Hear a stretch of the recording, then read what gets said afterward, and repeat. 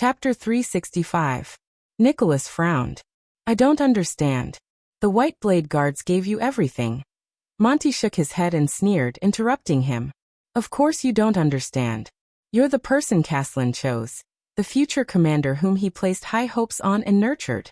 You're the one who can carry the entire war flag for the White Blade Guards. His breathing quickened. He pressed his right hand against the ground and dragged it along. His eyes were filled with sorrow and indignation as he stared at Nicholas. Sorry, Nicholas, you're the glorious snow blade whose blade shines brightly. How can you understand a scavenging, dirty crow like me? Yes, the White Blade Guards gave us everything, but they didn't give us a choice. As he listened to Monty's baffling words, anger rose in Nicholas' heart. But Monty continued talking, leaving the Star Killer's words stuck in his throat. That was the second day we officially joined the team, Monty said flatly. Monty said faintly, Caslin suddenly told me that he thinks I'm very talented in scouting. Coincidentally, after Coward Lycan died of illness, the Royal Guards are lacking people like me. There's a secret mission tonight. Do you want to give it a try? Nicholas' cheeks twitched slightly. He remembered this. He still remembered the envious expressions and sour tone of the others when Caslin told him about it. He also remembered the uncontrollable excitement and agitation on Big Mouth's face. But Nicholas looked at Monty's eyes, which were filled with complicated emotions, and subconsciously closed his mouth. There was no moon that night. The Raven of Death spoke softly, as if he was telling a lesson from a long time ago to a child. Caslin brought me and a few other elderly guards. We covered our faces and carried out my first mission after joining the team. His eyes shone with a brilliance that made Nicholas shudder. A merchant had something that the king was interested in. We had to search for it in secret, and while we were at it... Monty paused for a moment before he finished his sentence in an indifferent tone. Kill his entire family. The sun was covered by a cloud, casting a shadow between the two of them. It brought with it a faint chill. What? Nicholas' face turned pale. You. Monty's shoulders trembled. His facial features quivered. He leaned against the rock and laughed. Ha ha. His breathing was extremely unstable, and his speech speed was sometimes fast and sometimes slow. He looked like a person who had just been rescued from drowning. Covering your face in the middle of the night and committing murder and arson. It's hard to imagine, right? This was especially true for the awe-inspiring Captain Nicholas. To him, the White Blade Guards were perfect. Protecting is your most sacred duty. Nicholas did not speak. He only stared blankly at the ground. The moon was very dark that night. Even the human blood was black. I couldn't see their faces clearly. Monty sucked in a deep breath and shuddered slightly. His pupils quivered slightly. I'm just a lookout. I don't have to do anything. But Caslin, Dominic, and the others, these respected seniors in the Royal Guards, they stood among the corpses with torches in their hands. With their numb eyes that could not be seen through their masks, they gave me a special privilege as the most special ceremony to join the team. To kill the last survivor. An old woman lying on a sickbed, on her deathbed. Nicholas, who was listening quietly, felt a slight chill in his heart. They probably thought that since I'm a newbie, I should start with the easier ones and slowly get used to it. She's about to die anyway. Monty let out a faint, hollow laugh. But Caslin and the others didn't know that when I cut her, her expression before she died was completely different from my grandmother's expression before she died. Of course, I might have remembered wrongly. After all, I've been through so much. My memory of my first target is already very blurry. But Monty's smile still faded away. His gaze was calm. But they don't know. They don't know. Nicholas did not speak. He only stared at Monty in a daze. As a White Blade Guard who was supposed to protect his brother, the Star Killer did not know how to reply at that moment. Monty sucked in a deep breath and watched the clouds above his head slowly float away. The scorching sun shone down on them once again, enveloping them in light. Just like this, Spiky, before the light of the bright moon, under the witness of the snow, raise your white blades high, drink strong wine, and make a blood oath to become White Blade Guards. The Raven of Death said faintly. And I, in the deepest darkness, in front of the dim torches, facing the profound gazes of my seniors, raised my blade high, drank my blood as wine, and used my head as proof. I became another type of white blade guard. I didn't even know if my blade hilt was the usual snow-white color when I joined the team. Because it was too dark that night. Too dark. I couldn't see the color at all. I couldn't even recognize the blood on the old woman's neck, much less know if the blade in my hand was a white blade. Nicholas sucked in a deep breath. F***ck. After a long time, I only understood that the white blade guards of Dragon Cloud City had been doing this kind of work in the dark for a long time, much earlier than we imagined. Aside from the shiny and tough snow blades, there would always be people who would throw away their limits, dirty their hands, and do the rough work. These were Caslin's exact words. Monty panted a few times. His eyes became more bloodshot. But they were old. The ugly and secretive side of the white blade guards needed to be replaced. Caslin needed fresh blood and a successor. I didn't want to be an elite scout or a sentinel at the front lines. I wanted to be an assassin who was not afraid of staining his hands with blood. I wanted to be a cold, merciless, and unshakable blade. I wanted to be a tool with no limits or principles. The Raven of Death raised his head swiftly. He stretched out his hand and patted his chest weakly. And out of so many people, Caslin chose me. Monty gritted his teeth. His expression was miserable. Chose me. The wind whimpered. The two heavily injured men faced each other quietly. From that day onwards, I put down my snow blade, carried a crossbow on my back, and wore a mask. With his face half burned, Monty faced Nicholas with his teeth chattering. I became an ominous raven that chased after death and rotten flesh. Nicholas slumped to the ground dejectedly. Why, Big Mouth? Why didn't you tell me about these things? Tell you. The Raven of Death sucked in a sharp breath, threw his head back and laughed. His laughter was desolate. What could you have done? Thorny soldiers?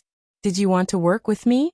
Or did you want to beg Caslin to let me go and pretend that none of this happened? Nicholas shut his eyes tightly. On the other side, the unconscious Thales let out a pained groan. Monty sneered faintly. You don't know. This isn't like the suzerain's guards in the countryside. They only need to stand guard and sweep the area, accompany me on my hunts, and occasionally deliver letters and run errands. He struggled to clench his right fist. Nuven was a very ambitious man.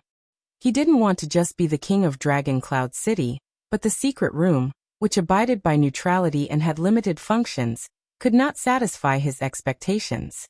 He didn't need eyes and ears, guards, or even soldiers. Instead, he needed a sharp blade, a dark hand, and a group of cruel mercenaries who would be absolutely loyal to him without a bottom line, without asking for a reason, to fulfill his ambition. Caslin was one of them, and I was his successor. Nicholas was silent. He kept thinking about Caslin before he died. He remembered the complicated iceberg, the stern iceberg, the laughing iceberg, the distressed iceberg, and the relieved iceberg before he died. He once wondered if he had not matured fast enough, and could not share the burden on Caslin's shoulders. That was why such a tragedy happened in the end. But today he suddenly understood. There was someone else who shared Caslin's burden. Over the past 10 to 20 years. Monty stared at his fist. You can't imagine where I've been, who I've met, what I've done, and what blood I've been stained with. Killing people to keep them quiet was the most insignificant part of it all. Remember after the Battle of the Deep Valley, when we were both injured and drinking in the Alliance of Freedom's military camp? The Raven of Death smiled bitterly. You complained that you were too bored guarding the palace gate all day, and you envied me for going out on duty all day. Nicholas frowned. But what do you know? Monty shook his head. Every day, every night, every minute, every second, I had to wear a different colored mask and the same black cloak.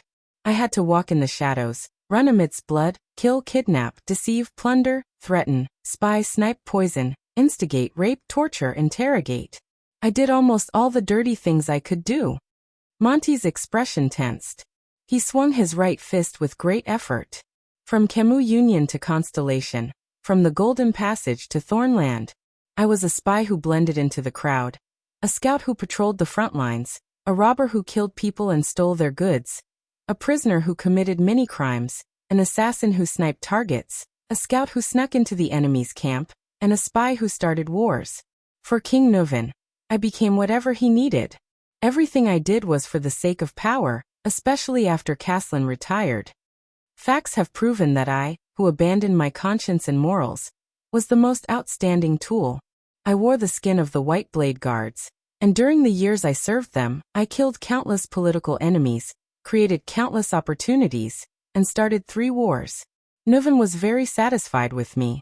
He even handed me over to Prince Soria, hoping that I would become the latter's right-hand man for his coronation, and become his royal assassin.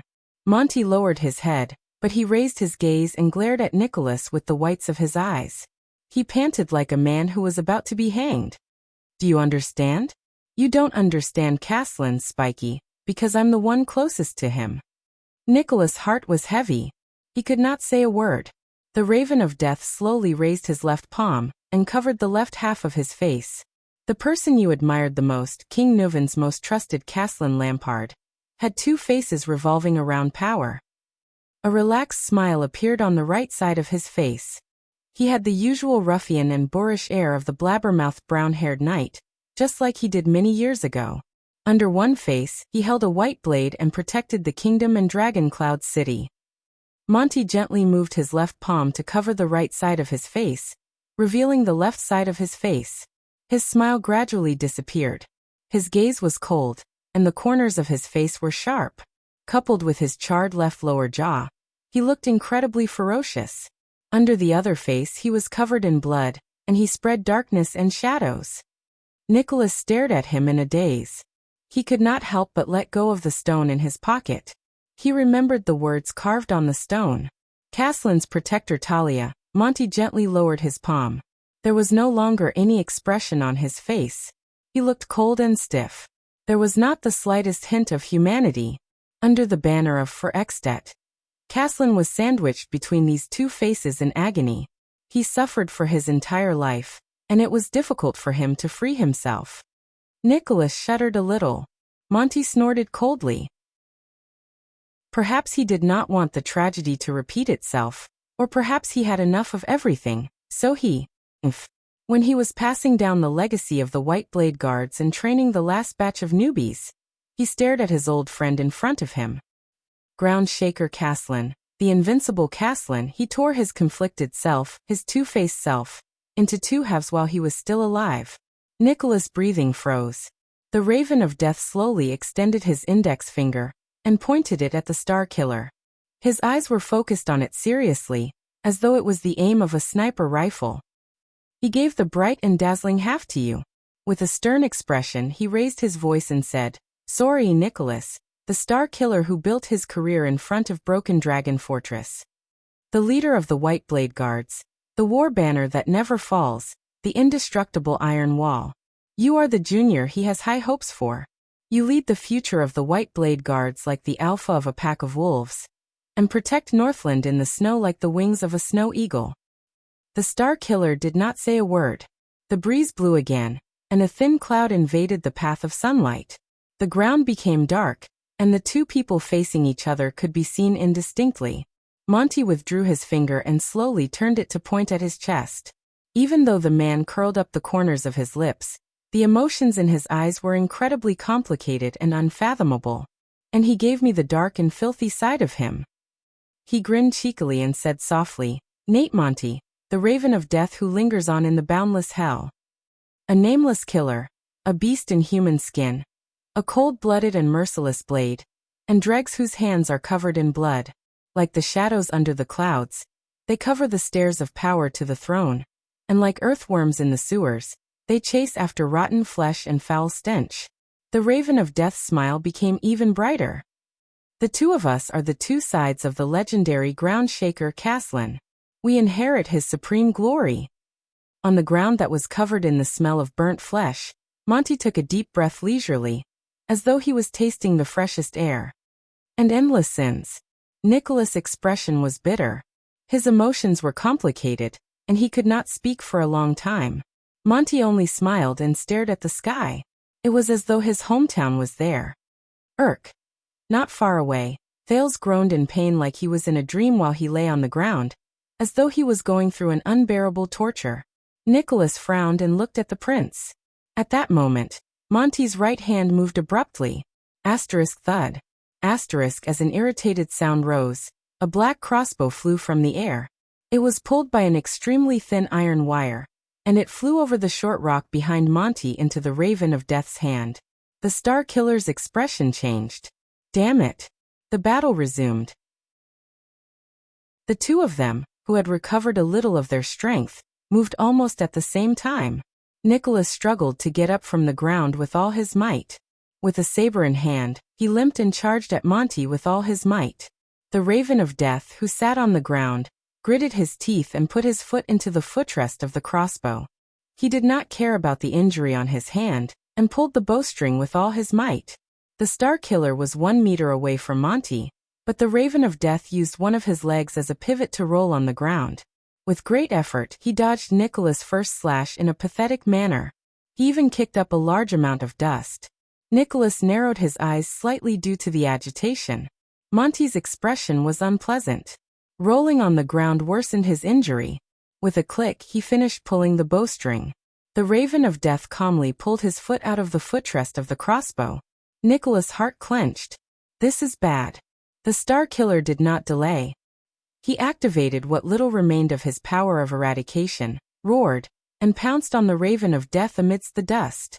Monty, on the other hand, lifted the crossbow strenuously, and with a long arrow that had been set up at some point in time, he turned towards the Star Killer.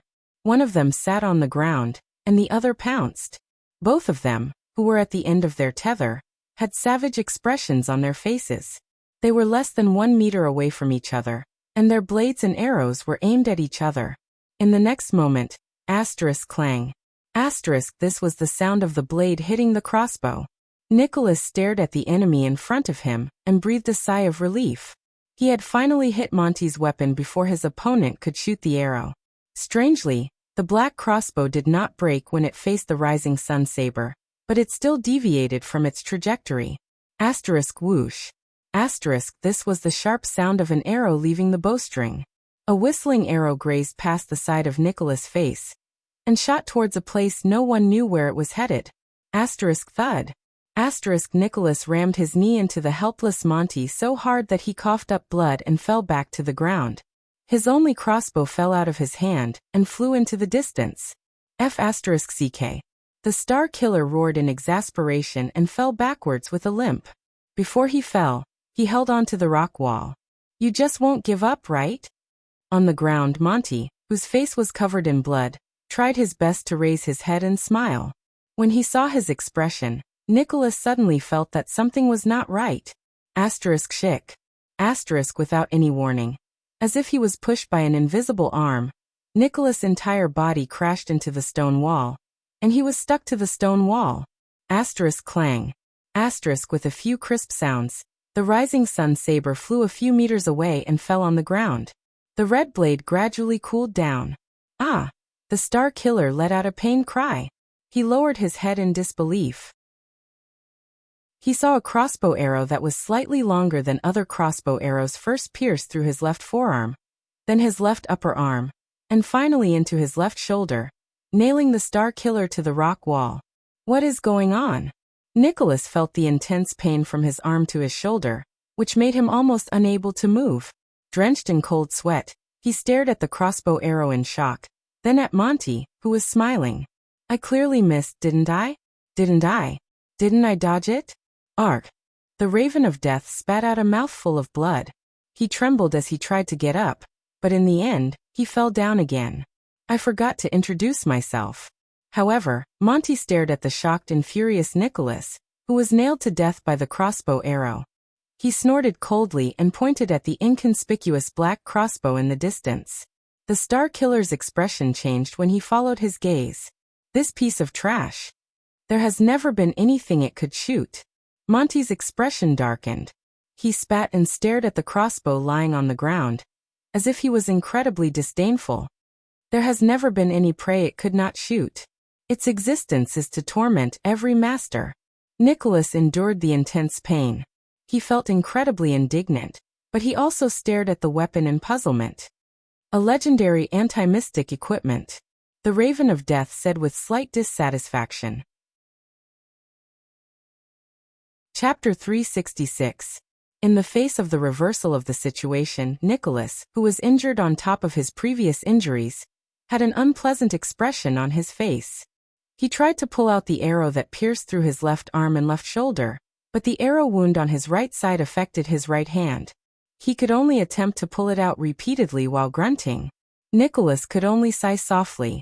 As he moaned, he ended his sixth attempt to pull out the arrow. "How did you hit me?" The Star Killer stared at the inconspicuous black crossbow in indignation, then angrily looked at the arrow that nailed him to the rock wall. "What is the ability of that weapon?" Monty, who was also on the verge of death, lay weakly on the ground. The badly burned man stretched out his hand with great difficulty to support himself against the rock. He tried to sit up and quietly recover his strength. The Raven of Death snorted in disdain. "I don't have to tell you." Nicholas looked at him and could not help but clench his teeth lightly. "Then come." The Star Killer was drenched in sweat due to the intense pain, but his lips still trembled as he squeezed out a few words from between his teeth. "Break my neck and end this." The Raven of Death stared at his wretched appearance.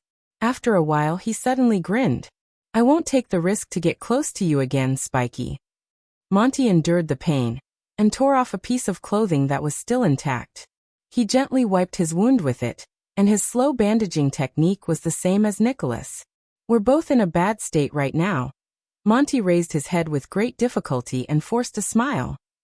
"If we engage in close combat again, God knows what other surprises you've prepared to turn the tables on me." Nicholas narrowed his eyes. "You're afraid of me," the Star Killer said coldly. The Raven of Death shook his head. He tore off the cloth with his teeth, and while he grimaced in pain, he bandaged his right arm, which did not look good for him. "On the contrary, I've already controlled the situation. I just need to wait for me to recover, maintain this distance, reload the bow, and load a few more arrows." Monty panted. He pointed at the crossbow of time in the distance with a trembling finger, then pointed at his opponent. His gaze was sharp. "All that's left is a fixed target." Nicholas' expression darkened.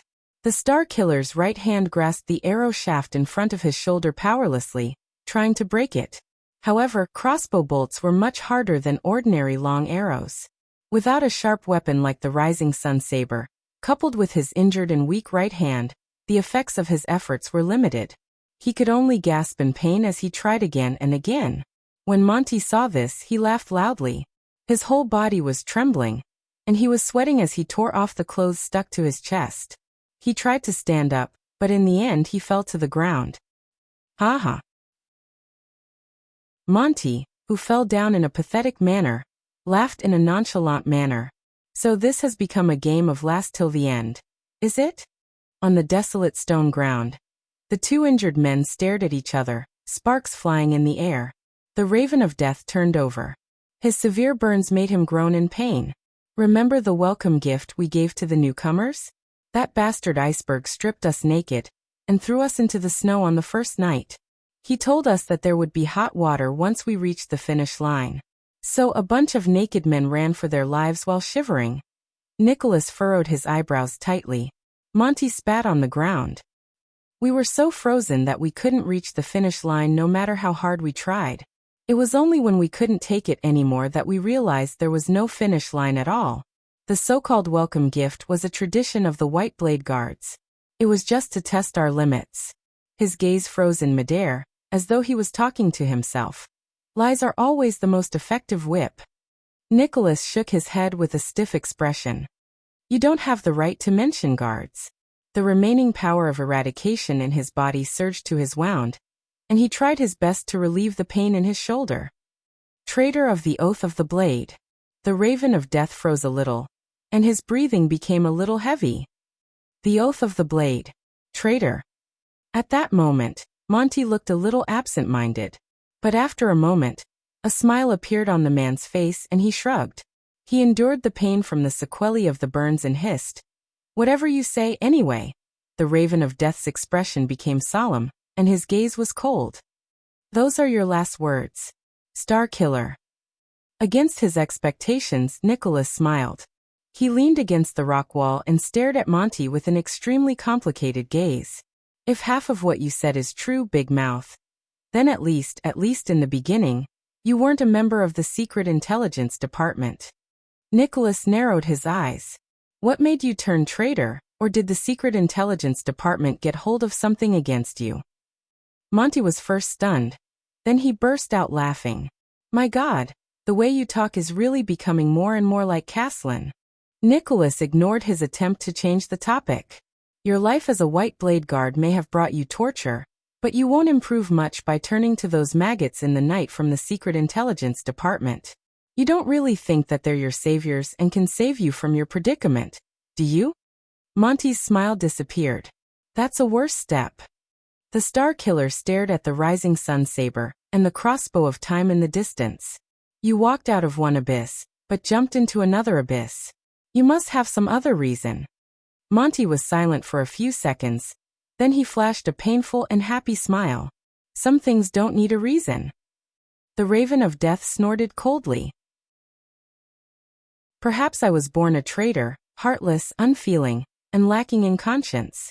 That's why Caslin chose me to be that dirty blade. But Nicholas still ignored him. He continued to speak. That was your first betrayal, wasn't it? That assassination attempt. Monty's eyebrows twitched. The Star Killer looked like an old man who was reminiscing about the past. He said flatly, after Prince Soria died, you thought of a way to leave Dragon Cloud City and the late king, because you were also afraid that he would discover the truth. And the reason that instigated your betrayal might have been in that assassination attempt 18 years ago. Nicholas fixed his gaze on Monty. The Raven of Death stared back at him with a solemn expression. Damn it, you've not only become stronger, Monty muttered, but you've also become more paranoid. Nicholas glanced at the unconscious prince who was moaning softly. The Star Killer said coldly, if you fight against a cunning, treacherous, scheming prince of Constellation day and night for a whole 6 years, and you can't even lay a finger on him every single day, you will be able to do anything to him. You would become like me. Monty shook his head and could not help but laugh. None of this matters anymore. The Raven of Death tried to struggle to get up again. His expression became fierce again. Just wait for me. At this moment, Nicholas spoke softly and uttered another name. Adele. At that moment Monty, who was trying his best to get up, froze on the spot. After a long while, the Raven of Death, who had always looked relaxed, sat down. He was like a chess piece that had lost its center of gravity. As he watched Monty, who had lost his composure, Nicholas sighed deeply.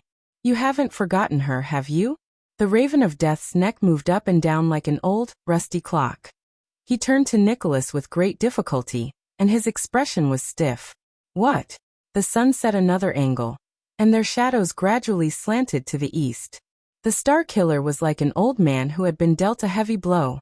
His expression was gloomy, and his tone was dejected. I can only think of this reason why you harmed others and yourself, turned to Constellation and the Secret Intelligence Department, and why you wanted Prince Soria dead. Monty stared at his old superior in shock. You thought you hid it well in the past and no one knew. Nicholas chuckled with an indecipherable expression, but his words were filled with fatigue.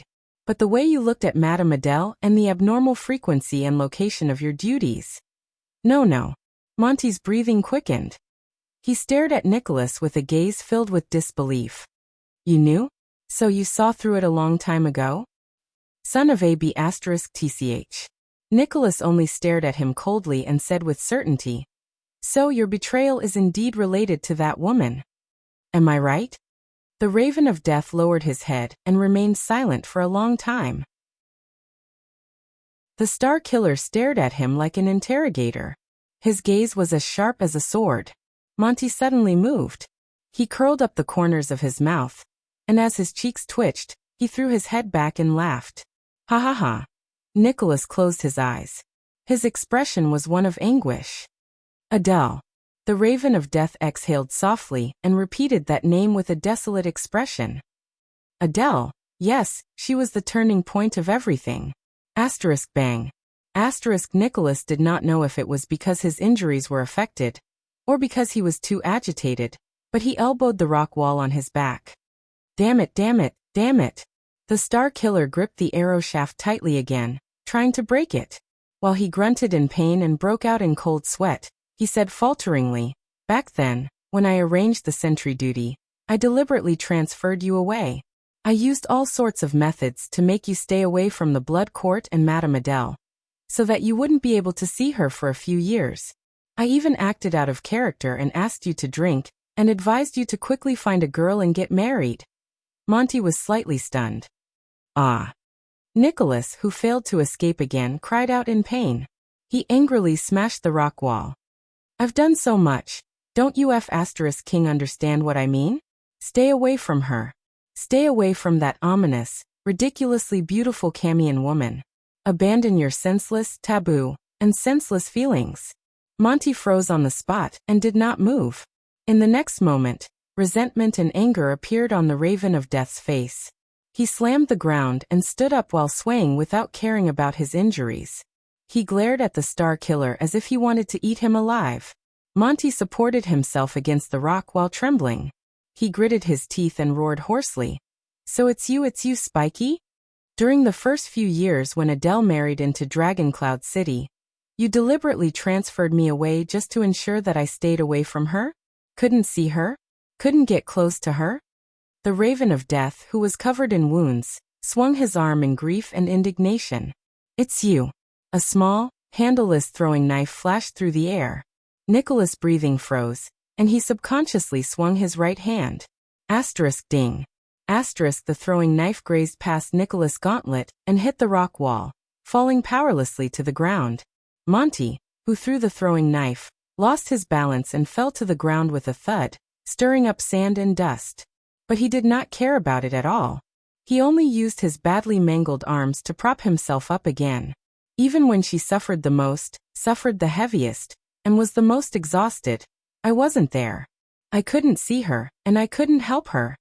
For the first time, Monty's voice trembled. "It's all because of you?" The Star Killer looked at the throwing knife, and his anger burned even more. "That's for your own good." He spat on the ground. "I thought that by doing this, you would be able to get rid of those unrealistic fantasies. You idiot, can't you tell?" But Monty did not care about Nicholas' words at all. The resentment on his face suddenly turned into sorrow, then into disappointment, and then into sadness. Dozens of seconds passed.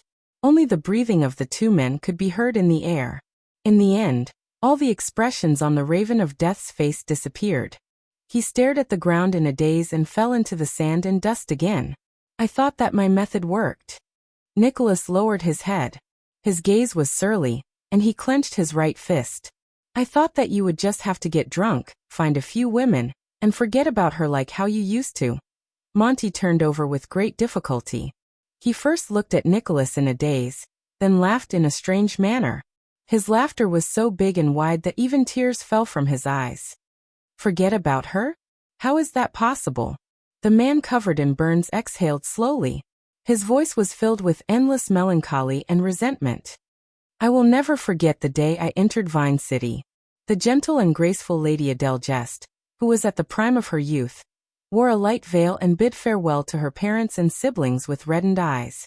Under the reluctance of all the citizens in the city, she slowly stepped into the wedding carriage of Dragoncloud City's diplomat group. To the cold north." Monty stared at the sky. His right hand trembled slightly. "I remember that when I helped Adele into the carriage, her slightly red face, that innocent smile, and that bashful thank you." The Raven of Death spoke absent-mindedly. His face was full of perplexity. "I remember the beautiful bow on her wrist, the pattern on her dress, and the way she played the zither and sang in the carriage. That song seemed to have some sort of power that made the Northlanders, who were used to killing, hold their breaths and listen to it." Nicholas shut his eyes tightly, and let out a barely audible growl from his throat. The veins on his arms bulged because he was using too much strength. "I still remember that I, who was usually a glib talker, suddenly became clumsy. I could only comfort the lady, who was so sad that her eyes turned red from staying up too long. I comforted her that Northland was a good place, that all the people there were bold, uninhibited, tolerant, unyielding, and passionate. I also said that Prince Soria was bold and brave, and that she would definitely be happy. All these words were later proven to be shameless lies. Monty sat up laboriously and stared at the Star Killer with a dejected and sorrowful expression. Yes, I met her earlier than all of you. The man's expression was dejected. I also lost her earlier. Nicholas exhaled heavily and stared at Monty in disbelief. Lost her? Damn it, she was never yours. The Star Killer punched the rock wall again. He lost his composure and roared under the double pain of his body and mind. She was the prince's wife. She even had a child. You forgot your identity, betrayed the White Blade Guards, betrayed the king and the prince for a woman. Don't you think it's ridiculous? Monty snorted. He ignored Nicholas' accusation and only smiled nonchalantly. Of course, a maggot like me, who was born in the dark and lived in mud, didn't even have the right to miss Adele. The Raven of Death lay on the ground and sighed slowly. I understood a long time ago that as a noble and beautiful princess, she had no reason to care about a lowly protector who was born into a hunter's family in the countryside, spoke rudely, and had his hands stained with blood. His gaze drifted away, and he smiled bitterly as he panted. The only thing I could do, and the only thing I desired, was to seize the few moments I had in Heroic Spirit Palace to be on guard duty frequently and seriously.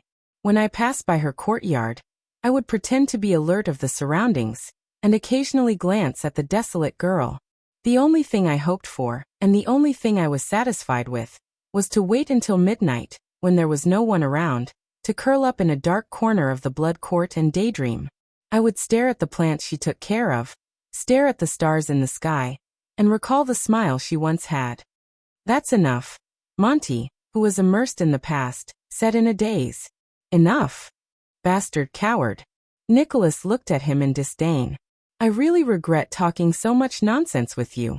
I should have castrated you when I realized that you were up to no good. Monty shook his head, as if he did not hear what Nicholas said. So, when that night came, the Raven of Death seemed to have regained his composure. He sneered, and the color in his eyes became terrifying and cold again. Do you know how I felt? Nicholas was stunned. That night. Monty glanced at him. His face was expressionless, but the inexplicable emotion in his eyes made the Star Killer feel uneasy. That night, once again as the Black Raven, I rushed back to Dragon Cloud City from the war-torn constellation to report to King Nuvan and his son. Monty narrated without any sadness or joy, as if what happened next had nothing to do with him. It was also that night that Prince Soria summoned me in private. Our dignified and valiant Prince Soria Walton calmly and coldly ordered me that there was a scandal in the royal family that should not be made public, and it had to be dealt with urgently. Nicholas' entire body froze. At some point in time, the Raven of Death's voice began to tremble. He ordered me to get rid of his wife without leaving any future trouble. The prince's consort, Lady Adele. Monty slowly raised his eyes. The darkness in his gaze was boundless. And the lover she loved with all her heart. Chapter 367. Nicholas stared at Monty in a daze, as if he was meeting him for the first time. He subconsciously said, "No, that's impossible, Monty." He frowned and said, "You're lying." Monty glanced at him, chuckled in disdain, and shook his head. "What's impossible?" The Raven of Death sat on the ground, his emotions unreadable. The gentle and weak Adele couldn't have an affair with someone else? Or the honest and lowly Merc couldn't have seduced his mistress? With each word, Monty's brows furrowed a little tighter. As he listened, the Star Killer seemed to have forgotten the pain in his shoulder. He took a deep breath and carefully recalled the past, comparing it to the parts that did not match his memories. But this is the truth. That Danby asterisk starred, Burn Merc. The Raven of Death gritted his teeth and said, "That quiet, simple-minded, inflexible country soldier, who only knows how to follow Soria and say yes all day long. Can you imagine? Him. With Adele?" Once he said this, Monty spat out a mouthful of blood and sneered. But his eyes were filled with indescribable pain, like a cornered warrior. So Soria has her body, and Merc occupies her heart. Monty's smile slowly turned mocking. And the only thing I can touch is her death. But the Star Killer still stared at him in disbelief. Impossible. Nicholas suppressed the anger in his chest and refuted with certainty. Prince Soria. He couldn't have given such an order. He already promised to let Merc and the others go. As he listened to Nicholas' words, Monty sneered nonchalantly and said, "Do you believe it? Soria wants to let them go?" The Star Killer froze a little. Monty's expression changed, and he said coldly, "Soria is the one who lied. That's all. He wanted to create a chance for me, who was in the dark, to get rid of the two of them without leaving a trace." Nicholas' expression changed rapidly between doubt and bewilderment. "No." He gritted his teeth and raised his head. He denied it again. "We all know him. Soria. He's a good warrior. He trained with us, killed enemies, drank with us, laughed with us, and fought with us. He even dragged us to the countryside to celebrate Byrne's wedding. He's not that kind of person. If he wants to solve the problem, then at least he won't ask you to assassinate." But before he could finish, he was interrupted by the Raven of Death. "You know nothing. Many people gave him the same evaluation as you did, including that damn Merc." Disgust and fear appeared on Monty's face at the same time. "But for countless years I served Prince Soria and worked in the dark for him. No one knows him better than I do.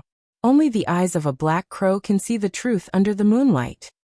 Soria Walton grew up under the guidance of the scheming Leespan and the undefeated Caslin. He's like the younger King Nuven. He's majestic and doesn't bother about trifles, but he's colder and more decisive than his father." Monty stared at Nicholas solemnly. "Most importantly, Soria is far-sighted and ambitious. Every step he takes is for the sake of power and benefits." With every sentence Monty said, the Star Killer's pupils focused a little more. "Our prince has never cared about the gentle and graceful Princess Adele." Monty's voice continued coldly, causing Nicholas to shudder. It was as if there was winter snow that had not fallen for decades hidden in his voice. His original intention of marrying her was to cause trouble for the Camians, to pave the way for the war 20 years ago when Soria led an army to fight against the Alliance of Freedom, shook the Golden Passage, and intimidated the city of Faraway Prayers and Defense City. And in the future that Soria planned, even if there was no problem with Merc, Adele was still destined to die. Nicholas looked puzzled. "What?" Monty leaned against the rock behind him. His gaze was profound. "That year, I was sent to Constellation to investigate and liaise with them because of this. I even occasionally heard the conversation between Soria and King Nuven. I know. 18 years ago, in the war between Extet and Constellation, Soria was the original commander-in-chief. His goal was very clear. He didn't want to conquer Constellation in a war, but to pave the way for the future." Monty raised his hand weakly and pointed to the south. "First of all, Dragon Cloud City gathered the strength of the entire country and attacked Constellation until it was riddled with holes. It was so desolate that it would not recover even after decades. Second, the 9 untamed and greedy archdukes of Extet would pay a huge price in this war that King Nuven deliberately allowed. Only Dragon Cloud City would retain its strength." The Raven of Death gritted his teeth. "At the end of the war, Nuven would propose a peace negotiation with the Constellations. As an alliance between the two countries, 80 II would marry his youngest daughter to Prince Soria, and Extet would retreat." Nicholas was stunned. He suddenly remembered the tragic battle that made him famous 18 years ago. He remembered the thick smoke and corpses falling from the fortress. He remembered the death and blood on the land of Constellation. He remembered the angry roars and wails of the soldiers. He even remembered the liberated gaze of the Butcher of Constellation, before he died. In the years to come, especially after Soria was crowned, he would take over Extet, which was silent among its feudal vassals, and he would face the heavily injured and weak Constellation. With a pained expression, Monty took off a small bag from his body and poured strong wine from it. He poured it on his wound in great pain, and began to bandage it again. The future King Soria would not only be able to suppress the archdukes and turn all of Extet into the Walton family's private property, he could also go one step further and use his queen, who was born in the Jadestar royal family, to reach out to Constellation, which has yet to recover its strength. Monty panted as he endured the pain of the strong wine flowing over his wound. In fact, his descendants, who are half Jadestar and half Walton, will be able to follow in their father's footsteps and fuse the dragon scale crown and the 9-pointed star crown into one, completing a great feat that no one has achieved since the ancient empire. Nicholas' breathing froze. His entire body stiffened. When he said this, the Raven of Death leaned against the rock and laughed mockingly. Do you understand now? In Soria's grand plan, if Adele could not bring him more benefits, she would not be fit to become Extet's queen. So she was destined to die, sooner or later. Nicholas stared at his former colleague in a daze. It was only at this moment that the Star Killer suddenly realized that he and this sworn brother, whom he once thought to be extremely close, had always been living in the same mirror. They saw two completely different worlds. This discovery made him mentally and physically exhausted. He could not help but clench his fists. He and Monty had clearly stepped into the guards' camp at the same time. But since when did their paths deviate from each other? And they walked further and further away from each other?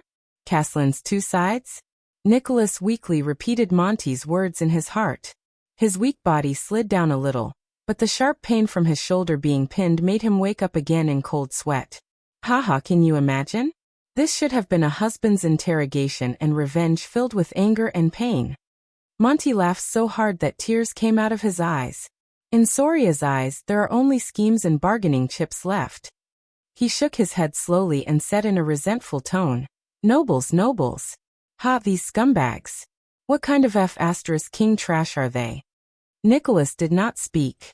King Nuvan, Soria, Caslin, Monty. Many of the living and dead people he thought he understood seemed to have broken free from the shackles of his memories at this moment. They became unfamiliar existences to him.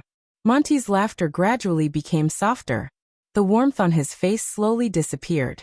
But when I snuck into the blood court with the poison, I saw Adele tending to the flowers and plants while happily playing with the child. When I saw the smile on her face, Monty's gaze froze. I knew that I had no right to blame her. Monty let out a slow sigh. She was just a delicate plant. It was me. I brought her into this hell. The Raven of Death's expression was pained. Under the sun, he became one with his own shadow. I left her in Heroic Spirit Palace to be tortured and humiliated. To be tortured in these scumbags' chessboard. The Star Killer slowly raised his gaze. So, you acted on your own? Nicholas said slowly. You wanted to save her? Even if you betrayed her? Monty's expression changed. He cast Nicholas a cold glance. His gaze was fierce. Did you really not know?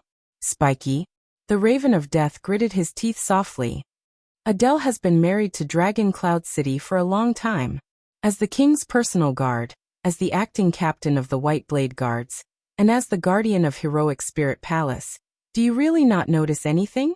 Nicholas furrowed his brows. For the first time, Monty's eyes shone with undisguised pure hatred. His chest heaved up and down. It's hard to imagine. Every day and night, Adele was tortured, abused and humiliated. And all the people in Heroic Spirit Palace, including you, treated it as the prince's private family matter. They turned a blind eye to the misfortune and suffering she went through. They stood by and pretended to be deaf and mute. Adele had to turn to that silly Merc for solace. Monty shuddered. And even so, the useless Merc she looked forward to couldn't give her anything. He didn't have the courage to stand up for her, nor did he have the responsibility to help her escape. He didn't even have the ability to protect Adele. Nicholas stared at him expressionlessly. Spiky Merc, everyone in the White Blade Guards, you're all cowards. Monty spat on the ground. You watched a pitiful and pathetic woman suffer, but you did nothing, not daring to stand up for her. All of you. Monty lowered his head. That night, I looked at the flowers and plants in the courtyard, let go of the poison in my hand, and told myself helplessly, no. He said desolately, I've already sunk into the darkness and can't pull myself out. But at the very least, I can't let Adele become my victim. I can't let her become another soul in my blood-stained hands. Monty's eyes shone brilliantly. The muscles on his arms tightened again, like a sailor who had caught hold of a life-saving driftwood in the middle of a sinking ship. Even if the person she likes is that foolish Merc, if that's the only way Adele can be happy, and smile again. Monty gritted his teeth forcefully. Then it's worth it. As for the remaining darkness, let me bear it. The Raven of Death stared at his right hand in a daze. His gaze was unfocused, and the expression on his face looked like he was crying and laughing at the same time. I will protect her only hope in the boundless darkness. Nicholas took a deep breath. He felt his chest churn with emotions. So you went to Constellation's Secret Intelligence Department? Monty forced out a weak smile. They were the ones who found me. The Raven of Death said faintly. That hotel in Spear District. When I was drinking in there, the owner of the hotel from Camus Union could drink a lot, and he was also very good at persuading people. He told me the love story between him and his wife. He told me that in a short lifetime, there would always be a time when you would throw caution to the wind and never turn back. Of course, I only found out later that he was the person in charge of the Secret Intelligence Department in Dragon Cloud City. When he said this, Monty sneered. No one knew whether he was laughing at Nicholas or himself. You already know everything that happened after that. The Star Killer closed his eyes. Both of them fell silent. A breeze blew past, and the moans between the cracks in the rocks became even more mournful. So, just for a woman? Monty, who has always been gluttonous and lazy, became like this? Nicholas asked tiredly. A woman you can never have? Monty was slightly stunned, but he immediately burst into laughter. Come on, sorry Nicholas, the so-called Star Killer.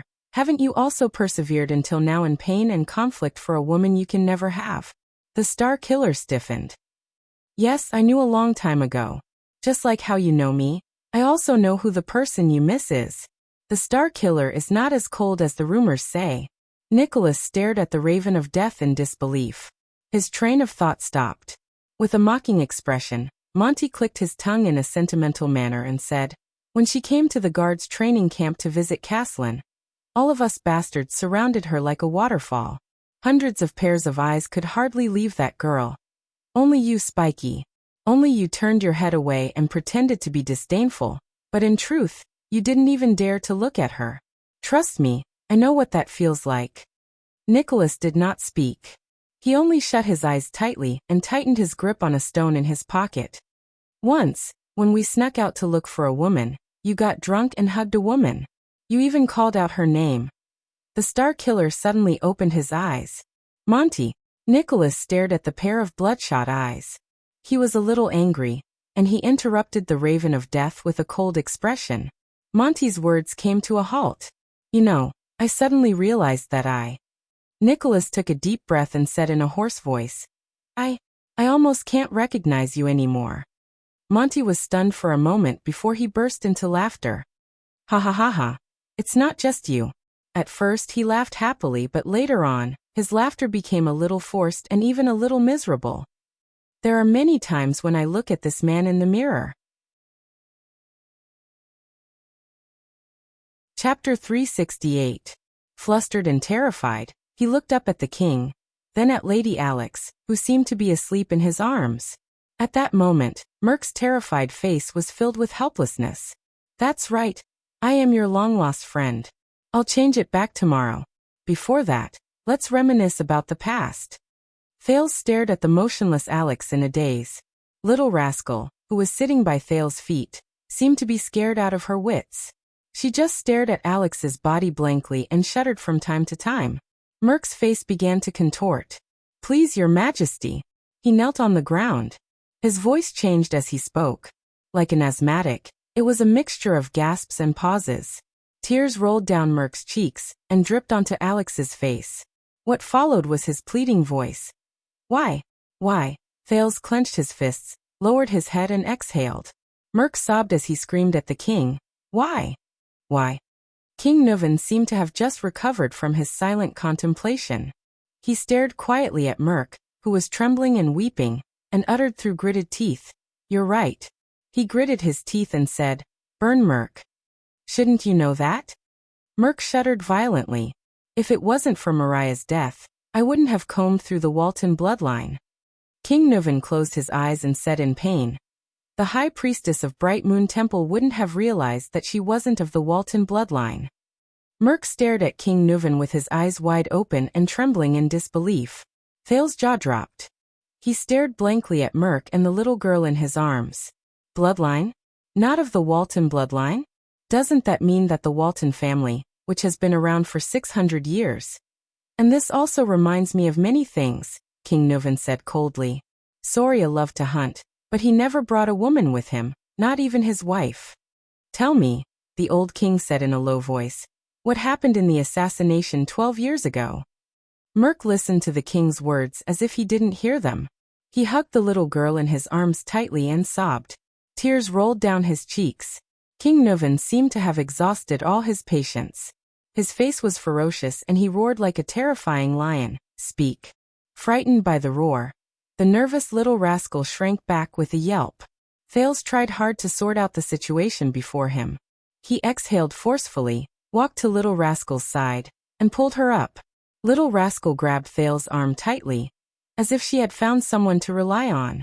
She looked at the terrifying scene before her eyes from behind her glasses with a terrified expression. Merk's eyes were filled with despair and desolation as he cried.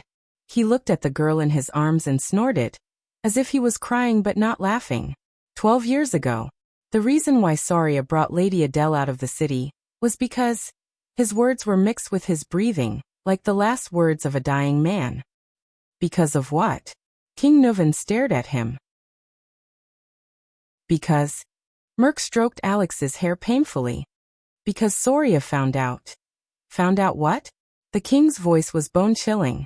Merk's face was filled with pain, as if he was tormented by the biggest nightmare of his life. He found out about us. About me and Adele.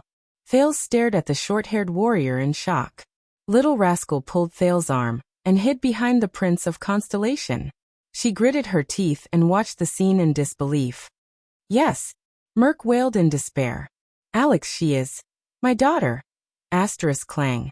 Asterisk King Nuvan could not take it anymore. He threw the wine goblet to the ground with a force filled with hatred.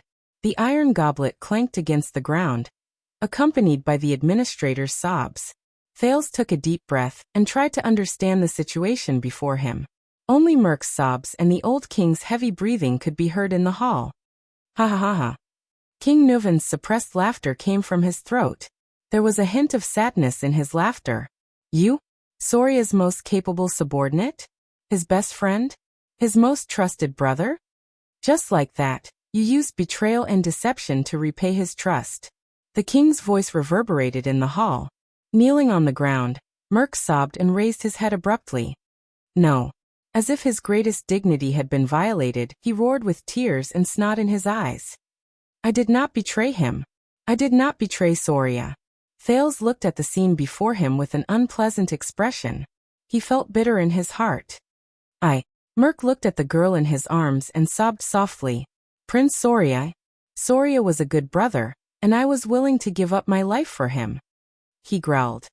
In the White Blade Guards, we trained under Caslin to become the most valiant warriors. When we were at the 38th Century ground, he crawled with a broken arm to block a fatal hammer blow for me. When my mother was seriously ill, and my sister came to Dragon Cloud City to look for me, he personally sent a doctor to save my mother's life. When we were surrounded on White Mountain, he and I had our backs against each other. Those sharp-eared arrows pierced through my left shoulder and his right shoulder. We cursed each other's luck as we retreated with our backs against each other until Dominic came to help. I still remember the day I returned to my hometown to get married. That bastard, Merk said with a smile through his tears. Soria brought his brothers from the White Blade Guards and came to our village with a tray full of rye wine and roasted meat. He raised the flag of the red dragon on a black background and the cloud dragon spear. The local counts and knights came.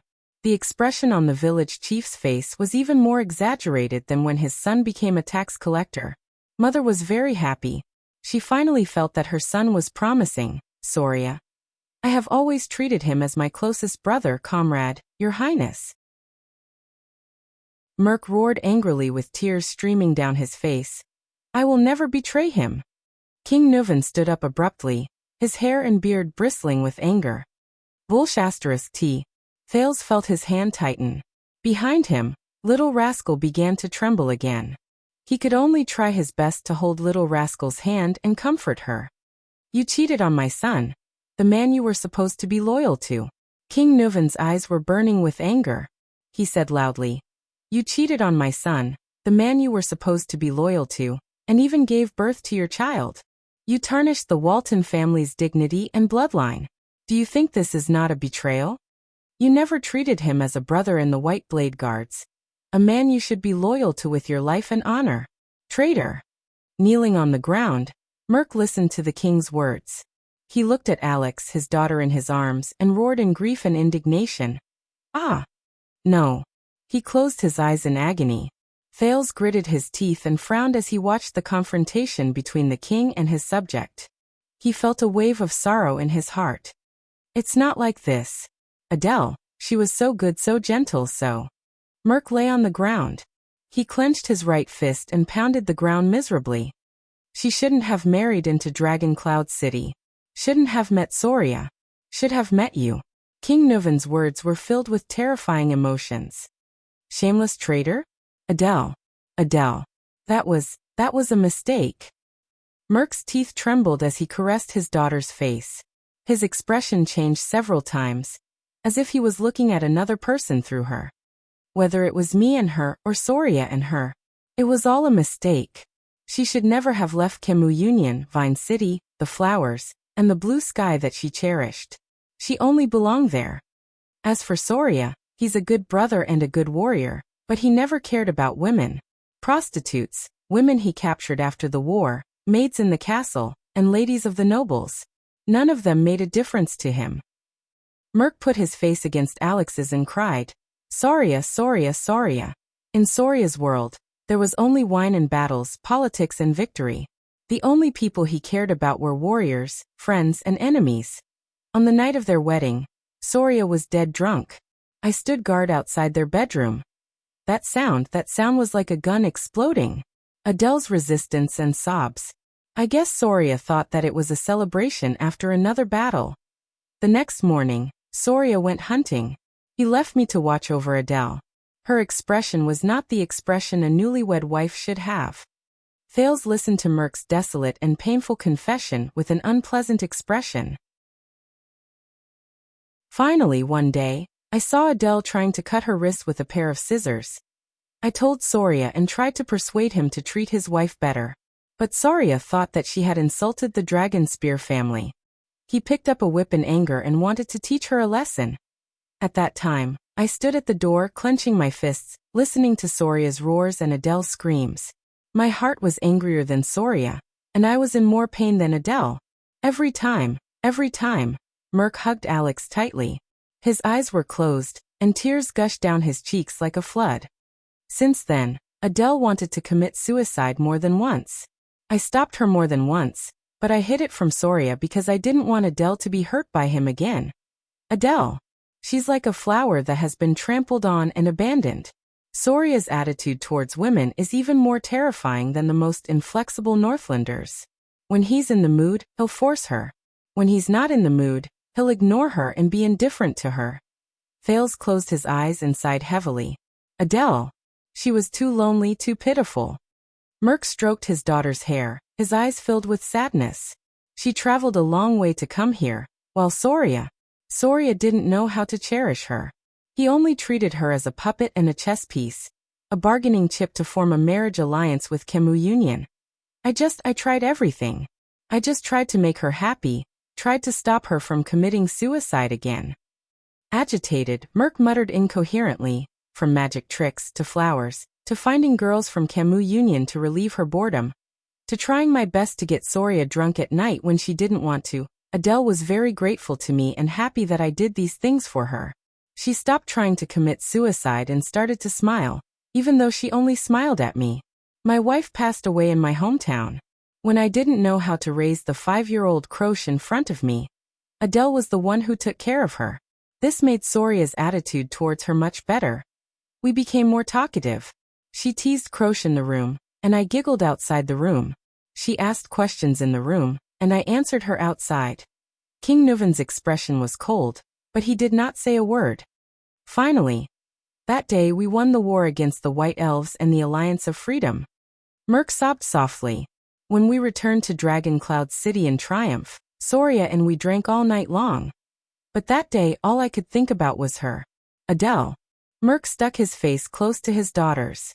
His tears did not stop, and his right fist was almost crushed. They were all drunk. I went to Adele's room and wanted to listen to her voice as usual, but my wound burst open at that time, and Adele asked me to go in and bandage it. Thales's gaze darkened. Thales's eyes dimmed. A memory surged up from an unknown place in his mind. Hey, Brother Brainiac, you're actually reading a romance novel. What the hell is a romance novel? This is a bestseller written by an American sociologist. This title is weird. Why would you read this kind of book? What are you thinking about? This. Don't think too much about it. It's just a classmate who asked. No, could it be? Oh hee. Why are you blushing? It's hot. Ha ha ha. Why are you touching my face? I lied to you. Ha ha ha ha, it's so funny. Alright, don't be angry. I'll give you a vitality kiss. Ha ha ha. It's still very funny. What should I do? Hey, don't be so petty. Come, tell me about it. Ugh. How am I supposed to explain this? Alright, it's quite an interesting point. In the Western world, love originates from cheating. What the F***ck? Cheating? That's so cool. For example, in Celtic mythology, the story of Lancelot and Guinevere is like this. The marriage of King Arthur and Queen Guinevere was only a political function. There was never any love to speak of. True love is the taboo love between a knight and a queen. That is emotional, impulsive, and pure love. Just like in Don Quixote, one of the dreams of the protagonist is to be a knight and have a true love with the wife of the king he is loyal to. This originated from the Middle Ages, especially the Crusades. Alright, you can shut up now. I'm still on the side of the king and Lon. Get lost, Ardwulf. Get lost, Queen Lily. I'm going to see it again. Oh right, so are we having an affair now? Different social situations can't be compared like this, sister. This piece of memory slowly faded. Thales looked at Merc before him, and could not help but sigh deeply. Merc continued to sob on the ground. God knows how much I regret it. But Adele. Not long after Alex was born, Soria began to suspect. Soon he found out the truth. The administrator gently brushed his daughter's hair aside and said in a hoarse voice. I could see the pain and hesitation in his eyes. I really wanted him to kill me. That night, Soria told me that he was willing to let Adele and me go. He would clean up and cover up. Merc said as he hammered the ground in grief and indignation. Nuven listened quietly. The next day, Soria took us out with him to finally resolve this matter. It was that day the assassin. Thales felt little rascal trembling behind him. The assassin's first strike wasn't fatal. The assassin saw Alex and didn't strike a second time. But Adele. Merc opened his mouth and roared in pain. Adele didn't know Soria's purpose. She thought that His Highness wanted to execute us. So when she saw Soria fall, she picked up a dagger. Hearing this, King Nuven seemed to have lost all his strength. He sat down on the stairs weakly. In the Hall of Heroes, only Merc was left sobbing in grief. Chapter 369. Thales frowned and said, Is there such a possibility? What are the consequences? Silver Shadow Man was silent for a long time. After a full 10 seconds he replied coldly, This is none of your business, Jade Star. Thales choked on his words and felt a little awkward. The anti-theft chapter. Why would a good reader become an accomplice of a thief? If you want to read pirated copies, then so be it. Why are you hanging around in the book review section? Don't you know that you, who have 0 fan points, are talking about the contents of the VIP chapter? Making me very embarrassed? How vexing. But he still sucked in a breath and stared at Silver Shadow Man sternly. I have friends up there in Dragon Cloud City. I want to know. I should know. Thales thought of Saroma and Gleeward. He even thought of the entire Shield District that was reduced to dust during the Great Battle of the Mystics. Shield District. When he thought of this, Thales could not help but tense up. Silver Shadow Man seemed to be observing him. A few seconds later, he spoke slowly. What will happen to this curse in the future is not something you should consider, nor is it something you can control. At the very least, as you can see, I can still maintain the current situation so that the curse will not worsen and the number of deceased souls will not increase. Silver Shadow Man seemed to feel that his words were not very convincing.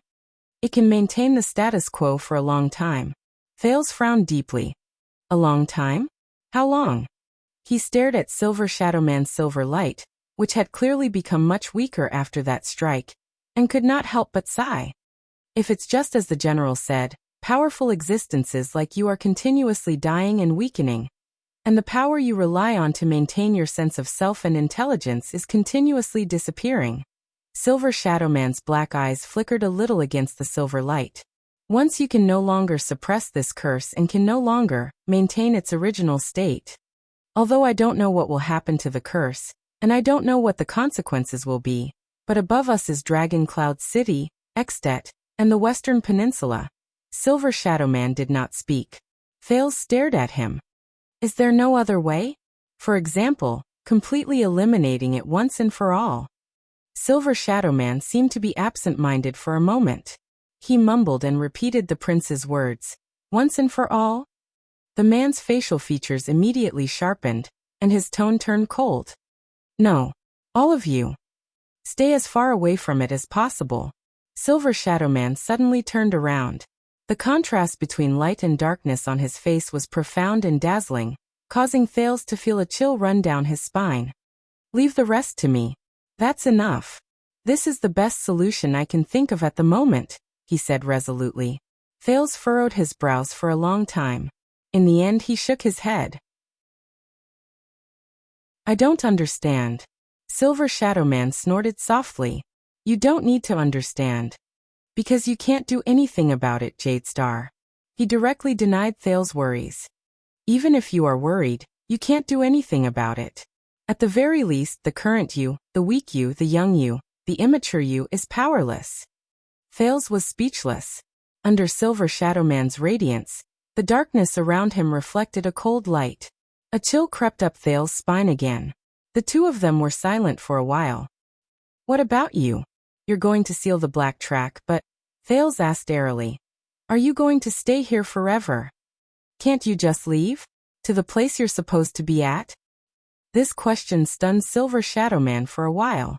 Me. As if this was the first time he thought about this question, he lowered his head and mulled over this question for a while. I died a long time ago. Silver Shadow Man said faintly. A very, very long time. So long that I don't even remember how long it has been. But I, who died a long time ago, am still able to survive until now without relying on my body. Besides that great existence, it is also because of the effect of this curse. Thales' expression turned cold. Silver Shadow Man's voice became gloomy. It's very ironic, isn't it? I can only stay here and guard this curse forever until I perish together with it, Silver Shadow Man said quietly. Or let it conquer me, enslave me, and assimilate me. Thales' heart dimmed. At that moment, he suddenly felt a little cold. In this place, in this dark, damp, cold, dead, and silent place. The man in front of me. Just like that, from death until now, he has been guarding this place tirelessly and endlessly? But that's not all.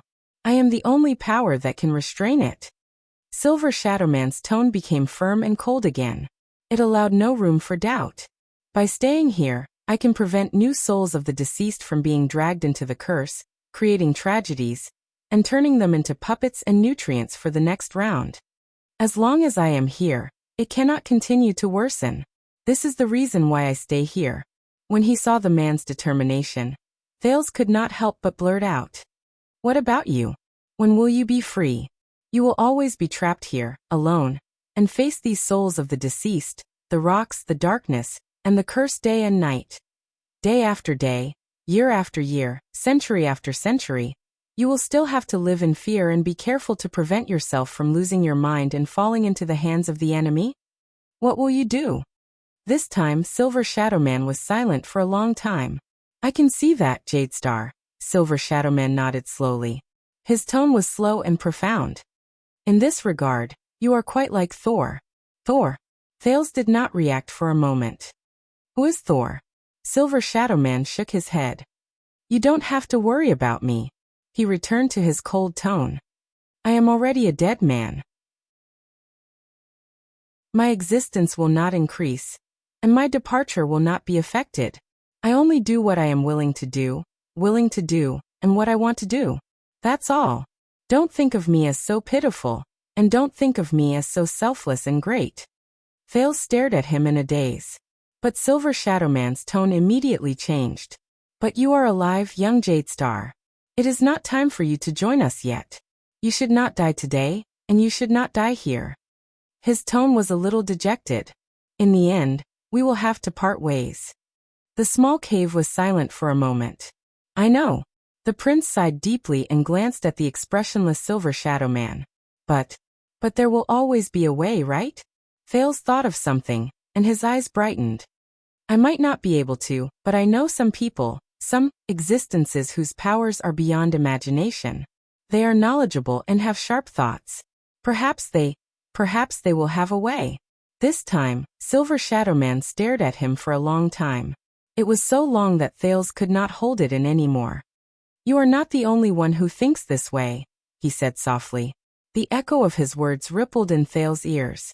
Silver Shadow Man did not look at him anymore. Instead, he slowly walked forward. As the silver light flowed around him, he appeared even more unique and dazzling. But just like how the Iron Blood King's deeds were the beginning of mankind's rise, here, the Iron Blood King's curse is also the source of all disasters. Silver Shadow Man raised his head. His deep facial features stared at the sealed, tightly locked, dark, and monotonous rock walls around him. The source of everything? Silver Shadow Man shook his head slowly. If you know how much the wizards have paid in order to get rid of this curse and get rid of the effects it brings. If you know how many so-called powerful, knowledgeable, and sharp-witted people have tried to get close to this curse and unravel its secrets. And how many geniuses among them have been lost on this path. They have gone mad on this path, and they have broken down along the way.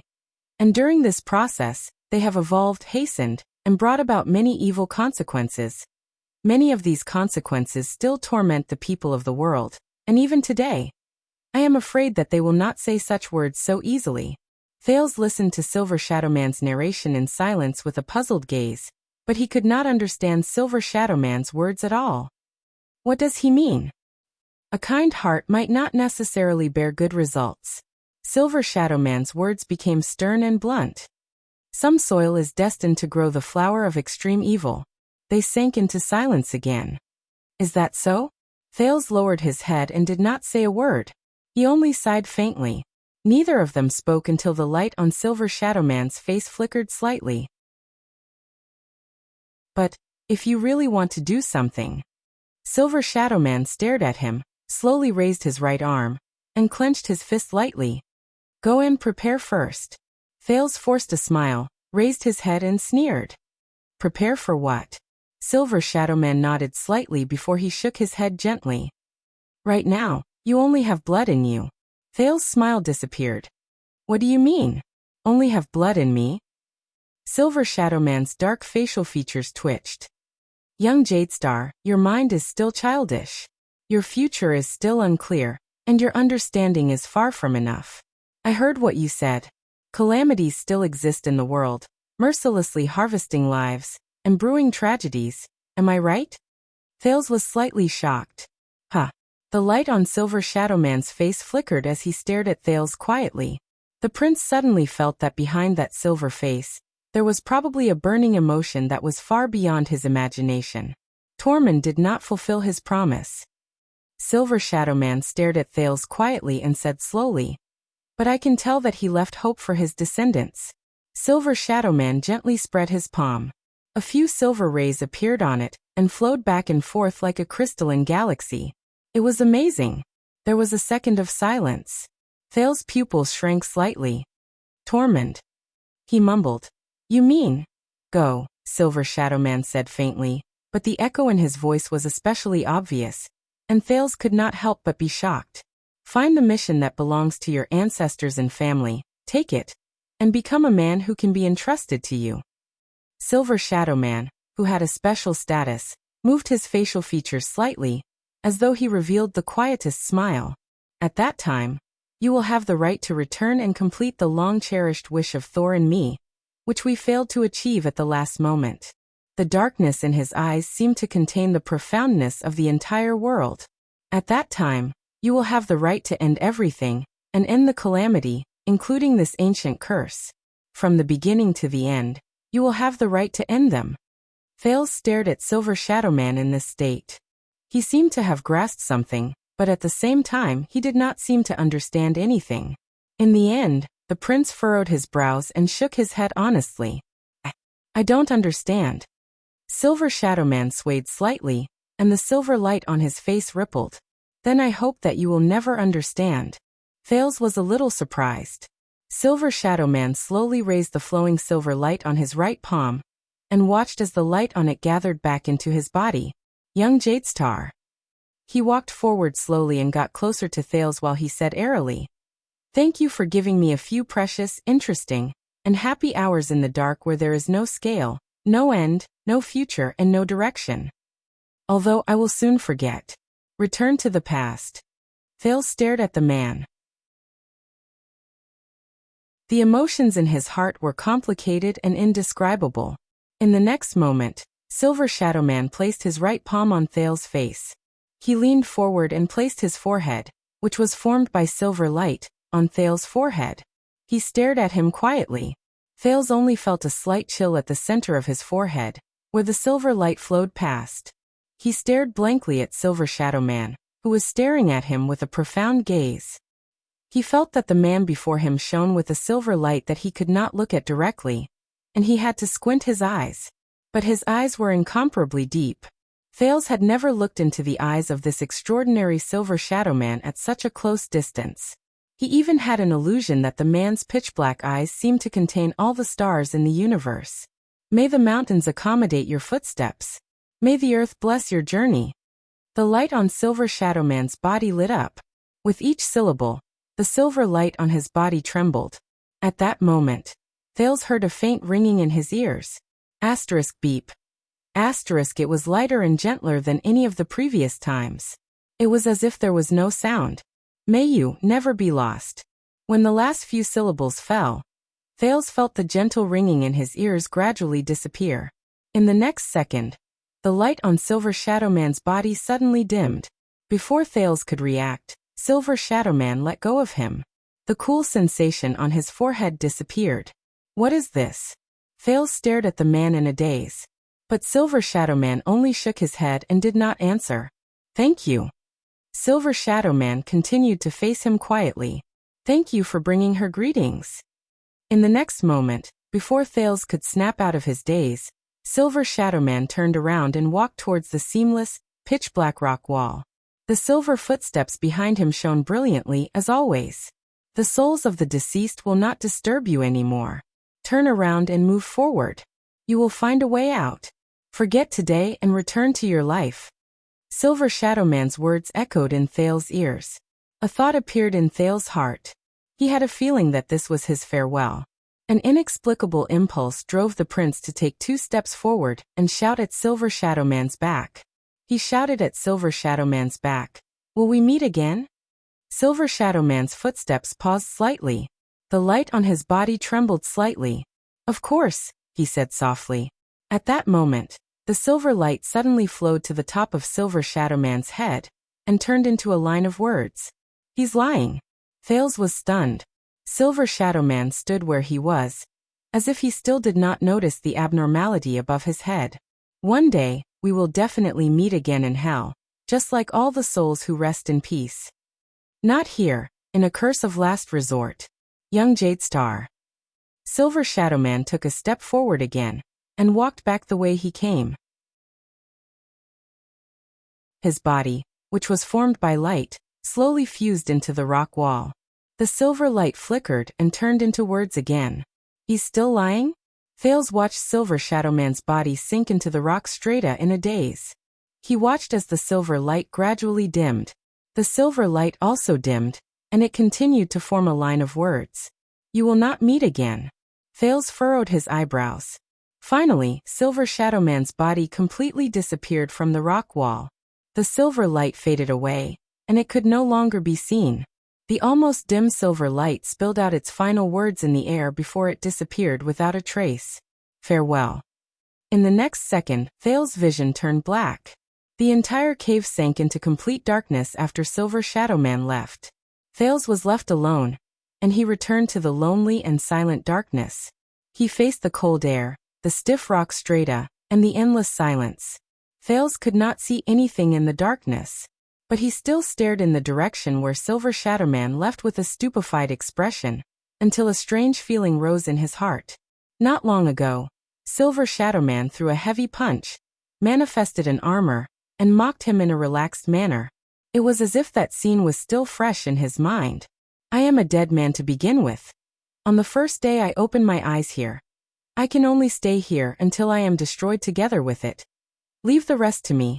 It has been a long time, so long that I can't remember how long it has been. Thank you. In the darkness where there is no scale, no end, no future, and no direction, you have given me a few precious, interesting, and happy hours. Even though I will soon forget them. In the end, we will part ways. Of course, one day, we will definitely be able to be like all the souls who rest in peace. Goodbye. Thales clenched his fists and gritted his teeth. He felt an urge surge into his heart and seep into his veins. Asterisk bang. Asterisk his arm crashed into the solid rock wall. But Thales did not notice it at all. He opened his mouth with great difficulty and whispered in the endless darkness, "But I will remember it." It was still dark and silent around him. Only his soft murmurs could be heard. There was no response. Even if you have forgotten everything. Thales lowered his head and resisted the desire to turn around. He whispered in the pitch-black cave, "Or cease to exist. At least, there is still one person in the world who will remember what you did here." He seemed to be saying this to himself. But he hoped that this could be conveyed to his back, to the other end of the rock stratum, and to the other end of the lonely night, to the person who could not rest in peace after death, but still smiled as he watched alone in the eternal night, some star-like glimmers. Did you hear that?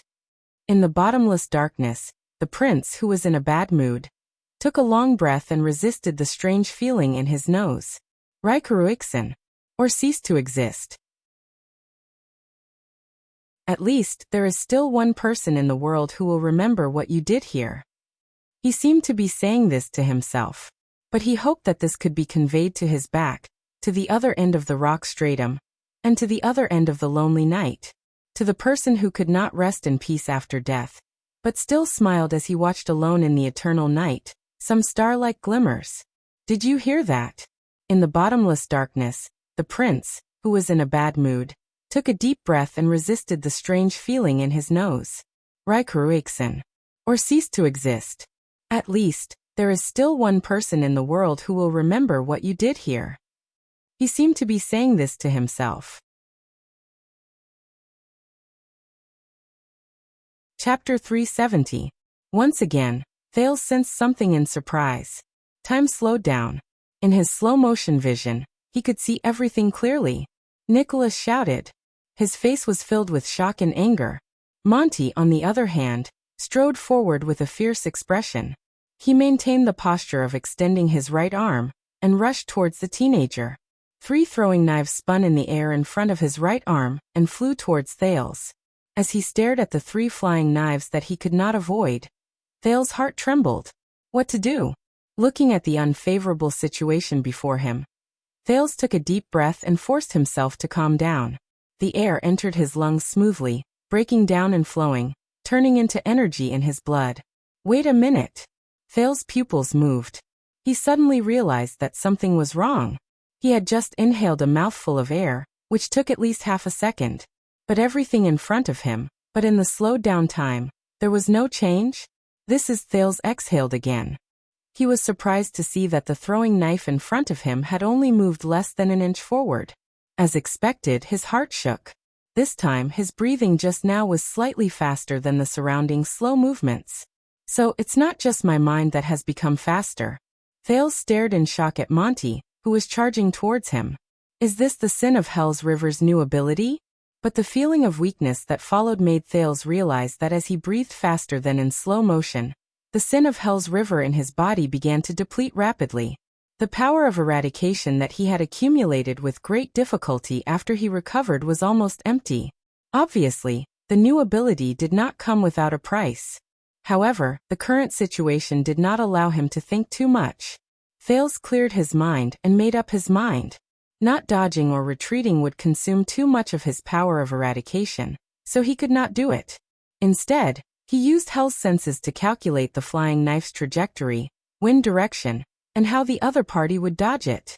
Then Thales gritted his teeth and pulled the trigger. The next moment, time returned to normal. Thales' vision blurred.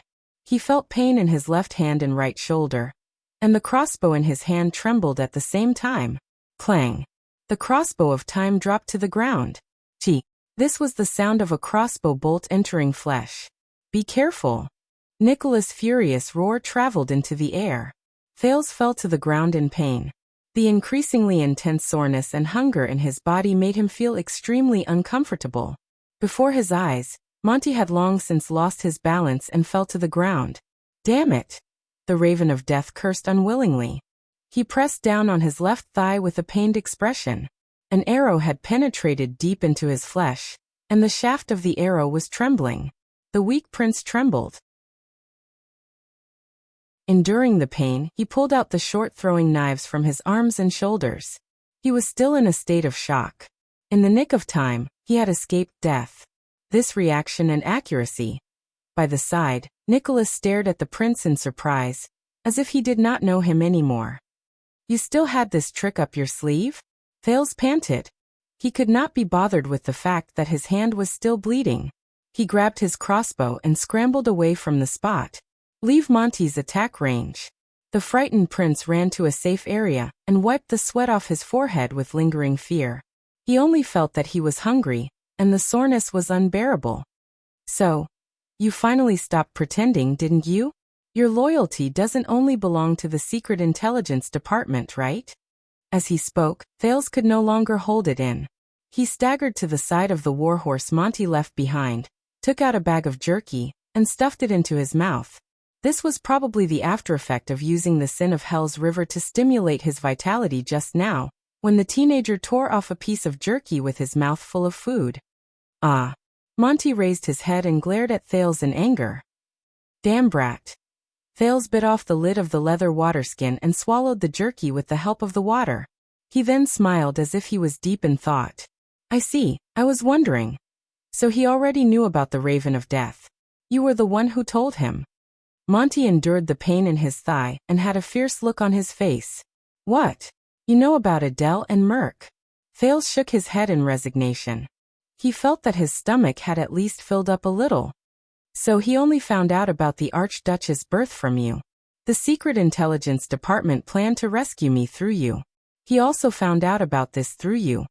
As the prince spoke, the Raven of Death's gaze became even fiercer.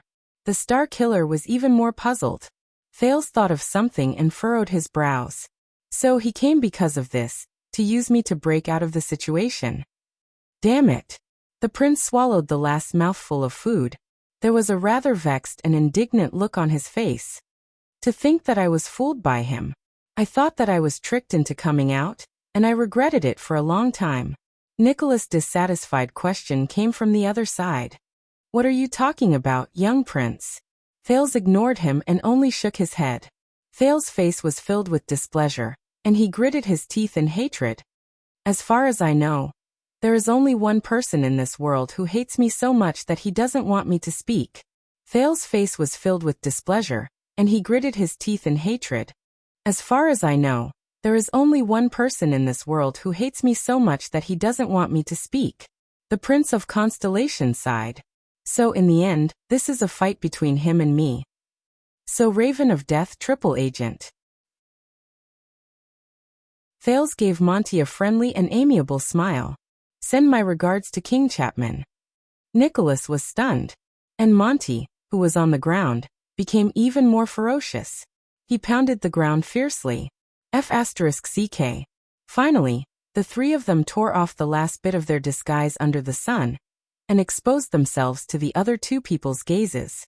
In the next second, Thales walked slowly to Nicholas' steed and took out the luggage on the saddle. There were food, water, and money pouch. He transferred them to his own steed. The Star Killer's expression changed. Hey Yusha. Thales raised his index finger to his lips and interrupted him in displeasure. He also stuffed the last piece of bread Nicholas gave him into his own saddle bag. Then, before the other two people's widened eyes, the prince listened attentively, followed the sound, and walked into a crack in the rock. He led out another horse, Monty's steed. F***ck. Monty's face turned pale. Thales shook his head in displeasure. He flipped over the bag of arrows in front of Monty and stuffed them into his luggage. The supplies and belongings for 3 people should be enough, he said to himself. He bent down in front of the stream and filled 3 water skins. The 2 men beside the rock and on the ground were too injured to get up. They could only watch Thales do all of this. Damn it, brat, come up here if you dare. Monty dragged his heavily injured thigh strenuously and said fiercely, I'll definitely. Thales did not let him continue. The teenager smiled and shook his head. How about this? I'll tell you a story. The Star Killer and the Raven of Death looked at him ferociously. It was obvious that they did not want to hear any stories. But the prince was still at ease. He said leisurely, One day, 2 men passed by the land of barren rocks. Each of them dropped something, and they panicked. Thales walked forward step by step.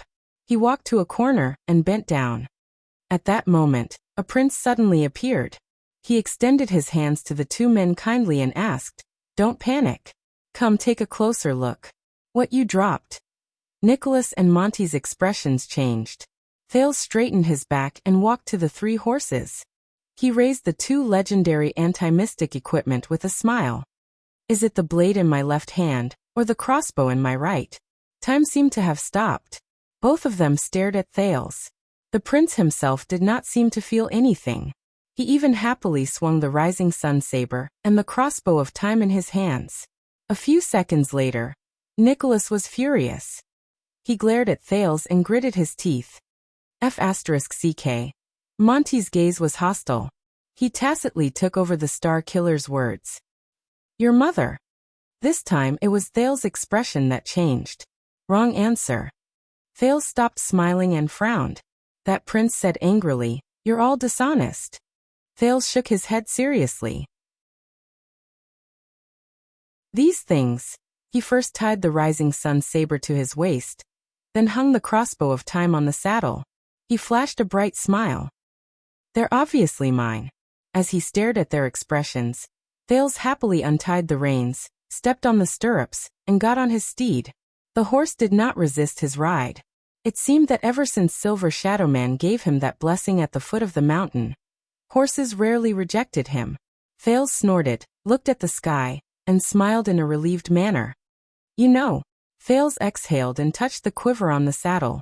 I can raise the crossbow now and shoot all of you to death here.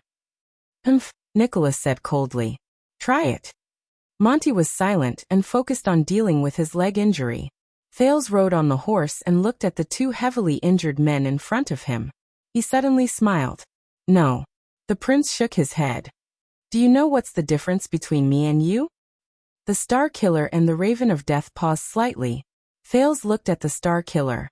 Nicholas, 6 years ago. I was indeed the one who brought disaster to Dragon Cloud City and brought you the humiliation of the White Blade Guards. But I was also the one who led you in counterattacking and chased Lampard out of Dragon Cloud City. Nicholas snorted coldly. Our enmity is indeed a little complicated. When Thales talked about the past, he felt a little sentimental. But it's okay.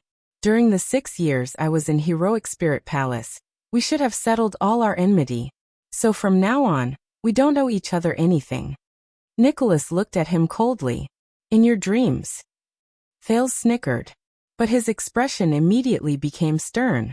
He extended his hand and drew out the rising sun saber. But this saber. Thales stared at the golden saber in silence. Nicholas' expression tensed. The next moment, Thales suddenly raised his hand and threw the rising sun saber far away. Nicholas and Monty were both shocked. Asterisk clang. Asterisk the saber fell beside Nicholas' feet. The Star Killer stared at the saber under his feet in a daze. He did not react for a long time. What are you doing? Nicholas raised his head and asked through gritted teeth. Pretending to be generous? No, I'm not that noble. The bones in my body that you broke are still hurting. Thales sighed and straightened his face. But this is the proof of the battle between you and Tolja. And also the weapon you used to protect Dragon Cloud City. Your real enemy is not me, especially after I leave.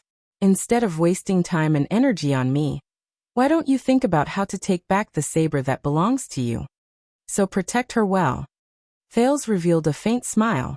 Even if it's for Dragon Cloud City. Nicholas' expression froze. The prince turned to the Raven of Death. Monty, we haven't known each other for long.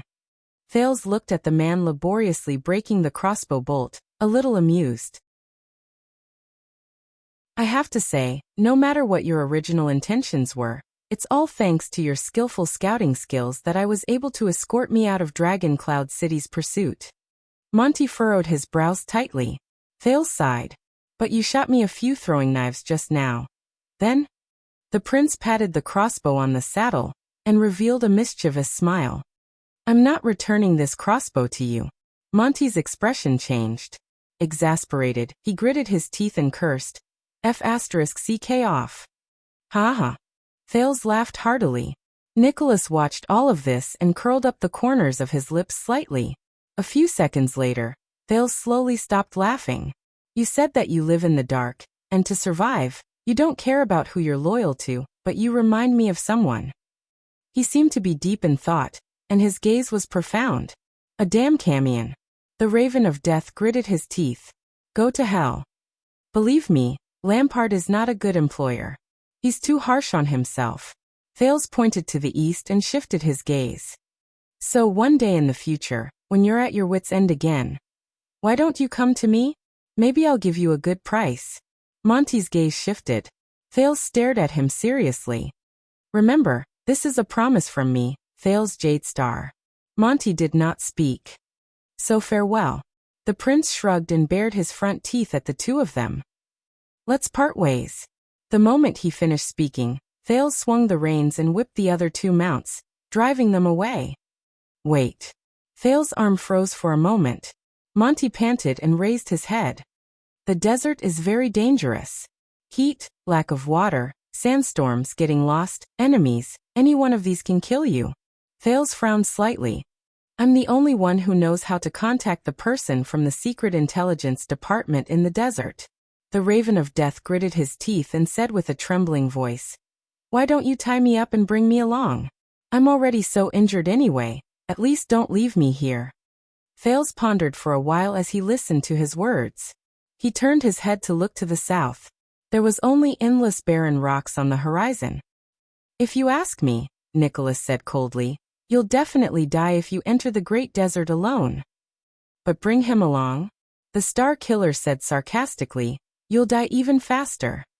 Monty glared at him. What do you think? You'll give me a good price? The Raven of Death stared at him. Then how about we start now? Thales sighed. All right, your words make me hesitate. Monty's eyes brightened. But Thales smiled again. But someone told me that there's a good way to overcome my hesitation. Monty's expression froze. That is, Thales waved his hand at him cheerfully. Don't give yourself the chance to hesitate. The next moment, Thales' expression was solemn. He lashed the reins on his horse's body. Asterisk clip-clop, clip-clop, clip-clop. Asterisk as the sound of the horse's hooves rose, the Prince of Constellation galloped towards the endless horizon. He left Ekstedt's borders completely. He ran towards his freedom. Only the two of them were left staring at each other in bewilderment. It felt like a long time had passed. Monty sucked in a sharp breath. He dragged his injured thigh and looked at Nicholas with a solemn expression. Damn it. Monty stared at the rising sun saber by Nicholas' feet and frowned. You're really close to him? The Star Killer also stared back at him coldly. The next moment, Nicholas endured the pain in his shoulder and exerted force in his legs. He kicked the rising sun saber into the air and grabbed it with his right hand. The Raven of Death grunted in pain, and fell limply on the rock behind him. The Star Killer took a deep breath and swung the golden saber accurately. He used the hot blade to cut open the arrow and freed himself from the rock. Nicholas gritted his teeth and staggered forward. "Tell me, old friend." His right hand trembled slightly as he held the saber. He pointed at Monty on the ground. His eyes were filled with complicated emotions. "Do you want to barbecue, or cut it raw?" The Raven of Death stared at him with an embarrassed expression. "Can't I?" "No." Nicholas walked in front of him and interrupted him coldly. Monty sighed and closed his eyes in resignation. Nicholas slowly raised the saber. At that moment, whoosh, the sound of wind came. A figure suddenly appeared behind the Star Killer. Nicholas' expression changed. He immediately turned around and swung his saber. Swoosh. Nicholas was shocked. His blade missed its target. There was no one behind him. The figure disappeared. What? But before the Star Killer could react, that figure appeared next to him again. Bang. The Star Killer's arm clashed with the ambusher's fist. The ambusher was not fast, but the accuracy and angle of his attack were far beyond Nicholas' imagination. Especially his next punch. Thud. The ambusher hit the wound on Nicholas' left arm. Nicholas gritted his teeth and grunted. His movements became sluggish, and the enemy punched him again, hitting the arrow wound on the right side of his chest. Clang. The Star Killer's arm trembled. The saber fell from his hand, and he knelt on one knee. But Nicholas no longer had the energy to care about his saber. He was breathing heavily. He recognized the enemy in front of him in shock and anger. He remembered his skills, his figure, and his... Nicholas raised his head abruptly. "You!" At that moment, the Star Killer lost his composure like never before. His face was ferocious, and he cried out in anguish. "You!"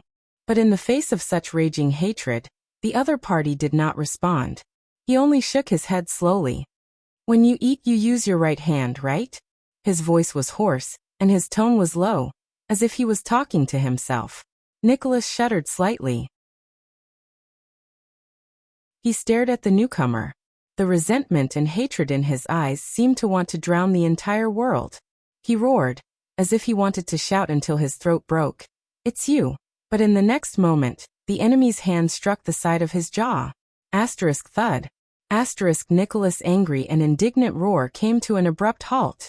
Under the heavy blow, the famous Star Killer fell to the ground in a dejected manner. He lost consciousness. Under the setting sun, the ambusher who knocked Nicholas down with one move slowly turned around and faced the Raven of Death. But at that moment, Monty stared at the newcomer with a dumbfounded expression, as if he had forgotten his pain. "You."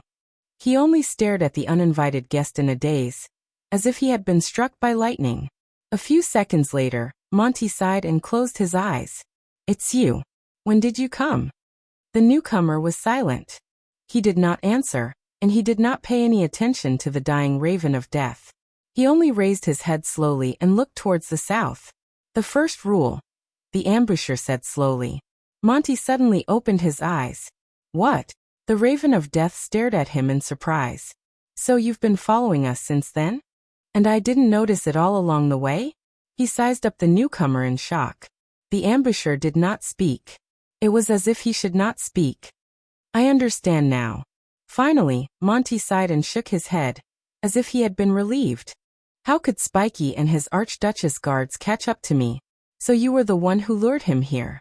You didn't have the confidence to defeat me," the Raven of Death said dejectedly. "So you lured him here on purpose and waited for us to both be injured." Monty laughed in a seemingly mocking manner. He lowered his head desolately and did not speak anymore. The ambusher was still silent.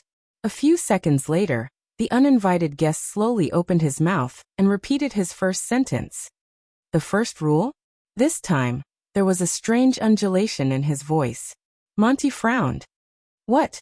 In the next second, the ambusher suddenly attacked. Bang. He struck Monty's neck with his palm. The Raven of Death did not even have time to finish speaking before he fell to the ground and fainted. The ambusher did not even look at the Star Killer and Nicholas on the ground. Instead, he slowly turned around and looked towards the south. He looked towards the end of his field of vision.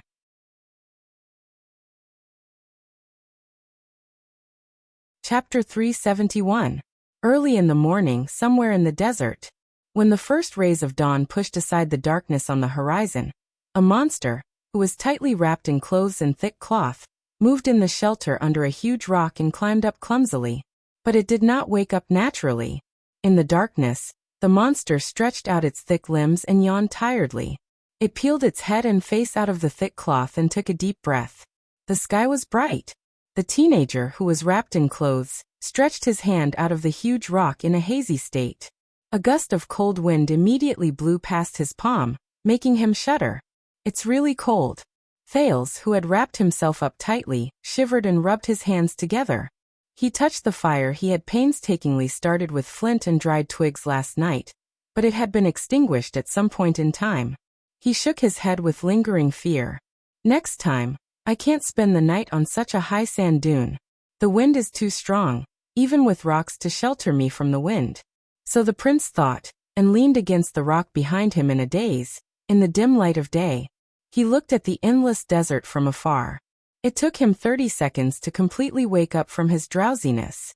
During Thales' 6 years of studying in Dragon Cloud City, almost every scholar who was lucky enough to go to Heroic Spirit Palace to teach the 2 students with prominent statuses would describe the Great Desert as hot, scorching, or other similar words. The truth was, only half of the time, it was deadly hot. The other half of the time, its nights were cold enough to store ice or freeze Thales to death. Damn it. Thales shrank his body and thought resentfully. They must have heard it from someone else. Serves the Northlanders right for not being able to enter the Great Desert. Thales sighed with emotion. He raised his gaze and took in the small canyon under the huge rock, as well as the endless sand dunes not far away. Nature was the most wonderful painter. Under the crimson horizon, the rolling sand dunes were dyed golden. The curves were elegant and smooth, like the buttocks and back of a beauty lying lazily on her side. It gave people an indescribable sense of gentleness. However, Thales was the only one who knew the merciless truth hidden under this refreshing and beautiful scenery. The sun rose, and the coldness of the night gradually disappeared. There were still a few hours left before the scorching heat of noon. This was the precious time he had to travel. Thales opened his luggage and checked his inventory. A piece of cheese and 2 rolls. And the last bag of water. He sighed. Thales pursed his dry lips and suppressed his slight hunger. He stuffed the cheese back into his luggage. He took out what was left of the bread and silently chewed on it in the quiet morning to replenish the energy he needed for the morning. Before he found another water source, he couldn't eat too much, as it would make his body water deplete faster. When he thought of this, the pressure in Thales' heart suddenly increased. Thales got up and dug a sandpit not far from the camp. He uncovered a piece of sackcloth and took out a few stones from it. He was glad to find that the bottom half of the stones were cold and wet. The prince treated them like lovers. He happily opened his mouth and sucked on the moisture on them. The taste was a little strange, but he could get some water from them without using up precious water. Why not? But water shortage was not the only threat. Thales tested the temperature around him and quietly took off his clothes to keep him warm for the night. He tied up his luggage and extended his hand into the bonfire, which only had a little bit of warmth left. He blackened the upper half of his face, especially the area around his eyes. When Thales, who had been walking in the endless desert for a day, realized that his vision was starting to blur, the panic in his heart almost overflowed his chest. Then he remembered this method. It was said that the Northland hunters in the day before the bitter cold winter would occasionally use this method to avoid snow blindness that could be caused by wandering too long in the white snow. Thales dared to swear on his experience in the desert for the past 3 days that this method was equally effective in the desert.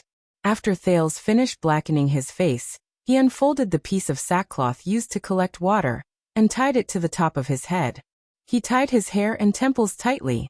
Although Thales did not think that the desert was very hot, even though everyone had told him that the biggest threat in the desert was heat, the headscarf should more or less be of some help, be it to keep out the sun or to keep out the wind. From the leggings to the cuffs, he carefully checked his clothes. He took out the black cloth that Jayla gave him, and used it as a mask to cover his mouth and nose. Only his eyes were exposed. He carried his luggage and the crossbow of time, grabbed 2 tree branches that he used as walking sticks, and confirmed that the direction in which the sun rose was to his left. May everything go well today. Let me find a water source, or help. With that thought in mind, the prince took a deep breath and walked out of the shelter. He was done with his preparations and was just short of wrapping himself up as a surprise gift. The wind immediately blew against his face, bringing with it the coldness of the night. He could not help but narrow his eyes. There was a large sand dune in front of him. Thales carefully circled around its center and searched for a gentle slope that was far away but had a small slope. He tried his best to avoid the direction of the wind and went up it diagonally. He crossed this sand dune and foolishly went up and down in a straight line on his first day in the desert. After climbing over 2 sand dunes, he was panting and his legs were numb. Now Thales had finally learned his lesson. Asterisk whoosh, whoosh, whoosh, asterisk the wind and sand blew against his back. Tiny grains of sand hit the sackcloth beside his ears and made a buzzing sound. Thales used the strength of his walking stick to move forward step by step. When he encountered a high slope, he would take a detour, and when he encountered a gentle slope, he would proceed cautiously. The sun gradually rose, and the cold desert gradually warmed up. Occasionally, he would turn his head to look around, but all he could see was yellow sand. He could only hear the wind whistling past his ears. There was no sign of any birds or beasts. Even if there were plants, there were only short shrubs and deep-rooted drought willows. They lay lifelessly on the sand. Thales was still the only person in the vast sand dunes that he could see. There was no sign of human habitation. There were not even animal carcasses. At least they could remind him of the danger here, and replace the dreariness with wariness. Thales shook his head and tried to hum a little tune. He thought about some pleasant things.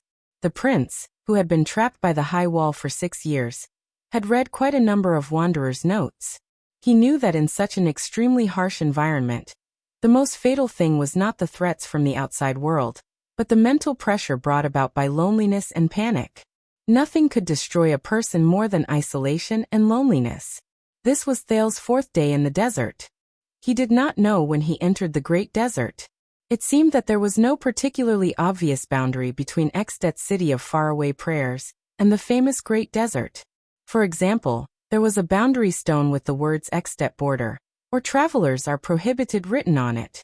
In fact, after happily parting ways with the other 2, Thales rode for a day. The first place he entered was the rocky desert, which was almost identical to the land of barren rocks. It was full of exposed rocks. There were huge bedrock everywhere, and the terrain occasionally rose and fell.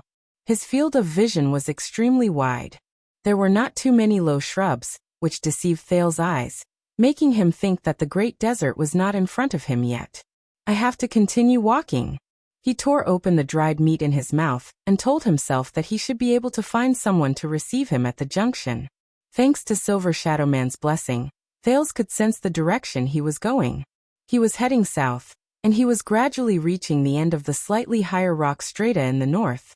The vegetation began to decrease, the temperature brought by the sun slowly increased, and his lips became drier by the day. As he traveled further, he no longer saw the bare bedrock in front of him.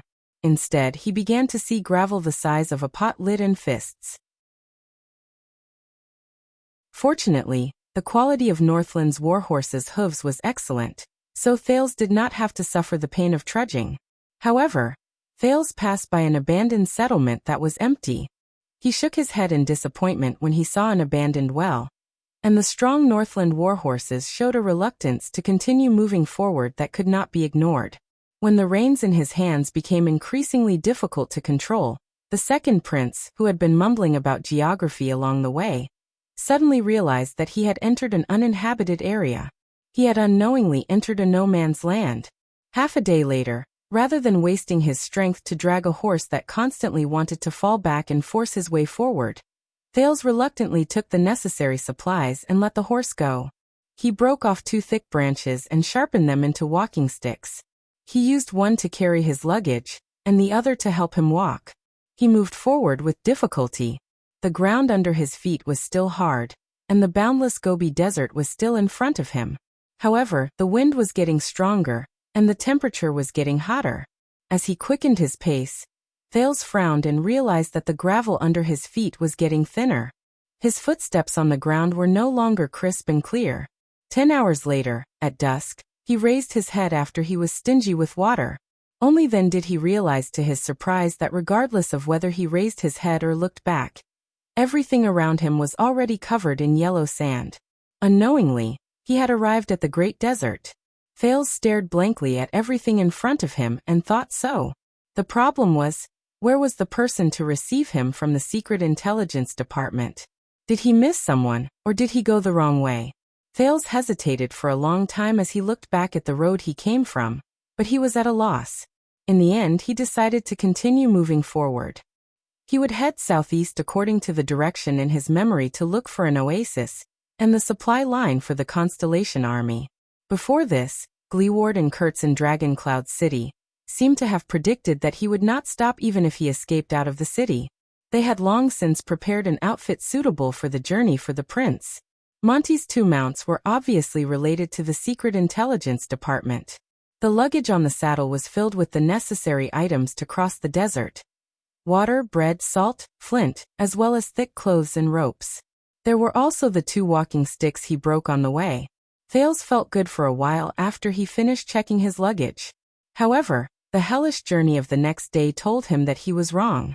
Thales had underestimated the Great Desert. It was far more terrifying than he had imagined. The loose sand on the ground seemed harmless, but in fact it was an obstacle that made it difficult to walk. With every step he took, he would sink into a pit. When he climbed up the slope, he would often slide toward his heels. It was even more difficult to deal with than the snowy ground in the north during winter. Thales even felt that he did not walk more than 10 miles on the first day. The wind in the desert was strong and rapid. If Thales was not careful, he would be blown off his feet. There was once when he was climbing up the slope. He was blown off.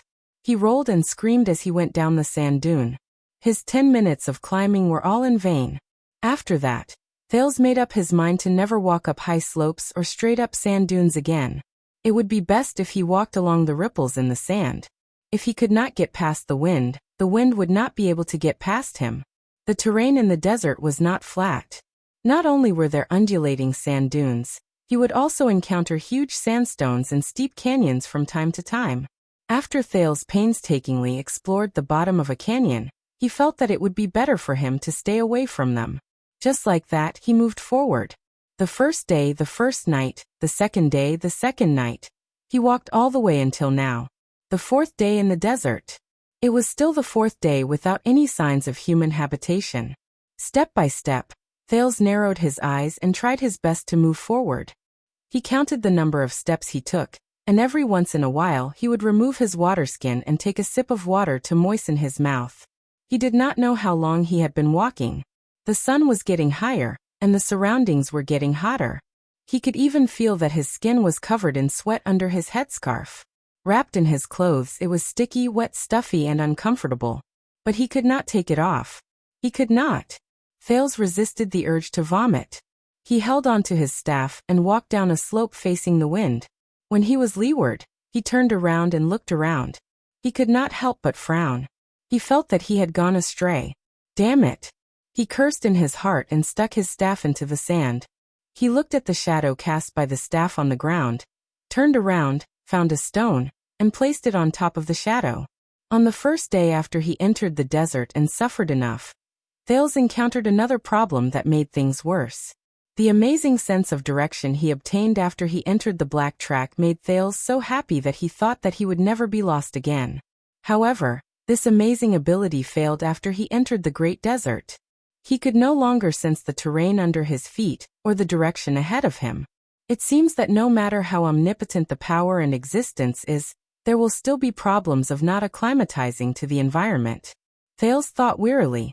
While the sun was not strong and the sand was not hot, he sat down to rest for a while.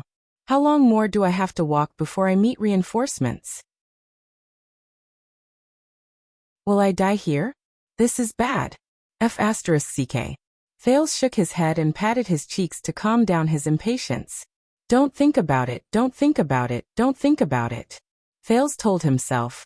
Reach the next destination first, then think about the next step. Otherwise, he was afraid that he would not be able to find the place.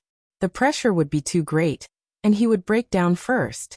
In fact, because he had not seen any signs of human habitation for a long time, there was no communication, and the scenery was monotonous. The prince now felt that he was already a little abnormal. His reaction began to slow down, and his vision began to become fixed. And his emotions became unstable. Thales chuckled and shook his head. No, he could not give up. He had to adjust himself until he found a way out. The funny thing was, on the first day, Thales did not think that the desert was that dangerous. He followed the vegetation that was not very sparse at that time and found a small, shallow pool under a huge rock at dusk. The edge of the pool was full of life. There were even a few jackals gathered in a narrow corner by the pool. They took a sip, turned their heads, and drank water vigilantly but inefficiently. At that time, Thales was overjoyed.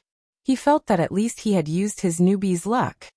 He happily slid down the sand dune to fill his water bag. When he slid to the edge of the pool, his legs gave way, and his legs sank into the quicksand. The more the panicked Thales struggled, the tighter and deeper he sank. At one point he sank down to his waist. Thales' heart turned cold. At that time, he understood why the jackals gathered in that narrow corner. They were stingy with their water, and were unwilling to approach the seemingly wide pool. Only God knew how much despair the teenager felt at that time. If Thales had not used the sin of Hell's River in time to calm himself down, give up struggling, and lay his body flat to prevent himself from sinking, the first heir of Constellation would have long since died in the desert. That day, with trembling hands, he took out the crossbow from his back, tied a rope to it, and shot at a strange tree in the distance. He even shot twice, but his hand was too shaky the first time. Then he pulled himself up while trembling. While the jackals howled in dissatisfaction, Thales occupied their safe corner with lingering fear. He trembled as he filled his water bag with great difficulty. This was the first time Thales discovered the dangers of the desert. Thales, who had rested enough under the sand dune, sighed and brought his thoughts back to the present. He grabbed the second stone and placed it on top of the shadow of the staff, which had moved quite a distance. It connected to the first stone. Thales looked at the path he came from. He frowned and compared it with the line connecting the two stones. It's a little off. I have to correct it. He corrected his direction to the southeast, grabbed the staff he used to orient himself, and set off again. Huff. Huff. The sandstorm grew stronger. This was another threat in the desert. Thales gritted his teeth and climbed over a sand dune under the cover of a fishy smell and damp heat. He raised his right palm to cover his eyes and looked for a place with lush vegetation that could serve as a shade, and possibly a source of water. Noon soon arrived. He had to be ready for the next step of resting. He still remembered that on the first noon when he entered the desert, he chose to set up camp at the bottom of a large sand dune to rest to avoid the scorching sun and merciless sandstorm. However, when Thales woke up from his afternoon nap, he tasted sand in his mouth the moment he turned his head. Filled with fear and panic, he spat and got up. He was horrified to find that during the 2 hours he had been resting with his eyes closed, the sandstorm had already submerged his legs, and would soon cover his hands. If he had slept for another half an hour, Thales learned from then on that unless he wanted to find a free grave in the desert, he should never choose a place that was too low to rest. The prince silently recalled the many lessons he had learned during the past few days of suffering and torture. He found a place to rest, a small tree beside a steep slope. Thales took another small sip of water, and continued moving forward. He moved forward with great difficulty. He could feel that the water in his body was rapidly draining away. As the sun rose higher and his surroundings became hotter, the amount of energy and nutrients he needed to move would increase exponentially. Rest, Thales thought solemnly. He forced himself to focus on the goal in front of him. He needed to rest and avoid the hottest few hours. The sandstorm continued. Thales watched as the yellow sand under his feet was slowly peeled away. He finally reached his destination after counting more than 800 steps. He hid in the shade of the tree to avoid the scorching sun. Feeling the rapid drop in temperature, he sighed and took off his headscarf and mask. Thales was ready to take an afternoon nap, but he was not in a hurry to find an empty space. Instead, he carefully grabbed his cane and knocked on the ground to push away the stones around him. It would be best if the stones were further away from him. Thales did not forget that the first friend he made in the desert was a rattlesnake. On the second day he entered the desert. When he was resting under the shade of a tree, he sat down on the ground in exhaustion. He pushed his left hand backward and pressed against a slippery and cold object. That thing quickly leaped up from behind the stone. She bit him on the forearm. Thales was scared out of his wits. The rattlesnake was obviously very dissatisfied with someone disturbing its afternoon nap. If Thales had not just experienced the bone-piercing cold of the first night and wrapped himself up tightly like a maniac, that bite would have probably killed him, although Thales did not know whether it was poisonous or not. Thales recalled the frightening journey that day and subconsciously touched his left arm. The tear on the three-layered sleeve was still carefully sweeping away the stones around it. Sure enough, after a larger slab-like stone was lifted, a new friend ran out in dissatisfaction. Thales frowned and looked at the black sand scorpion that was half the size of a palm. He looked at its pair of terrifyingly large pincers and inconspicuous stinger on its tail. He extended his cane, ignored its protest, and chased the sand scorpion far away. He sat down, panting, and took out his water skin and the last of his food. Everything in front of him seemed to have not changed. Just as the old crow said, there were only three things in the desert: the sun, sand, and sand. Thales suddenly understood why the old crow mentioned sand twice. Everything he saw over the past few days told him that this was a world that was completely different from what he usually knew. A teenager who grew up in the slums of the city and was used to the streets and castles could not imagine such a world. When he recalled the countless dangers he encountered in just 3 days, Thales could not help but shrink his body. Here, the heat was as deadly as the cold. Day and night were both terrifying. Here, life and danger appeared at the same time. The side of the pool, which was the source of life, was often the place where most animals were buried. Here he rarely saw living creatures. Even if he did, their habits had changed a long time ago. The snakes in the desert never walked in a straight line. Instead, they folded themselves into waves and bounced horizontally like springs. The strange lizards dug into the sand, as if they had made up their mind not to go out until nightfall. The rats in the desert did not seem to need 4 legs, because they rarely walked normally. They preferred to touch the air and leap forward. The vultures that occasionally flashed across the sky did not seem to stop. They traveled long distances every day. The color of the spiders in the desert was indistinguishable from the sand. Here, he had to be humble. Thales recalled Hick's words. He had to relearn everything, such as the jackals by the pool. From then on, Thales learned to follow the footprints of the animals. At the very least, he would not make any major mistakes. Thales sighed, ate the last piece of cheese, and began to think about the most serious problem he faced. He ran out of food. It was not that the prince had never suffered from hunger before. His life in the abandoned house had never given him the experience of filling his stomach. But he was in the great desert. This was terrible. And his reinforcements were still nowhere to be seen.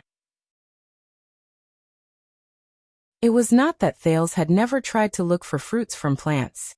In fact, he had indeed found fruits from a few strange plants on the leeward slope. He could not suppress his hunger until he saw a dried skeleton next to it. My God! Thales touched his forehead in pain. Who knew what else could be eaten in this desert? At this moment he glanced to the side from the corner of his eye. The unlucky sand scorpion whose nest was occupied had not gone far. It was still poking and knocking on the ground, looking for its next nest. As he stared at the scorpion, Thales touched his hungry stomach and furrowed his eyebrows.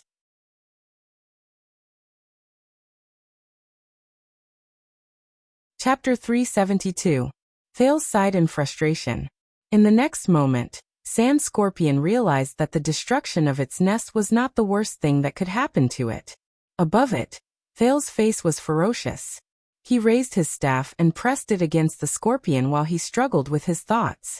Finally, Thales swallowed painfully in his dry throat and made up his mind. He took out his JC knife and cut off the scorpion's stinger.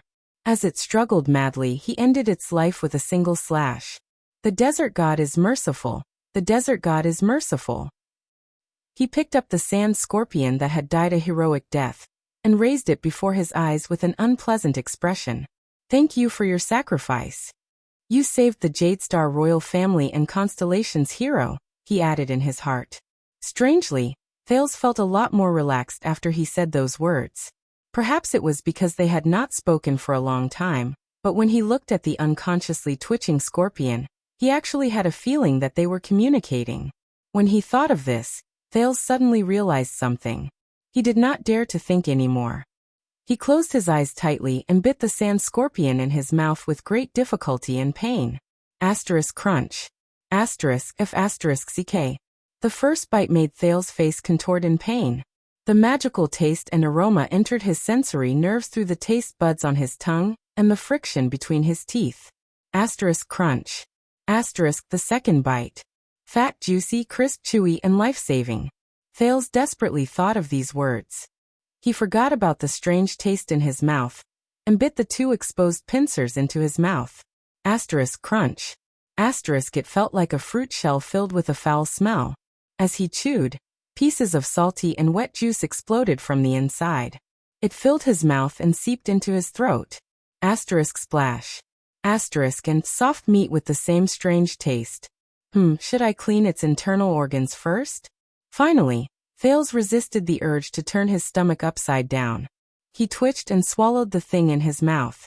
Feeling the vague strange feeling in his abdomen, Thales wiped the sweat off his forehead and let out a sigh. He raised his head expressionlessly and looked at the merciless and emotionless desert again. Now, I'm also a part of the desert food chain. Thales thought sorrowfully. When there was a first, there was a second. Thales searched the sand for stones and chased out a shivering Mr. or Miss Spider. He frowned, but still cruelly cut off its head, put the whole thing into his mouth and chewed. Sizzle. This texture and taste seem okay? If its stomach was bitten open. PFFF. I was wrong. I shouldn't have thought that. I was really wrong. Thales swallowed it with tears in his eyes. A few hours later, in the slightly cooler evening, Thales set off again. This time his footsteps were much lighter. Until the next resting point. Thales caught an innocent, big-bellied lizard in a cave that was not well hidden. This time he delightfully removed its internal organs. Since it was nighttime, they had to start a fire, so Thales enjoyed a handful of roasted lizard meat. After the meal, his hunger slowly subsided. In fact, Thales was starting to miss the taste of eating it raw. The moment he ate the scorpion, Thales felt that he was different. It was as if he was instantly accepted by this place. What a pity. Thales touched his stomach and shook his head regretfully. That rattlesnake a few days ago. How could I let it run away? The problem of food was solved. As long as you did not care about enjoyment and taste, human resilience was far beyond your imagination. With a slightly better mood and the same loneliness, he closed his eyes on the fourth night. But soon, on the morning of the fifth day, Thales faced a new problem. He did not have enough water. Thales was anxious as he shook the leather water skin that could no longer pour out a drop of water. What should I do? Using stones to collect dew at night would not work. At least, it would not last him through the day. As for the water source, Thales tried to dig into the roots of a plant yesterday, but even if he dug 2 meters deep, enough to bury himself alive, there was only sand. At most, it was a little cold. Instead, he sweated a lot. How ironic.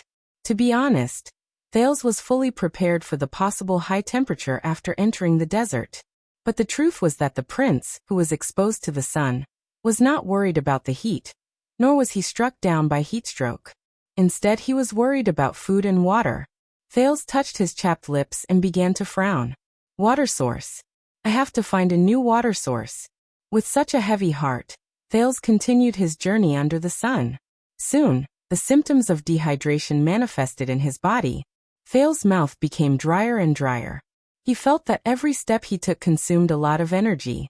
He persisted in breathing through his nose.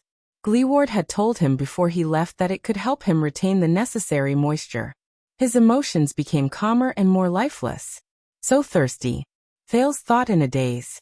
Every cell in his body was protesting against his master's exploitation. So thirsty. Want to drink water. Water.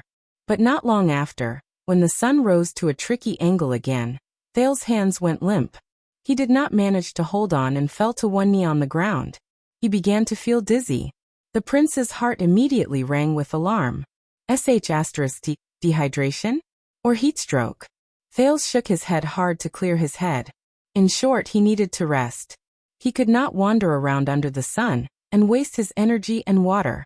He raised his head and glanced at the scorching sun with narrowed eyes. Thales was sleepy and thirsty. But he knew that he could not just sit down and rest. The sand under the sun was extremely hot. Increasing his contact with the sand would only make him lose water faster. I need to find the next resting spot. Thales thought in a daze and took the next step. One step. Another step. Every step he took was as heavy as 1,000 pounds. His throat was burning. His mouth was rubbing. His entire body felt weak. But he could not stop. He could not stop. Thales stumbled to the next resting spot. It was a shade under a dry willow tree to avoid the scorching sun. He rested for a while and recovered his energy in the shade. Thales even began to seriously consider whether he should live on his own urine. But at this moment, Thales raised his head. He was on a high slope, overlooking the plains below him. He was stunned. At the end of the horizon, far away in his field of vision, a glimmer of light appeared. That's. The prince stared into the distance in a daze. As he watched the ripples of light reflected in his field of vision, his heart trembled uncontrollably. That's a lake? Thales stood up abruptly. He could not help but use Hell's senses to confirm the distance in his field of vision. That's right. It's the reflection of the lake. There's a lake in front. There's a water source. The prince, who had survived a desperate situation, suppressed the excitement in his heart. But he did not even wait for the sun to completely set before he set off impatiently. Based on his experience over the past few days, although it was in his field of vision, it would take him at least an hour to travel such a long distance. An hour. Just an hour. Thales took a deep breath and strode forward. He swung his staff and walked towards his hope. 1 step, 2 steps, 50 steps, 100 steps, 1,000 steps, 1,500 steps. He climbed over a sand dune and another. A shrub and another shrub. Very soon, very soon. Seeing that he was getting closer to his goal, Thales became more and more excited. Water, water, water. Oh my God, haha. I'm saved. Thales laughed in his heart. His emotions fluctuated. There's no disaster for the desert god. There's no disaster for the desert god. He thought, that's right. The desert will never send disaster for no reason. Raphael was right. The weak are afraid of disaster. In the desert, only by abandoning weakness can one. However, Thales gradually became anxious. He did not know how long he had been walking, but he knew the number of steps he had taken. It seemed like it had been more than an hour, right? Thales gritted his teeth and licked the blood on his dry lips. He persisted and continued moving forward. His whole body began to ache and ache, even numb, but he could not stop. Thales stared at the water source in front of him and moved forward desperately. I can't stop. Why isn't it there yet? Finally, the sun slowly sank and dusk arrived. His surroundings became shady and cool. Thales panted hard and supported his body in waves of dizziness. But his heart was also cold. There was no other reason. In his field of vision, the water source in front of him, the lake in front of him, the hope in front of him, it disappeared. Sand. There was only sand. Thales trembled and looked at the empty scene on the horizon in front of him. He trembled and shook his head hard. He felt his vision begin to blur. The dazed prince instantly reacted. What he saw during the day, what he longed for, and what he tried his best to reach. It was not a lake. It was not a lake. It was an illusion. It was also known as a mirage. The next moment, the prince's vision turned black and he fell into the desert. He lost consciousness. He sank into deep darkness. Mr. Wu, we have finished collecting evidence for this accident. We have studied the surveillance video of that day, and the scene, including possible brake marks and eyewitnesses. All the evidence shows that. We are still looking at her medical records, including her mental state. That is why we are here today to make a statement with you. But you better be mentally prepared. No, Mr. Wu, please don't be agitated. After all, you are still in bed. Maybe we are just saying that it is possible. Everything is still under investigation. He did not know how long had passed. It felt like a lifetime. Or an instant? Maybe, Mr. Wu, your girlfriend took you for a ride that day, maybe to suicide. In the next second, Thales trembled violently. Ah! He hurriedly took a breath and shouted, waking up from the boundless darkness. His heart palpitated. Oh, take it easy, kid. You are seriously dehydrated. A fussy male voice reached his ears. Come quickly. He's awake. Thales opened his eyes while trembling. What he saw was a glaring bonfire. There was also a bustling crowd around him. Is it night time? Thales thought in a daze while he was extremely weak. As he woke up, the bustling sounds around him grew louder. Teasing, noise, and conversation. It was so noisy that his head hurt. A long and narrow face squeezed into his field of vision. It was a red-haired man in leather armor with freckles all over his face. He looked to be in his 20s, and he was a little dirty. His eyes darted around, and he looked rather comical. Oh my God! I knew that you would come back to life. The red-haired man was in high spirits. He rubbed Thales' face hard, causing the latter to feel dizzy again. We can talk to him about the reward for saving him. Move aside, quick rope, stop shaking him. An old man's voice came from afar. There was a lot of dissatisfaction in his tone. You're not helping. The owner of the voice seemed to be quite dignified. As he spoke, the noise around him slowly died down. The man named Quick Rope also stopped shaking him. The old voice came again. Here, drink. Thales felt his head being lifted up, and something hard was shoved into his mouth. The moisture in his mouth made him slightly confused. Wait. Water. Thales thought of something. It's water. He struggled subconsciously, snatched the water bag with both hands, and sucked the liquid inside with all his might. Gulp, gulp, gulp.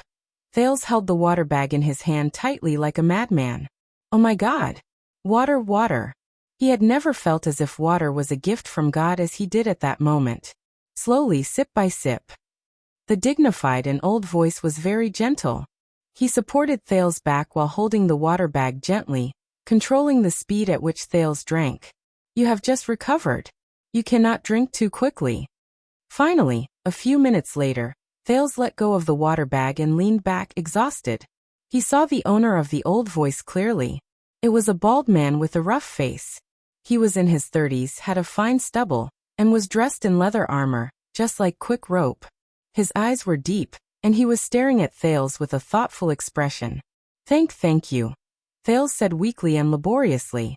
Under the night sky, the bald man named Khan smiled under the light of the fire. Very good, you look much better. At that moment, hey Big Khan! A sharp voice tore through the air, like a germaphobe who saw a cockroach.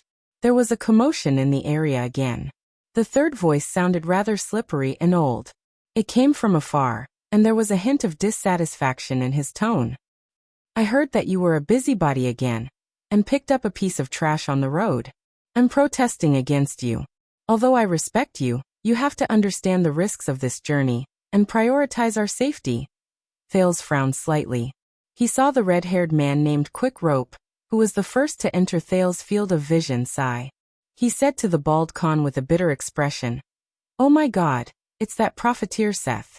He's here again. The bald Khan raised his head and frowned slightly. I'll go negotiate with him.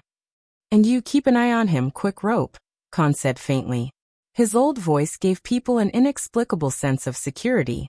Wait for Louisa and Old Hammer to come back and take over. Khan stood up. Thales only then noticed that the man in his prime was burly, and the diagonal belt on his body was full of tools ranging from knives to ropes. Leaving the range of the firelight, He moved towards the acerbic voice. Thales struggled to get up and leaned against the luggage on his back. He looked around and was surprised to find that the fire in front of them was not the only one. There were a few other bonfires around them, and there were many people surrounding each bonfire. They were dressed differently. Some of them had their faces covered with scarves, some were protected by leather armor, some were covered in trinkets, and some were sitting in a pile of miscellaneous items, gesticulating as they talked. Many people looked at him curiously. Further away, more than 20 camels knelt on the ground and rested, chewing happily. Thales stared at the strange camp in a daze. He raised his head and looked at the red-haired, freckled young man named Quick Rope. The man was also staring at him with interest. "Where am I?" Thales asked with difficulty. He felt that his tongue was heavy. Quick Rope was slightly stunned. "Where are you?" He scratched his freckled nose. Then his eyes darted around. He grabbed a handful of sand from the ground and rubbed it away from his hand. "Of course you're in the great desert. Did you sleep too much?" Thales thought of something when he saw the sand in Quick Rope's hand. "I'm still in the desert." "But," Thales stared at Quick Rope and mumbled. "So who are you? Who are you?" When he heard this question, Quick Rope's eyes lit up. The expression on his face changed rapidly, and he instantly changed a few times. "Who are we?" He seemed to be hesitating. Thales looked at him suspiciously and urged him to speak with his eyes. After a while, Quick Rope finally made up his mind. He put away his hesitation and answered happily and decisively, "We." The young Quick Rope was beaming with joy. He said something that stunned Thales.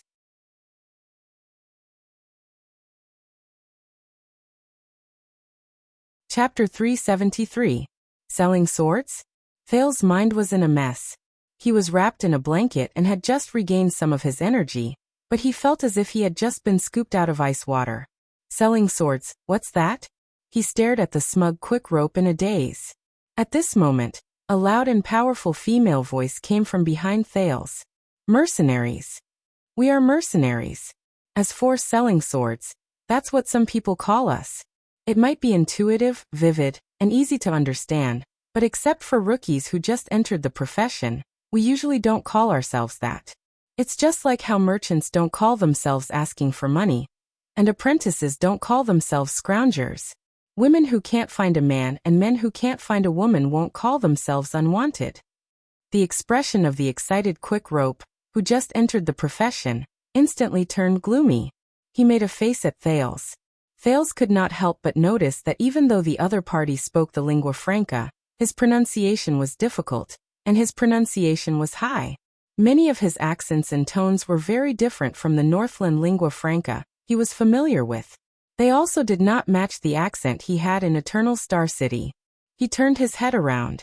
3 masked warriors who were dressed in light armor appeared in his field of vision as they stepped on the sand beneath their feet. They looked travel-worn. When the others saw them, they made way for them. They walked into the bonfire, and one by one, they took off their masks and headscarves to block the wind and sand. One of them was a young man with slightly darker skin. His entire face was painted with unknown black stripes. He carried 2 crossed scimitars on his back, and the hilts of the scimitars protruded from each of his shoulders. His gaze when he looked at Thales was filled with vigilance. The other was a gray-haired warrior in the prime of his life. He put down a frightening warhammer that had spikes on its head. He stared at the warm bonfire with a contented expression on his bearded face. The last one was the owner of the loud female voice. She was a female warrior with chestnut-colored hair of medium height. Her facial features were regular and plain, but there was a hint of weathering in them. Her back was straight, and her bandaged arm was always pressed against the sword at her waist. The 3 of them walked into the small camp together, and each found a comfortable spot by the bonfire to sit down. The hammer-wielding warrior even happily stroked Quick Rope's hair, causing the latter to protest in dissatisfaction. "By the way, I'm Louisa Dante." Louisa, the female warrior who spoke, put down her longbow and untied the saber at her waist. She grinned lightly at the weakened Thales. "I'm glad to see that you're awake, child. You're very lucky. Not every trapped loner can survive in the desert." Her smile was bright and warm, giving people a good impression. Thales was slightly stunned, but he immediately returned her a grateful smile. Mercenaries. He had heard of these people. In fact, he had encountered similar targets before. 6 years ago, when he first arrived at Mindy's Hall, there was a small team of people who were instructed, or deceived, by the Duke of Iris Flowers to probe the royal estate that was visited by the king in the middle of the night. In the end, all of them perished. But that was all.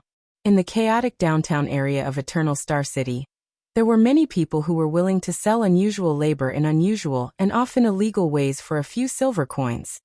Debt collectors, prostitutes, pickpockets, killers, swindlers, bounty hunters. As long as it did not affect the protection fees and did not cause trouble, the Blackstreet Brotherhood often turned a blind eye to their own people taking up private work. Even the Sixth House, where Thales was, had once taken up the work of making a ruckus on the street for a few copper coins. But within the high walls of the towering capital, Thales had never seen the pinnacle of this trade. The people who sold violence purely for money were full-time mercenaries who only appeared in bardic poems and rumors. It was said that they would usually only rush about in remote and desolate places far away from the law, in unstable borderlands, or in war-torn countries where the flames of war were raging. They would look for employers, point their blades at those who had no grudges against them, and then take the blood-stained rewards from the hands of those who had power and influence. There were even fewer mercenaries in Dragon Cloud City, where the people were valiant and they worshipped martial arts and heroism. Almost all the men in their prime had served in the military, and killing enemies and fighting were their pride. Even old men in their 70s could swing their axes fiercely for more than 10 rounds. Who would be willing to rely on a stranger's weapon? As the political center of Eternal Star City, there was no need for mercenaries. Dragon Cloud City, which was self-reliant, did not need mercenaries either.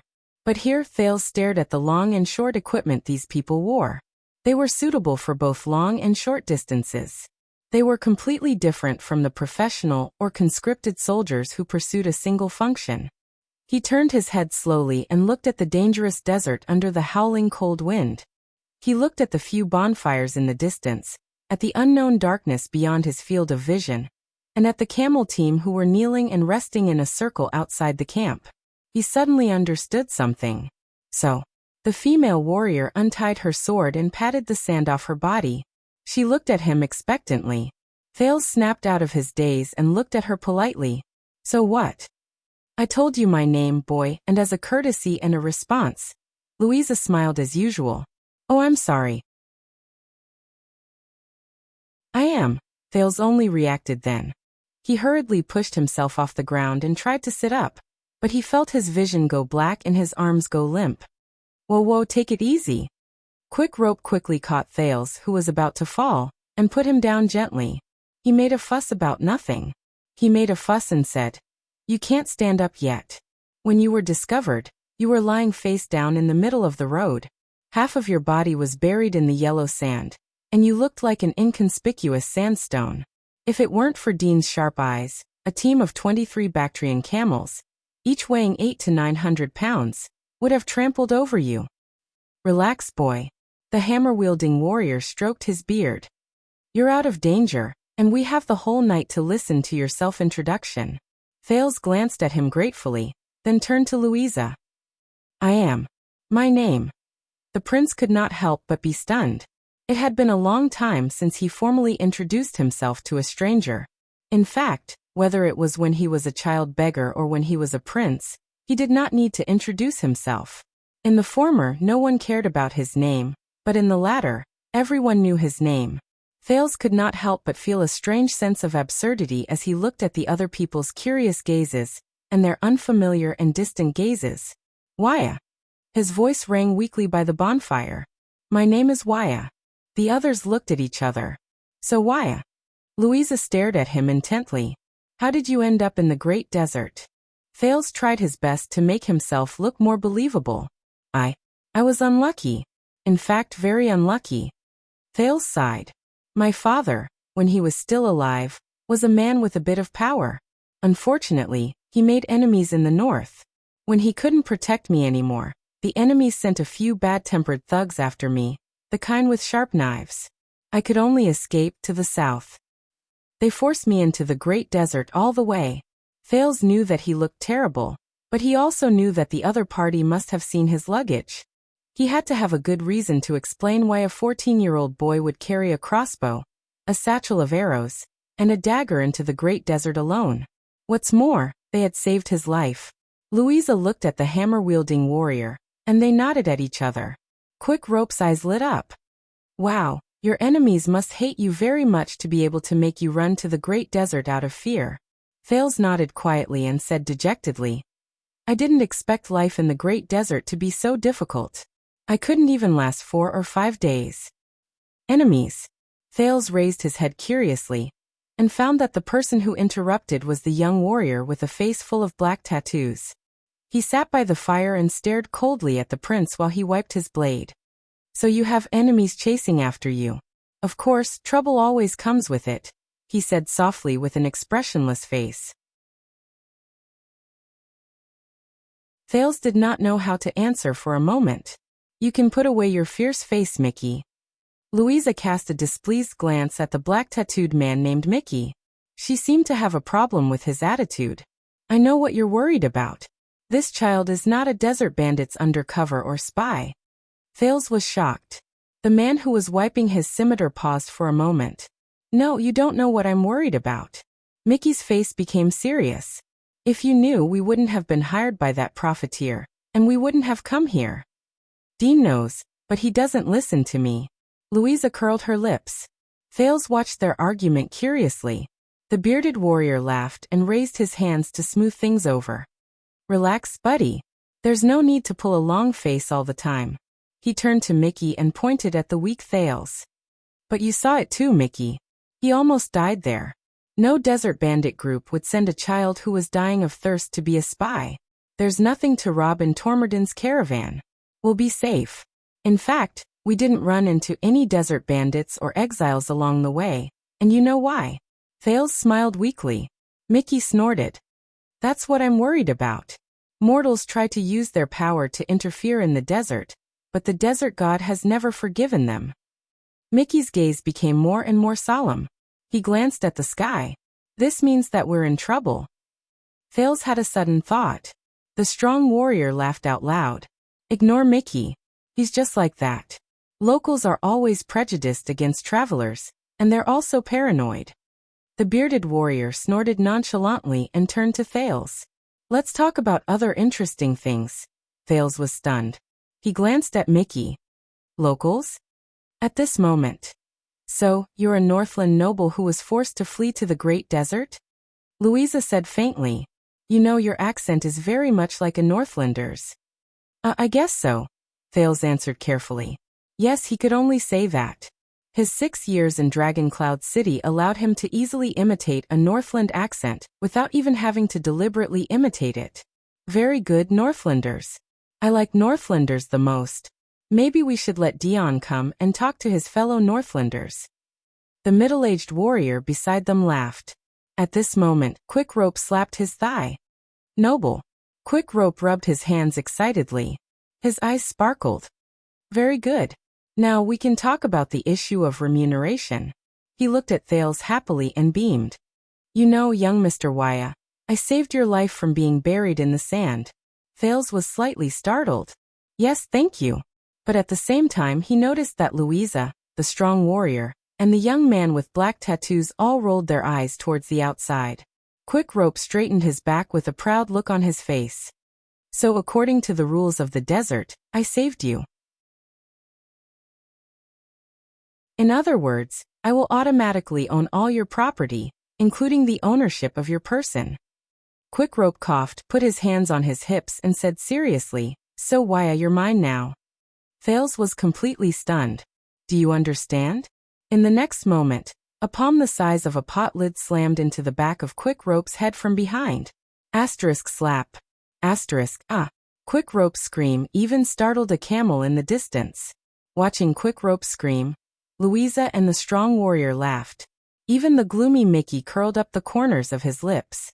Thales looked at the person who appeared behind Quick Rope in surprise. If this brat continues to talk nonsense like this, you'll definitely be right to deal with him like this. A familiar and experienced voice joined the conversation. The bald man, whom Thales had met once before, returned to the camp with a cold expression and sat down beside Louisa. Following him was a strong man with a handlebar mustache and a two-handed greatsword on his back. He did not say a word. The others made way for them. It was obvious that they were all in the same team. Quick Rope raised his head with tears in his eyes. Dean. I'm not wrong, the person who saved him has the right. The bald Dean snorted and interrupted him. But this is the desert, not the sea, and the person who saved him is not you. Just ignore him. Louisa sighed and averted her gaze from the pained Quick Rope. She shook her head apologetically at Thales. This rookie used to be a sailor before he joined the profession. That's why we like to call him Quick Rope. He doesn't know anything, but he always likes to bring the rules of the sea here. Quick Rope raised his hand in protest, agitated. But a sea made of sand is also considered a type of sea, right? Quick Rope looked aggrieved, but the response he got was a piece of bread thrown at his face by the hammer-wielding warrior. Thales watched the group of people fooling around with a dumbfounded expression. The hammer-wielding warrior revealed a mouthful of yellow teeth under his beard and smiled at Thales. Hello, unfamiliar Waya. You can call me Old Hammer, because I'm in charge of wielding the hammer in the team. Thales nodded. The one with the stinky face is Mickey. You should see how he wields his twin blades. He's our clairvoyant and guide. Mickey, the man with black tattoos, snorted softly. And I believe you've already met Quick Rope. This Camion sailor is in charge of telling jokes. Hey! Quick Rope struggled to break free from Old Hammer's big hand and protested. Jokes are also very important, okay? Old Hammer did not care. He stuffed the bread into Quick Rope's mouth. You know Dean. The silent one sitting next to Dean is Furnace. He's a strong man from the land of thorns, and he's in charge of killing. Furnace, the man with the two-handed great sword, nodded at him. Thales greeted them in a friendly manner. There are still 5 people on duty outside, and this lively girl in front of us. Poor Quick Rope pulled the bread out of his mouth with all his might. He took over Old Hammer's words and swung his arms at Louisa. He said vividly, Louisa Dante. Our beautiful, adorable, good at fighting, charming captain, but unfortunately a little bad-tempered. Louisa's face turned slightly red. Thales raised his eyebrows. Quick Rope looked at his slightly embarrassed captain, then turned to the bald man. He rolled his eyes. And Big Dean, our beautiful, adorable, charming captain, but unfortunately a little bad-tempered captain, is the one who dreams of marrying him. In the next second, Louisa's gauntlet hit Quick Rope's forehead. Shut up. Louisa twisted her face fiercely and glared at Quick Rope with gritted teeth. Thales saw that the others lowered their heads and continued with their work, as if they did not hear him. Old Hammer began to pick at his beard again. Furnace continued to drink his water. Mickey finished wiping the second blade, and went back to wiping the first one. The bald Dean, who was one of the protagonists of the dispute, coughed awkwardly. Did I say something wrong? Quick Rope raised his head in dissatisfaction. You are our leader and captain, the much-loved Louisa. No one can deny that you formed this team and carried Dante's great sword on your back. Dean never objected to this. Louisa's face darkened even more. You know, I'm not talking about this. Then, which one do you think I'm talking about? Another of Louisa's gauntlets flew from the air in response to Quick Rope. Thales watched their interaction with widened eyes. He suddenly felt that the great desolate desert wasn't that terrifying. Dante's great sword. Thales nodded and mulled over the name of this mercenary team. So, the female warrior is the leader of these mercenaries, named after her surname. But, Dean coughed again in the midst of the noise. His gaze returned to Thales. Eat some. You've just recovered.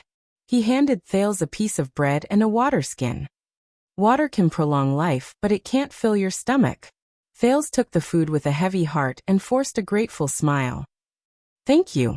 The man looked at Thales and said with a smile. Don't worry, Waya, we've kept your things well. They're in our luggage. A certain profiteer really wanted to take your money pouch and crossbow, but we stopped him. Dean gestured at another bonfire with his chin. Next to the fire, A man dressed like a country bumpkin was bargaining fiercely with someone else. Thales hesitated for a moment, then nodded. Thank you. You've saved my life. I'll repay you for that. I swear I will. Quick Rope's face lit up. Ah, I knew you were a good friend, Waya. I'm a coward. His mouth was stuffed with bread by Old Hammer again. But where are you going? Thales took a bite of the bread and looked at these people's faces. It was difficult for him to let down his guard. Actually, can I hire you? The mercenaries looked at each other. The prince said tentatively, I mean, I have a few relatives in Constellation. They're very rich. The mercenaries looked at each other again. This time, Thales saw worry in their eyes. Only Quick Rope's expression changed. He stuttered in the bread in surprise. Without any expression on his face, Mickey reached out and stuffed the bread in his mouth even tighter. Constellation? The man with the black stripes snorted. Louisa twitched her eyebrows and smiled. You know, Waya, we've already accepted a business deal. We're going to send this merchant group to. But the bald dean raised his hand gently, and Louisa immediately stopped talking. Thales noticed this detail. Dean sighed. He looked at Thales with a calm and shrewd gaze. Listen, Waya, I can see that you have concerns. He went straight to the point. Don't worry, we won't touch your belongings, and we won't endanger your life. Thales felt a chill in his heart. This is the Great Desert, so I won't ask about your surname and origin, including how you offended your enemies. We're not interested in those things, and they won't be able to chase us here. Saving you is just an obligation in the desert. Dean stroked the stubble on his face. So you don't have to worry. Thales frowned slightly. Dean's words were obviously quite prestigious in the group. Once he said this, even Mickey, who was hostile towards him, did not say anything else. Only Quick Rope, who pulled the bread out with great difficulty, raised his hand with a long face. What about our remuneration? No one paid attention to him. I just want to ask about a few other things, Dean said solemnly. Waya, you came down from the north. Thales was a little baffled and a little nervous. Right. Dean muttered to himself and pressed his fingers on his knees. The others waited patiently for his question. And you didn't run into Constellation's army along the way? Thales frowned. No. Dean's expression changed slightly. Extet and Constellation didn't fight in the desert? No, Thales said flatly. At least I didn't see it. You didn't run into desert bandits? No. Once he said this, everyone seemed to breathe a sigh of relief. Looks like the road ahead is smooth, Louisa said happily. Guys, we're very lucky. We're on the right path. Quick Rope chuckled and punched Old Hammer, but he was pushed back by the latter's great strength. Thales looked at them in puzzlement. He did not quite understand, but Dean seemed to be very cautious. He continued to ask, but you didn't run into any tribes that gathered at the oasis? I didn't see many oases, and I didn't see any tribes. You didn't run into any exiles. What are exiles? You didn't run into grayskins either? I mean orcs. No, I was alone from the beginning to the end. Dean did not speak again in the face of Thales' question. Strange, the desert shouldn't be so calm, Dean muttered. I have to discuss this with Tormorden again. What's wrong? Louisa asked in concern. Dean shook his head. It's nothing. Hopefully, I'm just worrying needlessly. He seemed to have finally finished asking his question and nodded at the others. So can you send me to Constellation? The prince looked at Dean, knowing that he was the backbone of this team. It doesn't have to be too far. Just go to Western Desert, to Blade Fang's Dune. As I said, I have relatives there. The others laughed. How unfortunate, poor Waya. Old Hammer smiled faintly. A few days ago, we just came out of Blade Fang's Dune, and that place is Constellation's territory. Obviously, we won't go back so soon. Thales' heart sank. Even if I promise you a high reward? The Casso family can. Dean shook his head. This time, Louisa was the one who answered Thales. The female captain sighed and said, You have to talk to Tormorden about this. He's our employer, and this is also his merchant group. I guarantee that he won't agree, no matter how much money he offers, just like us. Why? Let's put it this way. The female captain shrugged, tilted her head, and looked around. The day before we departed, Constellation issued a ban in Bladefang's camp. Within a month, no one is allowed to enter the Great Desert. Thales was stunned. Constellation's ban. So that's... Louisa shook her head. Obviously, they want to send their army into the desert to fight, no matter who they fight. Just like the Desert War 9 years ago, and the occasional purge campaigns after that. Anyone. Thales thought about the word. But all of you still came in? Yes. Louisa coughed. And do you know why? Thales gave her a puzzled look. Business, why a business? Quick Rope rushed to answer, beaming with joy. Seth Tormorden, that damned profiteer, wanted to take advantage of the ban to secretly make a fortune in the desert. Block trade routes mean higher prices for goods and more lucrative long-distance business. The silent Mickey raised his head. There's an even greater risk. Thales narrowed his eyes in puzzlement. Dean sighed and explained. I know that you want to meet your family as soon as possible and get rid of the threat, Waya, but... The bald man stroked his stubble and sighed. Once we run into Constellation's army, Tormorden will not be able to keep his goods. He will also go to prison. As for us, Dante's greatsword, who he hired, no matter how lucky we are, we will still have to pay a huge fine. If we are unlucky, we will be chased out of Bladefang's camp. From then on, we will no longer have to take on any business there, nor will we have to take on any business related to that place. Thales could not help but frown. So, Dean said faintly. Do you think that our employer or our team will be willing to return to Constellation before the ban is lifted, and even deal with Constellation's officials? Thales understood, and he sighed as well. Then, where are you going? Dean and Louisa exchanged glances. A second later, Dean lowered his head and smiled. Now, aside from the increasingly tense alliance of freedom and the city of faraway prayers, there is only one place left. It is a place where merchant groups who venture through the desert from Constellation can earn the most profits.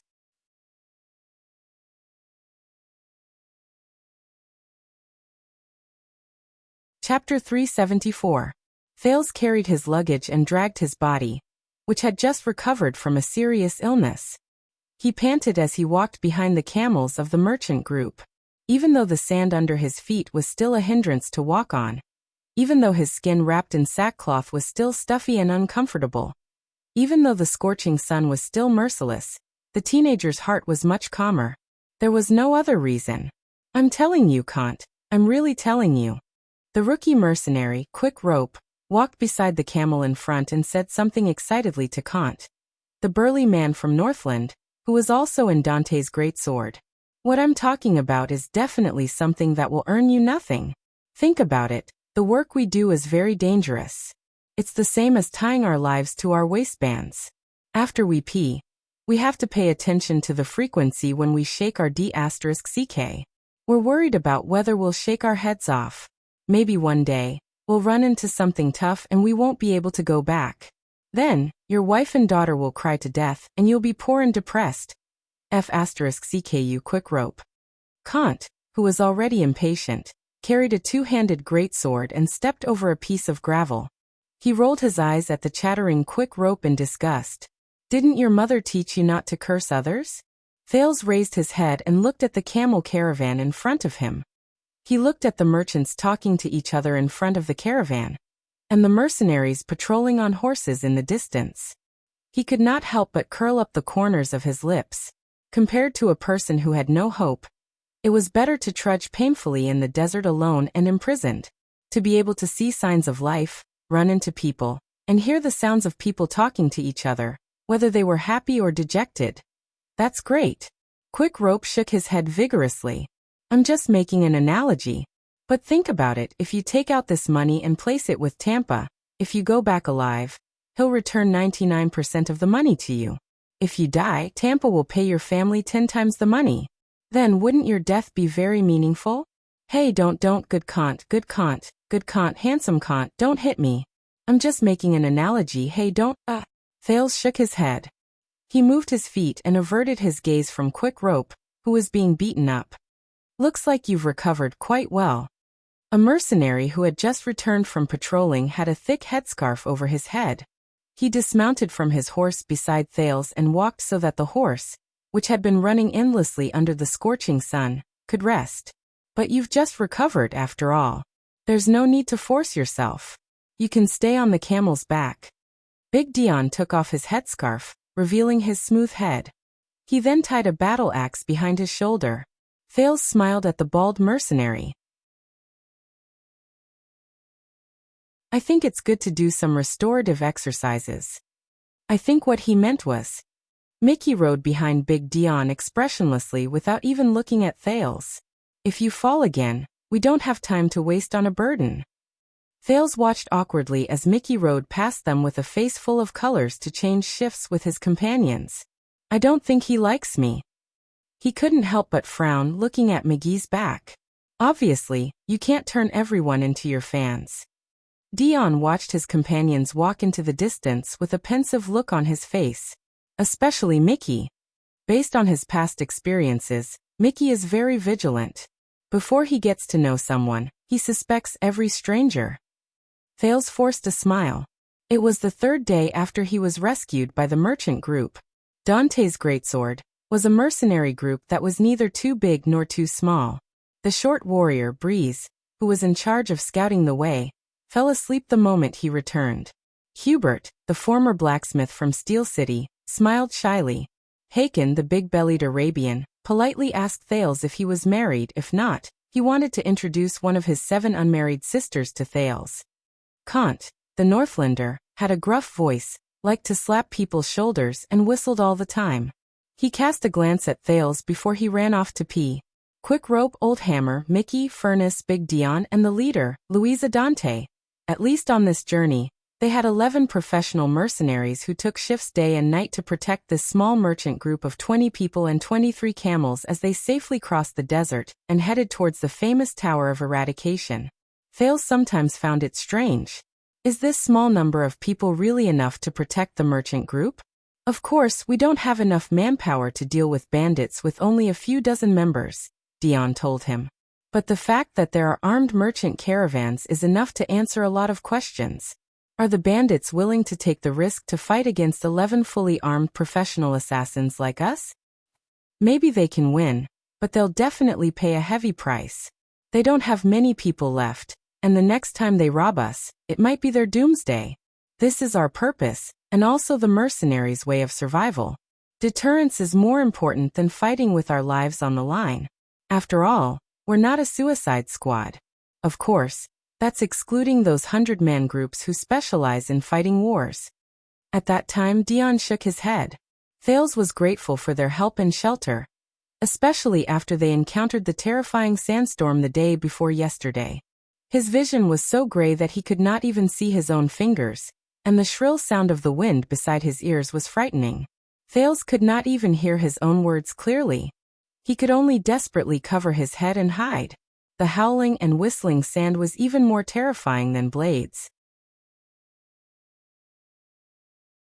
It desperately attacked everything that was exposed to the air, and crawled into all the gaps that could be crawled. The force was so great that it almost cut through Thales' flesh and skin. Fortunately, the experienced merchant group hid in a shelter, and they managed to survive the crisis with the help of the camel group that had formed a circle around them. Thales then understood that it was all thanks to the desert god that he could walk for 4 whole days in the terrifying Great Desert before he fainted, and when he was rescued, the side effects were just a little dehydration, mania, and desert hallucinations. When he thought of this, Thales smiled at Dion. Thank you, Dion. You saved my life, even if I'm a stranger and possibly a spy for the desert bandits. Dion paused for a moment before he smiled softly as well. He hung the horse on the hook of a camel in front of him, and purposely lengthened the rope to prevent the camel's scent from affecting the horse. Taking care of each other is the creed of us merchants and mercenaries who rely on the desert for a living. Dion exhaled and felt a little sentimental. Many years ago, Wyatt, I was like you. Of course, at that time, I was much older than you are now. I was at the end of my rope, and I was alone in the desert, struggling at death's door, waiting for death and despair. He shook his head. It was Dante, I mean Louise's father, old Dante. He was the one who used his passion and persistence to redeem me from the hands of the ferrymen of Hell's River. Even though they themselves were in a terrible state at that time. People have to rely on each other, Waya. This is what Dante told me. A person cannot survive alone in the great desert. Thales nodded as if he was deep in thought. I see. So you entered Dante's great sword and relied on each other, Thales said quietly. That's why you saved my life, even if it was very risky. Dion looked at the sand dunes in the distance and nodded slowly. In the great desert, if we do not help each other, we will only be devoured by the desert. The bald mercenary patted his steed. You have seen the sandstorm, and in the face of the most terrifying black sandstorm, even enemies who fight to the death must find a chance to coexist and escape. Don't worry, Waya. We can get along well during this journey, and you will definitely be able to return home, and to your loved ones. You will be able to let go of your worries. Thales sighed. Thank you. Dion smiled and did not say anything. Yes, Thales said quietly. I have no other choice. Drought, heat, sandstorms, and cold. If I leave the group alone, I will die in a few days in this merciless desert. In comparison, this merchant group has experience, supplies, protection, and a clear route. Following them is undoubtedly the right choice. I can only make plans after I reach their destination. Thales sighed secretly in his heart. They have to return to Bladefang's dune and western desert, right? Thales, who was in a daze, paused and almost crashed into the camel in front of him. The teenager then realized in shock that the merchant group had stopped. What's wrong? Thales craned his neck to look at the camel group in front of him, but he could not see clearly. He could only ask Dion, who was beside him in puzzlement. But Dion only furrowed his brows and did not answer. Dion, you have to come and see this. As the unique muffled sound of horse hooves stomping on the sand rose, the mercenary pathfinder, the short breeze, galloped past many confused merchants and anxiously stopped his horse in front of Dion. He said anxiously, Louisa found something in front of us. Dion's expression changed. The bald warrior picked up his single-edged battle axe and got on his warhorse with a solemn expression. Mickey, quick rope, grab your weapons, get on your horses and follow me. Kant, stay where you are with Schubert. Stay alert, and pay special attention to the back slopes of the sand dunes on both sides. His orders were decisive and swift. The mercenaries obeyed and acted without hesitation. What's wrong? Thales clutched the crossbow of time nervously and watched the serious-looking mercenaries ride past the merchant group and head in another direction. He was not the only one who was puzzled. The other people in the merchant group whispered to each other in bewilderment. Thales even saw someone with pale faces unload their goods and get on their camels. They looked like they were ready to run if anything went wrong. Around 10 minutes later, Mickey and Quickrope returned, but their faces were a little gloomy. The merchant group continued their journey. Dion and Louisa went to look for the leader of the merchant group. They have to discuss this. Under Thales' indirect questioning, Quickrope pulled a long face and whispered to the teenager.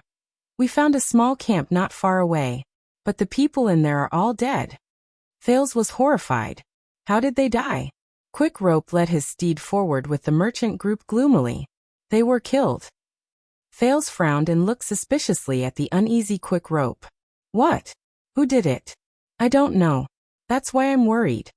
But Quickrope immediately rolled his eyes and looked at Thales with a smug look in his eyes. This is your first time in the desert, right, Lucky Waya? Quickrope sighed and coughed, pretending to be experienced. Apart from temperature, drought, and of course sand, there are two well-known threats in the desert. He moved his head closer and said mysteriously, Orcs and barren bone people. Thales' expression froze. They usually gather in their own tribes, have their own livestock and territories, and migrate throughout the 4 seasons. When they encounter threats, they move out in groups. Thales subconsciously tightened his grip on the crossbow of time under his armpit. You mean the ones who killed those people were? No. Quickrope shook his head, looking very experienced. Even if you're unlucky and fall into the hands of a slightly larger tribe, you might not necessarily die. Based on experience, the The barren bone people will estimate your value, and the orcs will weigh you before they decide whether they want to F***ck you or sell you, or if they want to F***ck you before selling you. Based on experience?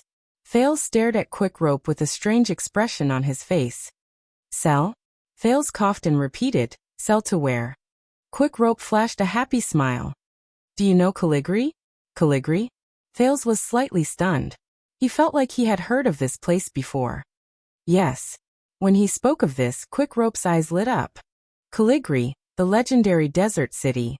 Some people say that it's a fortress that's difficult to attack in the depths of the desert. Some people say that it's a large camp formed by several tribes that migrate according to the seasons. Some people even say that it's an ancient underground city that has existed for thousands of years and was occupied by the people of the desert. Some even say that Caligri is the playground of some evil dragon in the desert. It likes to watch people kill each other there. Thales was completely stunned for a moment. There's a dragon in the desert?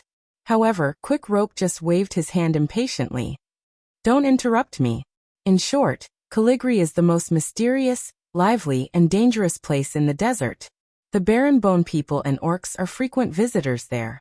Legend has it that Caligri has a close relationship with a few large tribes in the desert. Once you're captured, whether it's the barren bone people or the orcs, they will sell you there and turn you into a slave. You'll become someone else's property. Before you can move, they will make you fight, prostitute, and do anything that can earn you a profit to please the important people in the desert. But Quick Rope's gaze became stern, and he suddenly changed the topic. Whether it's the organized orcs or the barren bone people, they're not the biggest worry of the desert merchant groups. At least they have order and their own rules, no matter how inconceivable those rules seem. Sometimes, some tribes even welcome merchant groups to visit. Quick Rope narrowed his eyes and raised his index finger. But what if you run into desert bandits? Outlaws who have fled into the desert from the outside world. Scum and lunatics who are already at the end of their rope and have nothing to lose. Quick Rope's expression became very scary. Then pray to the desert god or sunset and bright moon. They don't know what it means to be soft-hearted, to be captured, and to be merciful. Thales looked at him anxiously. But Quick Rope was not done yet. Or worse if you run into exiles. Exiles. Quick Rope narrowed his eyes and nodded. The barren bone people and orcs are the most dangerous existences in the desert. They were exiled by their tribes because they made mistakes, and they have to walk alone. But don't forget, these people were trained in large tribes. They are powerful, experienced, and terrifying warriors. Walking in the desert is like taking a walk in their own home. After they lost the protection of their tribes, they gradually lost their principles and rules. They were tortured by the scorching sun and sandstorms all year round, and they became cruel, vicious, and tyrannical. To survive, they had to band together, and they even worked with desert bandits. But the threat they posed was far greater than that of ordinary desert bandits. Quick Rope's expression and tone rose and fell as he spoke. He looked vivid and lively. His voice became gloomy. They often have no bottom line. To survive, they can even do things that are beyond imagination. Things that are beyond imagination. Thales muttered. Such as? Quick Rope's face tensed up. He took a deep breath, shrank his neck, and said a few words in front of Thales in an extremely mysterious manner. Cannibalism. Thales' breathing froze.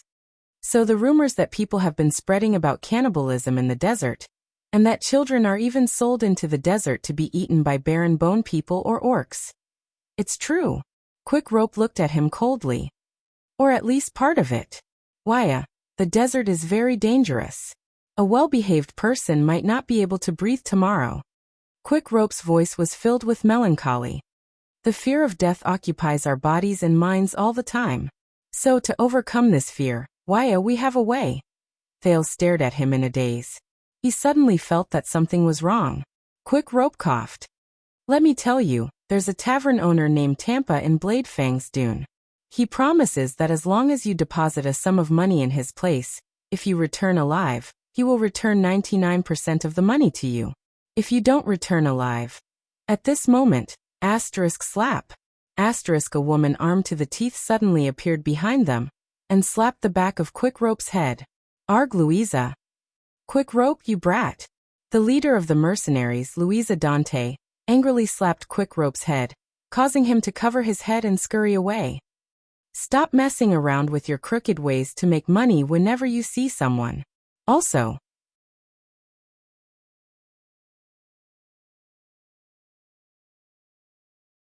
Chapter 375. Finally, before nightfall, the master of the caravan announced that they were going to set up camp and rest under Dean's signal. Under the setting sun, Thales tried his best to help the mercenaries with things that he could, such as setting up tents and trying to make himself look less burdensome, even though he was clumsy because he had never done such things before. The only consolation was that Quick Rope, who had just joined the profession, was not much better than him. After half an hour of not knowing what to do and making mistakes, Thales and Quick Rope, a layman and a newbie, finally set up 3 crooked tents for the mercenaries before the people on shift came back. The mercenaries' tents were set up at the back of the slope. Thales could tell that there was quite a gap between these warriors who worked for money and the people they wanted to protect. While the merchants dismantled their goods, they subconsciously glanced at the mercenaries' weapons, as if they were afraid that they would pounce on them at any moment. They even set up camp far away from the mercenaries, which made the latter's tents stand out. But the fear of danger made these protected merchants not dare to be too far away from the warriors, so a funny thing happened. The mercenaries' tents were set up in one spot, while the other tents of the caravan surrounded the mercenaries. They maintained a certain distance and spread out in a fan shape, while the camels surrounded them again. If someone looked at these tents from the sand dune, they would definitely think that they looked like shells. Thales, who was drenched in sweat from exhaustion, and Quick Rope, who was still in high spirits, were the first to sit down by the tent. They watched as Mickey, Hubert, and Dean started a fire in front of them, then sat down in the camp one after another. The nearest supply point should not be far away. The weather has been good for the past few months, and the water source has not been moved much. Breeze is searching, we should be able to find it soon. The leader of the mercenaries, Louisa Dante, who had rushed back from the front of the group, sat down comfortably in the camp and untied her weapon. Dean nodded. "Tell everyone to be alert and sleep early tonight." Dean touched his smooth head and frowned as he thought about something. "I want to leave early tomorrow just in case." Louisa raised her eyebrows. "No problem." She turned to the other mercenaries. "Did you hear that?" Hubert and Mickey nodded, but did not speak. "Of course, understood." Quick Rope responded quickly, beaming with joy. "Does Madame Dean have any other orders?" The only reply he got was a kick of sand from the cold-faced Louisa. "Or Captain. I'm talking about Dean's madam. That's the new nickname I gave him, not you." Quick Rope held his head pitifully, until a furious Louisa gave him a second kick of sand. Thales watched the conversation between Louisa and Dean with a puzzled expression. Judging from the current situation, Dean's position in the group was quite high. Even Louisa listened to his suggestions seriously and carefully, almost to the point where she would listen to everything he said. "Is it really as Quick Rope said? Louisa likes Dean so. But I'm still worried, Dean." Old Hammer frowned. He led his horse into the camp and settled it down. "That small camp today," Dean sighed. "I know. I told Tormorden that I'll talk to him again." Old Hammer frowned. "But you know what kind of person Tormorden is. How are we supposed to negotiate with him?" Dean shook his head. "Think of something." Thales pretended to be absent-minded as he massaged his aching legs and feet while he listened to their conversation attentively. At this moment, an oily voice traveled into their ears. The mercenaries and Thales turned their heads around. "What do you want to negotiate with me about?" A man with glossy hair and gorgeous embroidered clothes approached them with a big belly. His eyes sparkled on his cheeks, making him look like a piglet. His footsteps were a little pretentious, as if he was deliberately walking on a stage. Sep Tormorden," Dean sighed, and said to the greasy, stiff man, "We were just talking about you, our generous employer. What brings you to our camp?" "Oh, my hard-working warriors." The master of the merchant group, Seth Tormorden, raised a pot in his right hand high with a hint of arrogance. He said with a firm accent, "Of course it's a reward. A good knight will never let his steed go hungry, and a good general will never let his soldiers go hungry. Thales frowned. If I'm not wrong, Tormodin sounded like someone from Eternal Star City. The mercenaries looked at each other. No one paid attention to the master of the merchant group. Tormodin's smile was a little stiff. His raised arm was a little sore, and he could only put down the pot gently. He coughed and reminded everyone. This is Sarah Dukedam's wine. A small token of appreciation for your hard work over the past few days. The mercenaries looked at Dean in unison. We're still working, Seth. We can't drink, the bald mercenary said politely and coldly. Tormodin's expression froze for a moment. Very good, Dean. I'll tell my connections in Bladefang's camp about your professionalism. You know, I'm very familiar with all the major merchant groups, and I'll tell them that when the people in Bladefang's Dune camp want mercenaries, they should look for you. I'll also tell Baron Williams about your diligence. The master of the merchant group maintained his faint smile, and looked at Thales. Oh child, I'm glad to see that you've recovered. What's your name again? Thales, who was suddenly called, was slightly stunned. He smiled unnaturally. Thank you, master. Tormodin. I'm Waya. Tormodin sighed. Ah, Waya, what a good name. You know, a few days ago, I hesitated for a long time about whether I should save you. You know, child, I'm not a cold-hearted bad person, but I have to take care of this small merchant group that concerns more than 10 families. Any decision I make might affect the livelihood and future of a certain family. Should I save a person who is unrelated to me? Or should I put my other loyal friends in danger? This is a difficult decision. Tormodin closed his eyes and shook his head a little. Hey, my great-grandfather was also a noble. You might not know this, but he worked under the King of Constellation. Mendes III always reminded my great-grandfather that as nobles, not only do we have to shoulder responsibilities, but we also have to be kind. This sentence became our family motto, and it was passed down from my great-grandfather to my grandfather. My grandfather always reminded my father, and my father always reminded me. So in the end I still decided to keep you in my group, child. Tormodin looked at him with a serious expression. You have to thank King Mendes III, child. Because of his teachings, I made this difficult decision, and you who were in a difficult situation, obtained a new life. As he stared at the indifferent Tormodin, Thales' face twitched. He nodded as if he understood. Haha, yes. Behind him, Quick Rope made a vomiting gesture. You speak as if they are very close. Tormodin's ears twitched. What? Nothing, Master Tormodin. Quick Rope reacted quickly and smiled brightly. As expected of the descendant of nobles, you're the best. Tormodin smiled and nodded in satisfaction. Louisa could not help but giggle. So, Dean sighed and interrupted the awkward conversation. Seth, you don't need to bribe us with wine. Why don't you just say, what brings you here? Tormodin furrowed his eyebrows a little, as if he was not satisfied with Dean calling him by his name. The greasy merchant Tormodin clasped his hands together and raised his chin higher than his ears. I'm thinking about what you said yesterday, Dean. What's going on? What do you mean by go back? The mercenaries furrowed their eyebrows. They were surprised and bewildered. Thales' curiosity was also piqued. Go back? What's going on? It's exactly what it means, Seth. Dean shrugged, as if he was not bothered by what Tormodin said. You saw the camp in the morning and those corpses. We should give up on going to the Tower of Eradication to avoid potential danger, or at least take a detour. Tormodin's lips twitched a little. Give up. He sucked in a deep breath. From what I know, Dean, and from what you've seen, it's just a small camp where a few desert bandits are hiding. Tormodin remained stern and arrogant, and he listened humbly. Is there a need for that? This will seriously affect your reputation, and you also know that for us, some goods have a time limit. You saw those camps, we all saw it. Dean interrupted him rudely. The bald mercenary glanced at his companions and furrowed his eyebrows. The people inside, regardless of whether they are desert bandits or not, are all dead. They died not far away from us, and their bodies are covered in wounds caused by various weapons. The mercenary's expressions became terrible.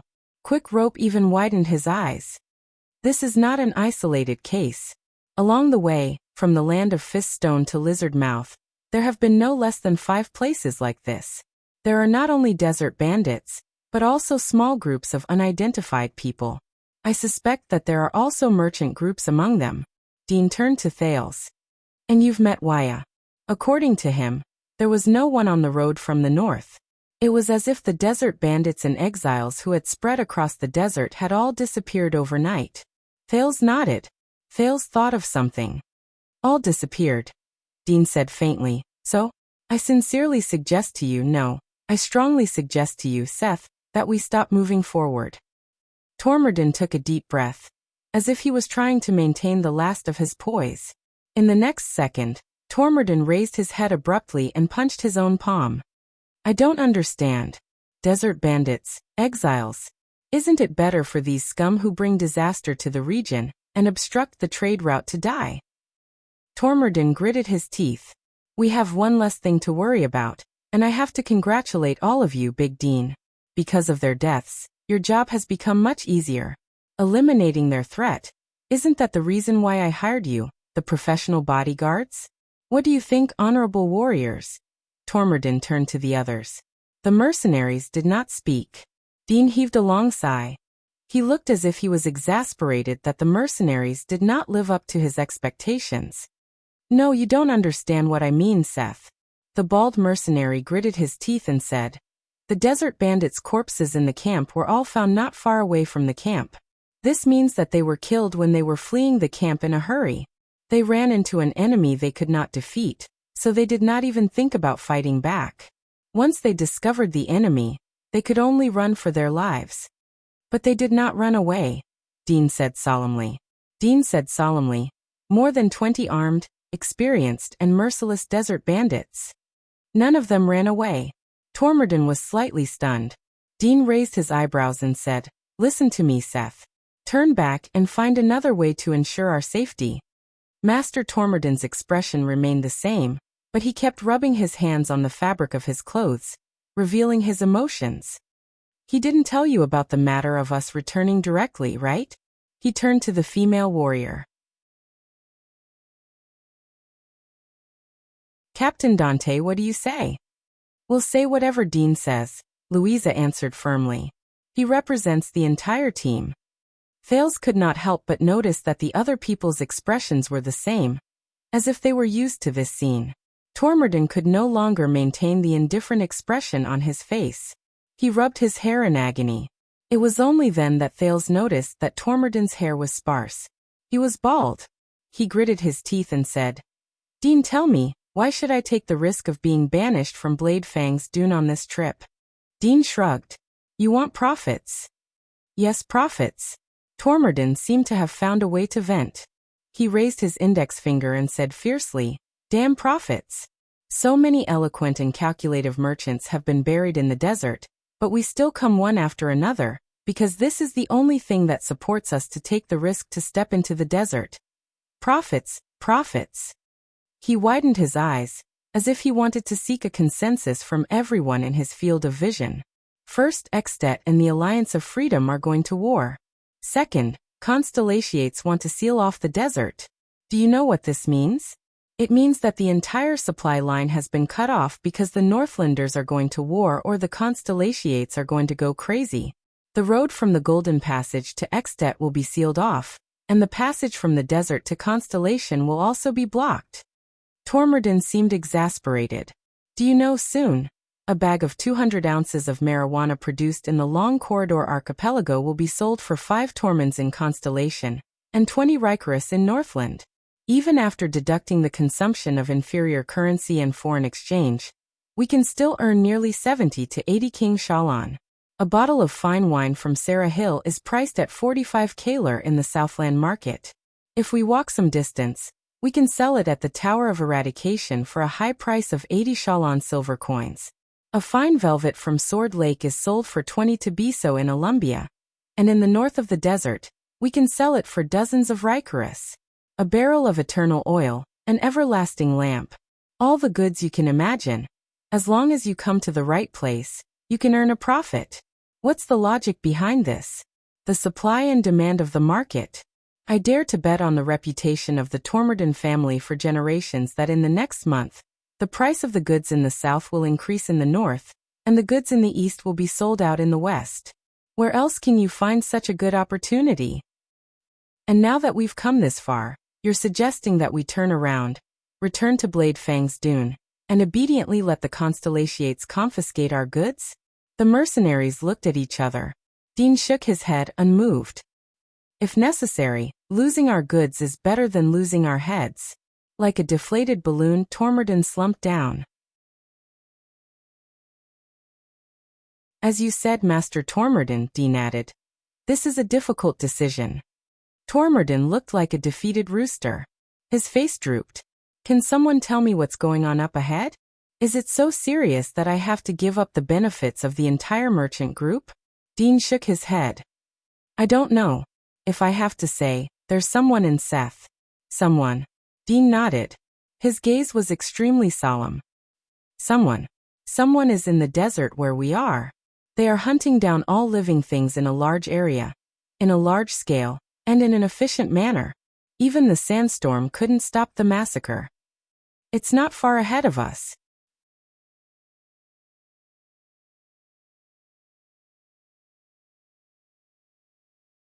Chapter 376. For a moment, Thales thought that Tormorden was about to cry. Under the firelight, his upper and lower lips collided back and forth.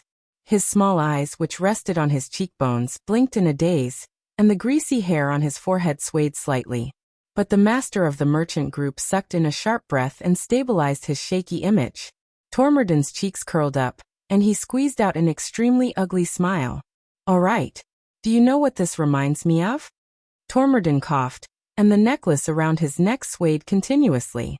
During those war-torn years, my great-grandfather once fought under the command of the virtuous king, Mindes III. His Majesty told him during the banquet that the more difficult the situation is, the more confidence we have. Quick Rope covered his forehead in pain and mouthed, Here we go again. Thales noticed that quite a number of people in Dante's greatsword made similar movements. But Dean continued to stare at Tormorden calmly. His expression remained the same. Now it's time for all of you, no, for all of us, to have more confidence. Tormorden tightened his belt, and his protruding belly swayed in the air with great elasticity. He seemed to think that this would give them more confidence. All right, Dean, my dear Dean, you know that I've always admired you, so I think that you can increase your commission a little more. Dean smiled. You didn't hear me. What we lack is not confidence, but safety. This is not because we're trying to raise the price of our goods. Dean smiled very politely, as if this was just the most ordinary negotiation. We can't go any further. God knows what's waiting for us ahead. The corpses in the camp are very fresh. Even the yellow sand did not manage to bury them in time. This means that we're only one step away from unknown danger. If you ask me, we should have considered turning back yesterday morning. Tormorden was slightly taken aback. Dean, you're the one who promised me that we could come this time. The merchant's chest began to rise and fall. He widened his eyes and stared at Dean. You can't let me return empty-handed and suffer a loss. If that happens, I won't even be able to afford your commission. Quick Rope's eyes lit up. If that's the case, I suggest that you deposit a sum of money with the tavern owner, Tampa. If you return empty-handed like this, then he will repay you. Ugh. But before he could finish speaking, the Northlander Kant fiercely covered his mouth. With tears in his eyes, Kant danced and struggled helplessly. The situation will always change. Dean could not help but laugh at Tormorden. So, what you're saying is, compared to that, if we die outside, we don't have to pay the commission? Tormorden's face froze. He wanted to say something, but he did not. In the end, he raised his finger and stared at Dean intently. His eyes were filled with uneasiness, anxiety, and anger that he did not hide very well. This also concerns your reputation, Dante's greatsword. The caravan owner could no longer control his temper. What kind of mercenary is this? What kind of bodyguard is this? He yelled in exasperation. I humbly asked you to come out, generously paid, and provided you with good food and drinks. I didn't even say anything about you picking up trash on the way, wasting resources, and increasing the burden on the caravan. Thales raised his eyebrows. Thales raised his eyebrows and scratched his head. He picked up the trash along the way. What happened to being a virtuous king? What happened to shouldering responsibility and having a warm heart? And all of you took the deposit, and the thing you're best at is giving up halfway and betraying your employer? All of Bladefang's Dune will know. As soon as he said this, the mercenaries' expressions changed. Let me tell you, I originally planned to praise you in front of Baron Williams after this trip, and try to lower your taxes and venue rental fees. Now should I go back and tell the Baron or other people in the same line of work that you peed your pants because of a few corpses? You don't even have the most basic qualities. But Tormorden was interrupted. You should never doubt your guide and protector in the desert, fatty, Mickey said coldly while he sat by the side. The wrinkles on his face were a little ferocious. You think too simply of the desert. Trust me. Why don't you think about the coffins of those who sleep eternally in the desert? They're made of yellow sand free of charge. Tormorden was slightly stunned and subconsciously shrank back. Also, if you're really familiar with Baron Williams, Master Merchant, so familiar that you can decide our fates with just one sentence, why are you still afraid of going back to Bladefang's Dune? Old Hammer said faintly from the other side. Quick Rope, who had finally broken free from Kant's grasp, snickered. Or maybe you can bring up the matter of your noble ancestors drinking with the king. Maybe the Baron will be shocked, and he will eagerly compensate you for your losses? Tormorden was rendered speechless. He could only point at Mickey and Old Hammer. You. All right, boys. The silent captain, Louisa, coughed and raised her hands. Like a peacemaker, she smiled and said, we don't have to be in such a deadlock. I promise you that we'll have a good way to solve this, right? She smiled and looked at Dean, signaling him with her eyes. Finally, Dean sighed and rubbed his bald head. All right then, let's find a middle ground. Tormorden looked as if he had found his savior. He looked at Louisa gratefully. Captain Dante, I knew you're reasonable. Louisa waved her hand. If we walk 20 or 30 miles in a certain direction, we'll run into a remote oasis foothold that very few people know about. A small tribe is stationed there, Dean said softly. We know their chief. In fact, we're very familiar with each other. We call each other brothers and talk cheerfully. They should have migrated nearby by now. Mickey snorted coldly. You can trade some goods there in exchange for some specialties from the desert, replenish your water supply and food, and at least sell off some of the goods you've accumulated. Then, you can decide on your next step. What do you think? Tormorden was slightly taken aback. Wait, a tribe of Baron Bone people? They're nearby? When he heard this, Thales was shocked. The water skin in his hand trembled a little. His surprise was the same as Tormorden's. Baron Bone people? A familiar face appeared before his eyes. The thing that left the deepest impression on him was that person's red eyes. But Dean did not let him continue. If you're worried, Seth, that tribe. They know the situation around here like the back of their hands. At least, they know it better than we do. Ask them, and we'll know what's going on right now. Whether there's a terrifying killer in the desert, or whether the desert bandits are killing each other out of boredom, then we can decide whether we should continue moving forward or... Tormorden waved his hands anxiously. But those are Baron Bone people. Those man-eating bastards. How do you know? How can you guarantee that? Mickey stood up slowly and went to stand in front of him. Because that's the tribe I came from. The warrior, whose face was covered in black stripes, tapped Tormorden's belly gently. Don't worry.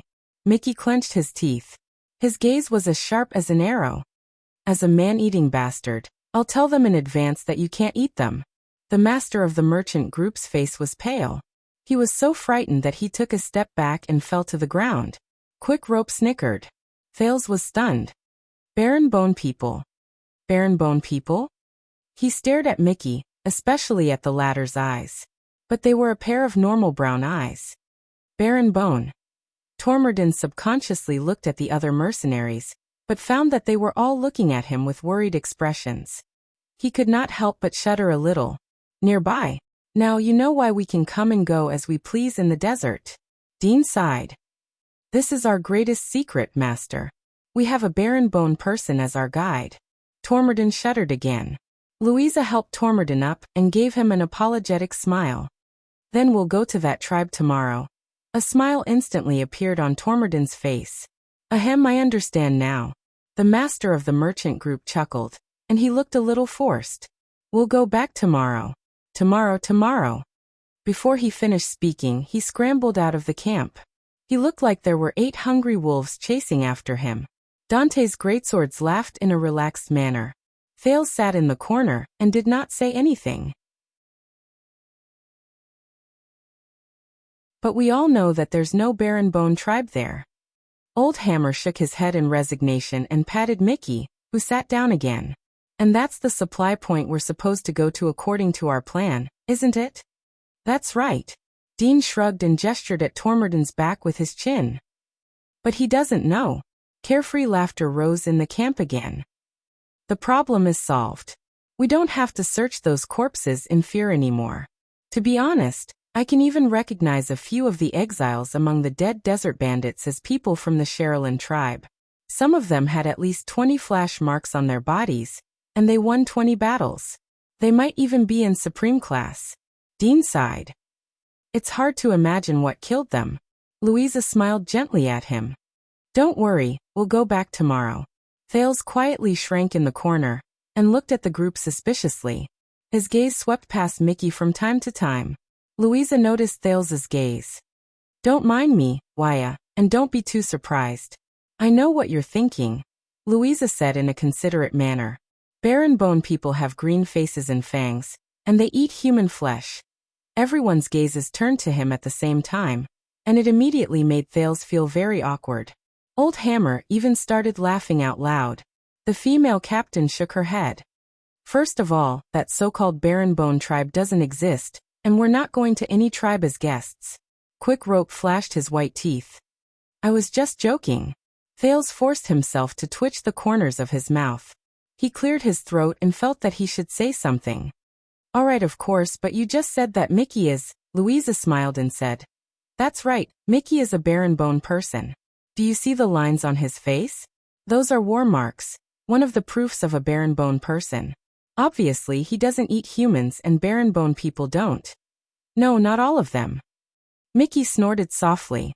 He seemed to be quite disdainful, and his gaze was cold. It's just that the tribe I belong to doesn't eat humans. Thales was stunned again. Damn you, Mickey. Old Hammer snorted and took a bite of his food. Every sentence sounds like you're telling a ghost story. Thales still felt a little embarrassed. After all, he was in someone else's camp, but Louisa's smile made him feel much better. But Dean stared at him with a contemplative look, and it made the prince feel rather uneasy. He turned to Quick Rope. So what I've heard.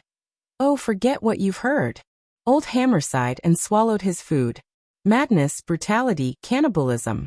The people outside the desert always describe this place as, some people are too lazy to differentiate, and they can't differentiate, so they hastily end things and spread false rumors. They call the humans who are forced or willing to make a living in the desert barren-bone people. And they even include the desert bandits and thugs from outside the desert. Thales' eyebrows rose and fell as he listened. He came to a slight realization. Of course, I doubt whether any of them have ever seen the truly troublesome and terrifying barren-bone people. Old Hammer snorted softly and said, even in the Desert War, the real barren-bone people aren't people you can meet whenever you want to. Dean opened his mouth. His calm voice caused everyone to slowly quiet down and listen to him. I know your confusion, Waya, and I also know how the rumors about the barren-bone people spread outside. But you don't have to be afraid. The desert is huge, and the barren-bone people aren't a simple and distinct race. The bald mercenary gestured politely at Mickey. Their history might not be much shorter than the desert, and their species might not be fewer than the animals in the desert. Some tribes are vigilant and xenophobic, some are happy to entertain guests, some are cruel and warlike, some are friendly and peaceful, some have a small population, and some are so powerful that they dare to wrestle with the orcs, and even go to the borders of the two great countries to enjoy the scenery. They are all different, and that's how it is. Thales nodded as if he understood something. But I heard that the Barenbone people all have red eyes? At that moment, Mickey raised his head. His gaze was cold. Red. Under the other party's hostile gaze, Thales thought of something. Did I say something wrong? That's what many soldiers heard too, Dean said with a smile. Obviously, they haven't met the real Barenbone people, or they haven't met many. But this time Mickey cut him off. No, the red-eyed Barenbone people do exist. The Barenbone man raised his head. The black patterns on his face were faintly discernible in the firelight. He looked at Thales. You've seen them before? His tone was aggressive. Thales scratched his head. I've seen those who have heard of them. Thales stuttered for a moment. Just like you. Mickey stared at Thales, and his gaze did not shift for a long time. Only a small number of Barenbone people have those eyes, he said slowly. Even the other mercenaries were listening to him seriously. They are the descendants of the ancestors. In your words, they are probably the nobles of the Barenbone people. Quick Rope popped up again. Are you sure they're not albinos? Old Hammer slapped him from behind, causing Quick Rope to howl in pain. Thales ignored Quick Rope, who was fooling around, and asked in puzzlement, descendants of the ancestors? Mickey narrowed his eyes and answered his doubts. Red-eyed. It is said that they are the origin of the Barenbone people. They are the bloodline left behind by the first generation of Barenbone people who settled in the desert. No matter which tribe they are in, they will be given preferential treatment. They are born to be the tribe's priests. Thales frowned a little in his heart. The Secret Intelligence Department cadre with dark red eyes, Raphael Lindbergh, is the so-called descendants of the ancestors? The origin of the Barenbone people? Quick Rope cut in at this moment. But I heard that those red eyes are proof that the Barenbone people made a deal with the demons? Mickey frowned. Demons. Thales was shocked again. Yes, I heard from the old sailor that the demons who live underground are evil, terrifying, sinister, and chaotic demons who constantly think about causing trouble on the surface. Quick Rope raised his hands and said in a ferocious manner, Legend has it that the Barenbone people are a race abandoned by the gods. Quick Rope pretended to be serious. Legend has it that the Barenbone people are a race abandoned by the gods, so they made a deal with the enemies of the gods, the demons in hell, and became the demons' servants on the ground. They obtained the power to stay in the land of the dead for a long time, and became an existence in the great desert that is second only to the orcs. They are an existence that people fear just by hearing their name. So Waya, this world is very dangerous. As the saying goes, fate is unpredictable. Thales curled his lips awkwardly. He knew what Quick Rope was going to say. Fortunately, before Quick Rope could continue, Old Hammer slapped his words and his face into the sand. Come on, rumors stop at the mouth of the wise. Almost all the Barenbone people worship and believe in the desert god. They even built sacred altars and influenced a large number of outsiders. They have nothing to do with the demons. Just ask Mickey and you'll know. Old Hammer said quietly. Mickey shrugged. Quick Rope raised his head indignantly and spat out a mouthful of sand. How do you know? You've seen them before? How do I know? Old Hammer put down the food and smiled. I didn't tell you, did I? I'm a constellatiate. I was born in Western Desert Hill in Brave Souls Fort. So, I've seen them before, and I've seen quite a lot of them. Thales raised his eyebrows. It had been too long since he heard of these familiar names in Constellation. When I was young, I was a soldier of the Fakenhas family.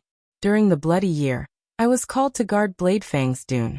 During the Desert War, I also followed the king's army into the desert and fought in the Battle of the Altar. That was a great battle. Old Hammer showed a nostalgic expression. But from then on, I realized that I could only swing a hammer, and I couldn't feed my family with the meager rewards from farming and recruiting soldiers. I wanted to enlist in the regular army of the royal family. I heard that their salary was higher. Quick Rope blinked in surprise. Thales also stared at her in a daze. This bearded man is actually a veteran of Constellation. But fate makes fools of me. In the end, I still ran over and became a mercenary. Old Hammer turned his head and chuckled. Then I became brothers with a Barenbone man. I'm not close to you, Mickey, who was beside him, answered coldly. Who said that? Old Hammer laughed out loud and hugged Mickey fiercely. He used his elbow to strangle Mickey's neck and shook him back and forth. I'm your savior. Damn it, let go. Mickey's expression was unpleasant. He looked as if he had just eaten shit, but he did not get angry or flare up. He only struggled desperately. But he can't save your life every time. Quick Rope sighed and spread his arms, pretending to be helpless. So I suggest, Mickey, that you save some money to the tavern owner. Arg. This time no one needed to remind him. Can't the Northlander pressed Quick Rope's head into the sand. I'm sorry. The leader of the group, Louisa, pressed her head in resignation and pretended not to see the rowdy mercenaries. She smiled embarrassedly at Thales. This is our daily life. You know, they're usually under a lot of pressure. Thales was dumbfounded as he stared at the friendly mercenaries. The atmosphere in this group suddenly gave him a sense of novelty. This was the most harmonious group he had ever seen. The child beggars in the abandoned house could only tremble in helplessness. The private soldiers in Mindy's hall could only obey coldly. Nicholas' white blade guards were full of brotherly camaraderie. And whether it was Gilbert, Yodel, Gines, or Poutre, there was always an indescribable sense of alienation between them. If I'm talking about the closest, Thales thought of Ida, Wyatt, and Ralph. He suddenly felt that the way they got along was quite similar to the people in front of him. Quick Rope spat out the sand in his mouth for the second time and gritted his teeth. Bah, I got it. Maybe the desert god has always been a demon from hell? Be careful with your words. Mickey broke free from Old Hammer's embrace, and his expression turned cold. In the desert, many people die from heat, hunger, and thirst, but even more people die from lack of respect and excessive arrogance. Quick Rope winked at Thales and gave him a look that said, "Here we go again." Old Hammer laughed. Come on, Quick Rope, stop spreading those hearsay rumors. A wandering poet who passed by the scouring path once swore to me that there's a great dragon in the desert, and her nickname is Heartwarming Lady. Great dragon, do you believe it? Those legendary things used to deceive children are even called heartwarming. Quick Rope's expression changed. But dragons are not legends. Thales joined the discussion softly. It is said that Extet was built by the great dragon, and the nobles and rulers of Dragon Cloud City are proud of it. Yes. Quick Rope found a supporter, and his morale was greatly boosted. He said confidently, "There are people from the north in the tavern. I heard them say that 5 or 6 years ago, a great dragon descended upon Extet, descended upon Dragon Cloud City, and fought against the legendary calamity." Thales coughed softly and lowered his head to focus on dealing with his water skin. Calamity? You still believe in this? Old Hammer laughed happily. Are you sure that you didn't run into the priests of Dark Knight Temple? Those nagging drama queens? Ha, they're just a bunch of drunk Northlanders. You know how they are. They start babbling nonsense after drinking a few cups of horse piss. Who knows if they saw a great dragon or a winged mammoth? Maybe they're just making up some legends to cover up the death of the king. Hey! This time Kant, who had been silent all this while, raised his hand in dissatisfaction. Don't forget that there are Northlanders here. Hammer, when it comes to things you don't understand, you should at least maintain a little bit of respect. Sitting by the side, Dean watched his companions chat. He only smiled to himself, like a father watching his children play around. We're still in the desert. Maybe we're unlucky and we'll run into that heartwarming girl tomorrow? Then I'll *CK her. Old Hammer shrugged. Since I was young, my dream has been to become a dragon knight. Louisa snorted disdainfully. Before that, finish your food, dragon knights. And Mickey, and you, Quick Rope, don't think that you can slack off just because you're a rookie. Then go outside and take shifts with Breeze, Furnace, Haken, Palka, and the others. Hey, what about Dean? He has to take shifts too. Quick Rope raised his hand in protest. Why don't you urge him? Dean shrugged. Louisa flashed a mysterious smile. When he saw his captain's smile, Quick Rope felt a little panicked. As for Dean, he's already worked hard today, whether it's checking out the surroundings or negotiating. Louisa said gently. So my dear Quick Rope, sleep less today. Take his shift. Quick Rope wailed. The mercenaries laughed. The camp was instantly filled with a cheerful atmosphere. Thales took a bite of his food and watched their interaction quietly. Suddenly, a sense of tranquility and comfort rose from the bottom of his heart. This is what it means to be a mercenary. They seem pretty good? At that moment he suddenly noticed a pair of eyes on him. Thales thought that it was Mickey, who was rather unfriendly towards him. But he was wrong. It's not a barren-bone man. It's Dean. The bald mercenary looked at him quietly. With a strange gaze he sized up Thales, who was eating.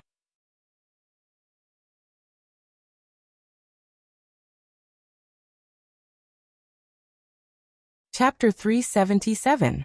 The prince took another bite of food, and immediately felt very uncomfortable. Dean was still staring at him, as if he was very interested in how he ate. What's wrong? Thales swallowed his food and suddenly wanted to ask. But he did not. Fortunately, Louisa suddenly spoke and diverted Dean's attention, relieving Thales of his discomfort. I feel like we've offended him, Dean. You know Tormorden. Louisa sighed with a worried expression. Damn it, can you believe it? We tried to save his life, but we offended him. It's okay. This is the last time we work for him. Dean sighed and said, after this trip we won't take any more business from Tormorden. The last time? Quick Rope closed his eyes and exhaled. Desert God, bless us. I've had enough of that guy. He keeps talking about how he knows so-and-so. The last time, huh? That's even worse. I can already imagine how he's plotting against us behind our backs, Louisa said sarcastically. I told you, we shouldn't have come. Mickey looked at Dean quietly. It's my fault, brother. Dean smiled apologetically at the barren-bone man. We shouldn't have gone north. The bald mercenary's eyes were burning. Don't worry about Tormorden. I think it's time for us to leave Bladefang's Dune, even though we didn't plan to stay for long. This sentence made all the mercenaries stop what they were doing and look at Dean in unison. Thales could not help but be curious. This bald mercenary seems to have the charisma to attract attention the moment he opens his mouth. Leave Bladefang's Dune. You mean leave our current base? Old Hammer repeated in surprise. The mercenaries looked at each other, seemingly surprised by this suggestion. Louisa asked cautiously, leave? Now, what's your consideration? Dean shook his head. First, the Alliance of Freedom wants to go to war, then the Constellations sealed the border at Bladefang's Dune, and then this happened here. I don't believe these things have nothing to do with each other.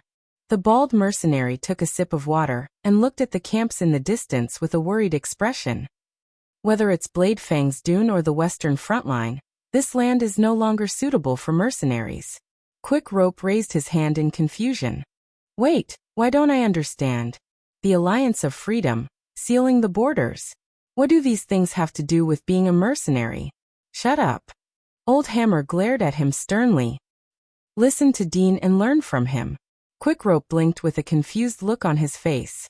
Thales was also watching Dean with interest. It's been a few years.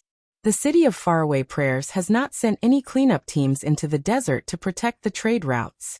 I heard from Raymond, who specializes in doing business in the West, that even the patrolling cavaliers are becoming narrower and narrower. Dean said quietly as he stared at the sand under his feet. And now the Alliance of Freedom dares to openly challenge them and the Northlanders. This means a lot. Kant the Northlander snorted coldly, seemingly very dissatisfied. Dean sighed. It's not just the city of Faraway Prayers. Prestige Orchid region has also shrunk its line of defense.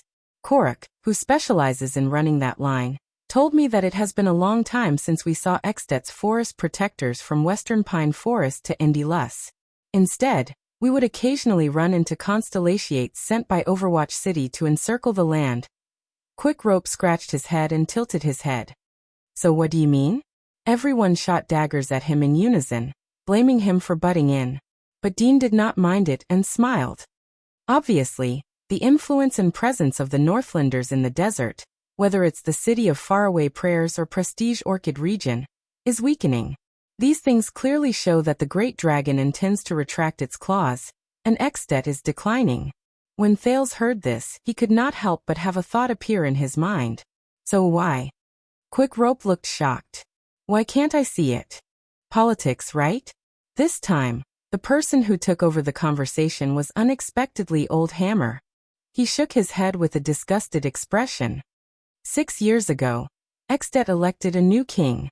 Thale's heart sank. The day 6 years ago appeared before his eyes. That head. That crown. That girl. Dean sighed slightly. Yes, I guess that's the reason and whereabouts of the army at the borders of the city of faraway prayers and prestige Orchid region. Perhaps the new king, who killed his brother and seized the throne, is a much greater threat to the archdukes than the desert border, so they have no time to care about the affairs on the sand. Kant snorted. Kinslayer. Dean nodded, frowned, and continued to speak. The forces of power in the desert, whether it's the large orc tribe or the barren bone tribe, will definitely notice the Northlanders' retreat and the changes at the northern end of the desert. Without the threat of an organized army, they will try to head north to fill the gap left by Extet and fight for resources and space to survive. The bald mercenary drew lines in the sand. Thales could somewhat tell that it was a map. At the same time, the decline of the kingdom of the Great Dragon will free up the Constellation's hands. The western battlefront may expand, but it may not. But judging from their blockade this time, the possibility of the former is higher. Quick Rope was stunned as he listened. The others were about the same. Most of them were confused. Only Louisa continued to look at Dean seriously. When he saw this, Thales suddenly understood where Dean's position in the team came from. Dean furrowed his brows and said with a cautious expression, regardless of whether it's the large tribes moving north or Constellation expanding west, it's not something a small mercenary group like ours can handle. Our business will decrease, our journey will become more difficult, and there will be more accidents. We can't stay at the northern and eastern ends of the desert for at least 5 years. Old Hammer snorted in resignation. Hey, in the end, we're still not strong enough. If we were an elite group of 100 men like Blood Whistle. But Dean cut him off in an unquestionable manner. No, then we'd become cannon fodder in the conflicts between tribes or wars between kingdoms. We'd die even faster. Old Hammer smiled awkwardly. Then where are we going? Quick Rope widened his eyes. Back to the south, back to where we came from, the 3 kingdoms of the Mystery Sea?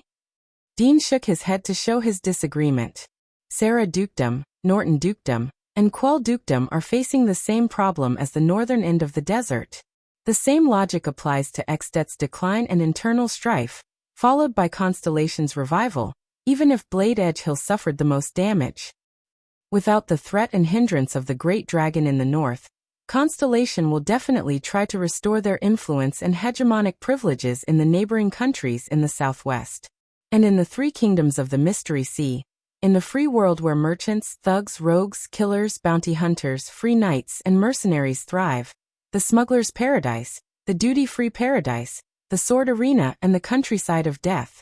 Guess who will be the first to suffer? Thales breathed slowly and digested the knowledge in front of him step by step. The information these mercenaries obtained was not the same as Little Rascal's view of the world in the study. Quick Rope was almost confused. It's so complicated. So where are we going? To put it simply, Dean's expression was serious, and he was lost in thought. We have to find a place where the powers and forces of power are equal and wary of each other. It'd be best if their strength is greatly damaged and they're locked in a stalemate. That way, we can find business and opportunities, but we don't have to face the disaster of a large-scale war. Louisa nodded. So, where is Dante's greatsword pointing? Dean smiled faintly and pointed at the map on the sand. It's still this matter. Extet will temporarily decline, and the Golden Passage and Camus Union will also be affected. Camus Union has always been full of internal conflicts. Once Extet falls into internal strife, Vine City, which is related to Dragon Cloud City by marriage, and has seized the right to speak in the Union for more than 10 years, will be the most affected. On the other hand, the pressure on the 4 northern cities in the north will decrease sharply, and they will welcome a period of rise. The 4 northern cities led by Goodflow City, Valir State is the only coastal community, and even the southeastern states, represented by Sandlast, who have been stable for a long time, will welcome a period of small strife with Vine City, who has lost its strong support. We don't know what the internal strife in Camus Union will be like, but people like us are the most indispensable in the strife between merchants. And the small countries around Camus Union, such as Maple Horn Coast, Koyalunk and Northern Sea Kingdom, will also have a lot of opportunities. Speaking of Good Flow City, Thales remembered the impressive marquis from Dragon Cloud City, who abided by the spirit of the contract. Dean continued, Vine City has declined, so Camus Union has lost the motivation and strength to touch the West and the Turundi shared rule. Alumbia Kingdom will not let go of this opportunity. They have been looking forward to taking down the Turundi shared rule before Camus Union infiltrates them, but that could be a peaceful political evolution, or a bloody war of conquest. If we go there, our future will be uncertain. As for the Golden Passage, I won't talk about the Alliance of Freedom and White Mountain. And I'm not sure about Grand Banquet Hill and Wild Vast Mountain. Lever is sandwiched between Camus Union and Alumbia Kingdom, so I can't say for sure. But a mercenary from Steel City told me that Enlenzo Dukedom's Archduke Shida is not in good health.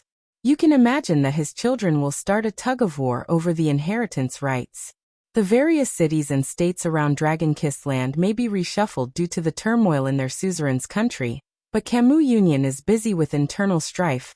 Constellation wants to retake the three kingdoms of the Mystery Sea and Alumbia Kingdom. I'm guessing that checkpoints, leaking, and even small-scale bandits and rebellions will appear. The merchants won't like it, but that's an opportunity for mercenaries. Dean raised his head, but to his dismay, he found that most of the people were staring at him with puzzled expressions. Even Louisa was frowning. But Thales' clear gaze made the bald man slightly startled. Dean cleared his throat, returned to the present, and pointed at the ground. So Camus Union or Dragon-Kissed Land, let's choose one.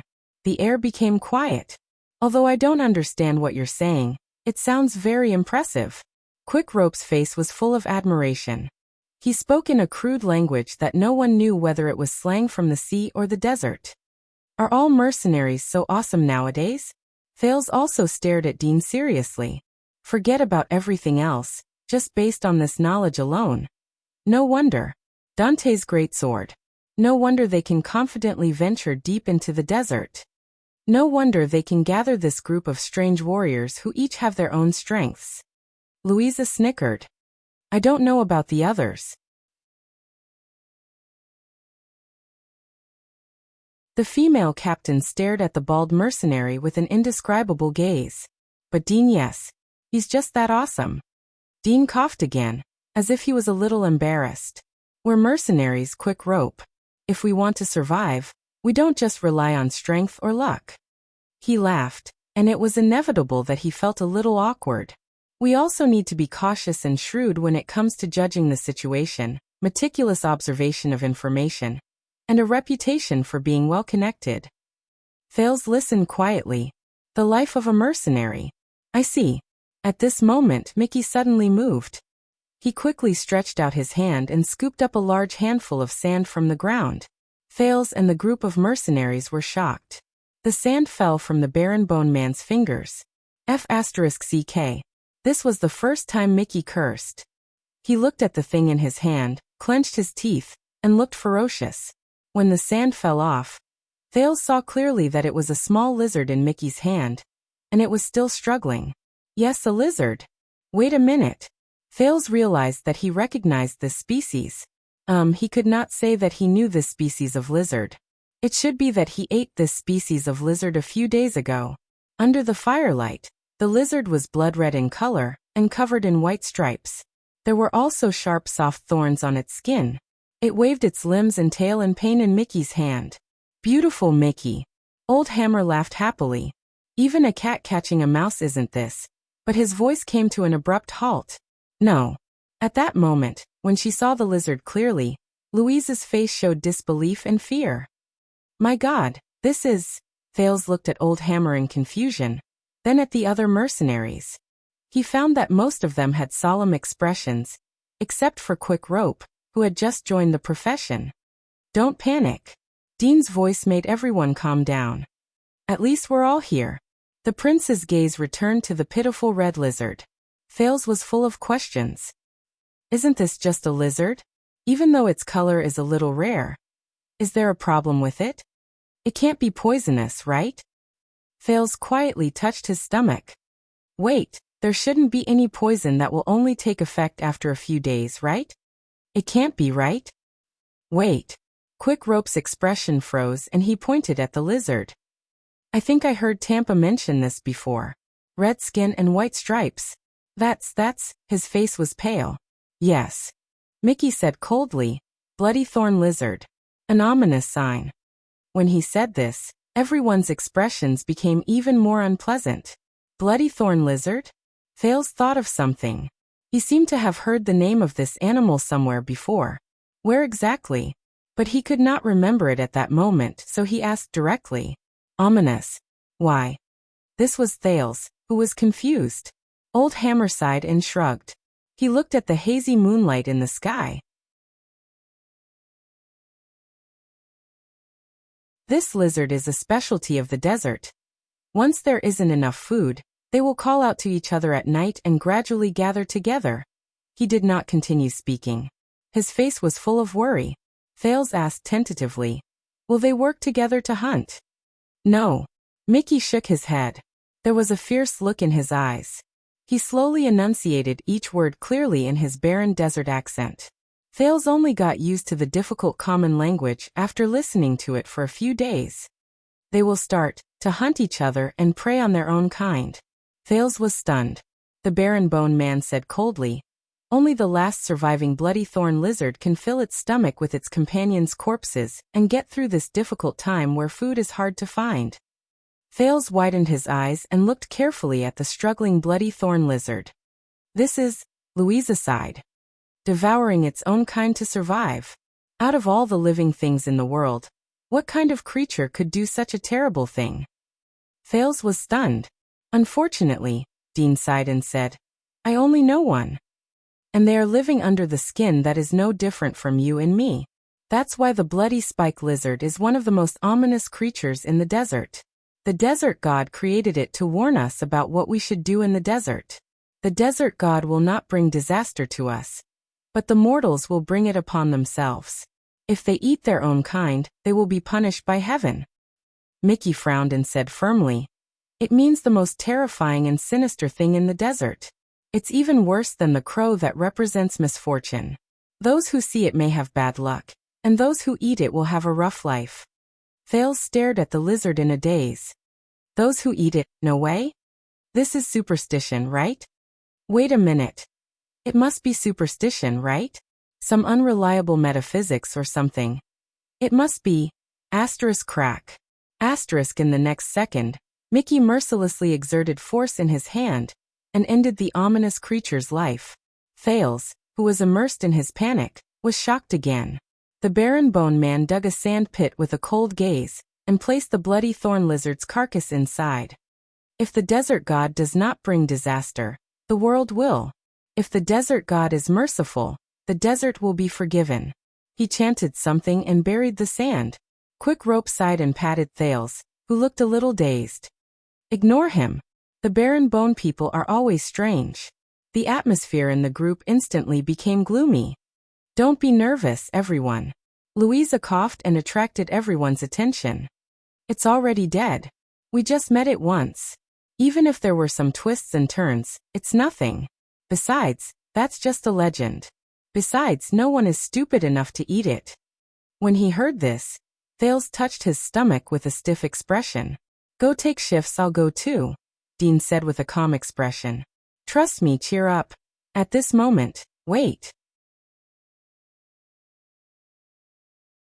Mickey suddenly said with a serious tone. Thales was stunned again. Dean frowned. Why? This bloody thorn lizard. Mickey gritted his teeth and stared at the half-buried bloody thorn lizard. It didn't come here for no reason. Mickey, that's just a legend. Old Hammer sighed. Mickey raised his head abruptly. No, it was buried in the sand. It fled in fear. The barren bone man's face was unprecedentedly solemn. And this means, in the next second, Mickey lay flat on the ground. He buried the side of his ear in the sand and did not move. Everyone be quiet. Dean raised his hand and whispered in a show of great teamwork, "Let him listen." In an instant, everyone in the camp quieted down. Even Quick Rope covered his mouth in fear. Only the noises from the other camps could be heard in the distance, like a hazy background noise. "What's wrong?" Thales stared at them in a daze. But even though he had never been a mercenary before, he understood their actions in a short while. A few seconds later, Mickey jumped up. The Baron Bone Man reached for his dual blades. His tone was urgent, and his expression was ferocious. "Someone is approaching from all directions, and their footsteps are very heavy." Before he finished speaking, Dean's expression changed. He grabbed the battle axe beside him and shouted at the sky, "Be on guard!" His roar was very loud, and it was especially loud in the night sky of the desert. The entire merchant group fell into silence at night. In the next second, the merchant group's camp was in chaos. It was noisy, bustling, and all sorts of sounds could be heard. But on this side, before Thales could react, Dante's greatswords jumped up from the ground. Even Quick Rope did not fall into a disadvantageous position. They pounced on their weapons. Kant drew his two-handed sword in a domineering manner. Mickey drew his dual blades. Old Hammer untied the sackcloth wrapped around his hammer. Schubert raised his hammer and large shield. Quick Rope drew a machete with a handguard. And Louisa threw down her quiver and drew her longsword from her waist. With their backs to the bonfire, they spread out in a united formation. Thales stood up, pulled the crossbow of time in a flurry, and began to load the arrows. "What's going on?" "Enemy?" Dean asked calmly as he stared at the sand dunes behind him and the terrain in the distance with his axe in hand. "I'm not sure." Mickey shook his head. His tone was hurried, and he was still panting. "I can't see the sand clearly at night, and the transmission of sound through it is very bad. So they took advantage of the fact that they were about to surround us and our sentries." "Confirm the steeds first." Louisa's expression was contorted. She gritted her teeth and drew the sword from her waist. She shouted hoarsely, "Send a signal to inform Breeze and the others." But she did not manage to finish her sentence. Thales felt a chill in his heart. In the darkness, a shrill sound suddenly rose. Shik. Kant the Northlander fell backwards as if he had been struck by a heavy hammer. "Aya!" he roared and stabbed his great sword into the sand. He steadied himself and trembled slightly. The sharp-eyed Thales saw a long arrow with a sharp tail appear on the Northlander's shoulder. "Enemy attack!" Dean roared and swung his axe to block an arrow. Bang! Clang! In a few seconds, the mercenaries either dodged or blocked the arrows. Amidst the sounds of sand rubbing against each other, and the sounds of metal clashing against each other, they blocked the first wave of arrows. But countless screams and pained howls came from the merchant group's camp. "No! It hurts! This is..." Thales listened to the familiar voice in his ears in shock and anger. He felt as if he had returned to the battlefield he hated the most. In the next second, Old Hammer steadily flung his Gretamer away. With great force, it collided head-on with a weapon that came attacking from the darkness. Thud. As the deafening sound tormented Thales' eardrums, he saw to his surprise that the strong old hammer swayed, and took 3 steps back. He knelt down on one knee and panted in pain. Enemies. Countless enemies. As if they had agreed on this beforehand, they suddenly appeared from the endless darkness. Schubert's shield went up in time to block the enemy's next attack. "Come!" Schubert roared in anger, and intended to call for his companions. "Let's get rid of this first." But he soon realized that his plan would not come true. Almost at the same time, all the mercenaries ran into the enemy.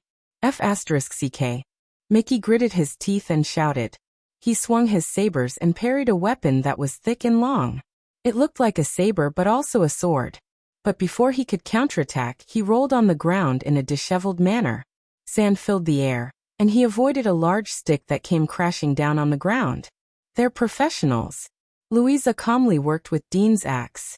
She swung her longsword and used her nimble body to deal with the 3 enemies with great difficulty. "Don't panic. 2 people in a group. Formation." Thales tried his best to remain calm. He gritted his teeth and finished knocking his crossbow by the bonfire. He then raised his crossbow and looked around. How could this be? How could this be? The bonfire was stirred up by the sudden battle. It flickered between bright and dark. The enemy's figures could not be seen clearly, but they were indistinct. They shrouded the small campsite and pounced towards Dante's great swords. F***CK**CK**CK. Quick Rope screamed. His machete was pushed back by the enemy with great force. The poor rookie fell to the ground. Fortunately, Count boldly pulled out his long arrow and replaced his position. He swung his greatsword to force back an enemy who wanted to seize the opportunity to attack. Thales instantly used Hell's senses. Oh my god! He broke out in cold sweat as he watched everything in front of him. Ah! Kill! Ding! Bang! Cruelly! Screams of pain could be heard without end. The stench of blood filled the air. Raging battle roars and the clashing of weapons rang through the dark night with a hazy moonlight. There was even a frightening animal growl that came from not too far away. It was followed by terrifying chewing sounds, as if teeth were tearing flesh apart. Damn it! Damn it! With the help of the sin of Hell's River, the tense prince broke free from the misdirection of the fire and the deception of the night. He clearly saw 40 to 50 sturdy and tall figures on the sand. They seemed to have attacked the merchant group's camp and everyone from different directions and angles at the same time, from the sand dunes, the flat ground, the back slope, and from different directions. There were even non-human creatures with 4 limbs on the ground and long tails swinging in the air. They attacked like fire. Ants gathered together to attack. They killed mercilessly. Whoosh. The sound of wind came at him from behind. F***CK. Thales gritted his teeth. He lowered his body and avoided an axe strike at a speed he had never experienced before. The wind from the axe cut through his hair and cut open his forehead by an inch. Damn it. Damn it. This is a fight to the death. Thales tightened his grip on his crossbow in shock and anger.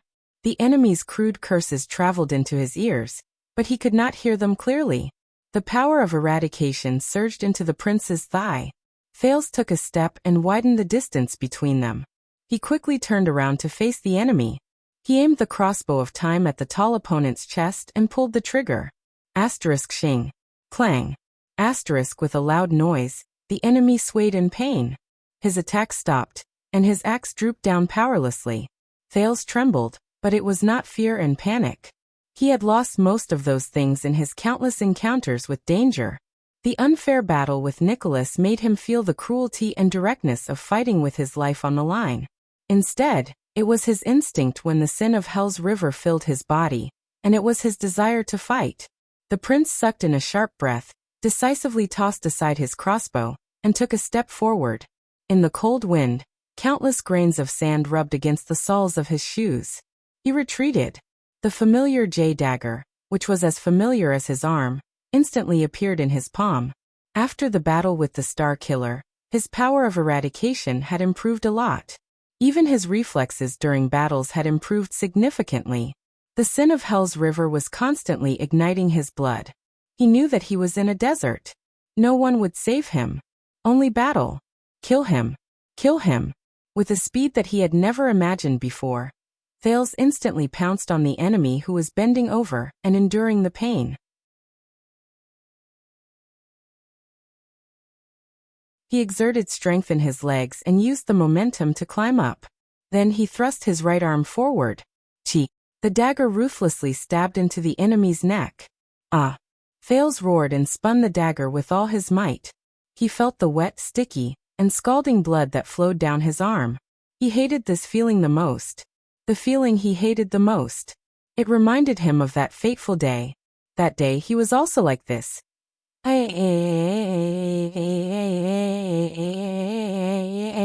Next moment, Thales felt a great force coming at his chest, and he felt a sharp pain. Bang! Under the tremendous force, the prince was thrown onto the sand. Intense pain and chest tightness came at the same time. Oh no! This thought surfaced as Thales breathed in pain. The huge enemy howled in pain. Blood gushed out of his neck, but he did not seem to feel it. He pulled the single-face greataxe from the ground. It was almost as long as Thales, and the ferocious, wide, and thick blade took up half of the handle.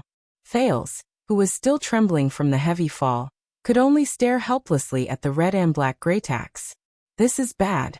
This is bad. He thought in pain and breathed laboriously.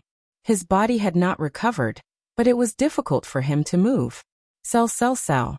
The tall and strong enemy roared at Thales, who was on the ground. It was as if he wanted to shout with all his strength. Above Thales, he swung his arms over his head and raised the Greytax high like an executioner. He shook his head madly, and red blood splattered on the sand. Selrish. Wait. Selrish? This sentence. Thales felt a chill in his head. Where have I heard this sentence before? The next second, the ferocious blade of the enemy's axe swung down mercilessly. Whoosh. At that moment, his face was facing Thales. The moment he saw the enemy clearly, the prince was stunned. This face, what? What kind of face is this? The enemy's large face contorted and trembled in pain. His skin was dark gray, his forehead was wide, his hair stood tall, and his eyes were small. The muscles on his cheeks were connected together, and they shrank violently under his gray, rough skin. The wings of his nose were practically two thin slits. Only a black, gaping mouth could be seen. It opened in the air, and as it roared, it revealed its terrifying, sharp teeth. Savage, ugly, and chaotic. This was the only description Thales could think of. Asterisk whoosh. Asterisk as the enemy roared, the terrifying blade of the axe sliced through the air, fell to the ground, and went straight for Thales' chest. In the darkness, the sounds of battle seemed to have become much more indistinct. In the end, Thales gritted his teeth and stared at the descending Greytax in despair. No. The prince thought in despair. He is not him. He is not human. It is it. It. Motherf asterisk king bastard. Under the night sky, Old Hammer's angry and sorrowful roar exploded on the ground. His tone was shrill, and his attitude was resolute, as if all the hatred and pain in the world had been gathered there. It's the Grey Bastard.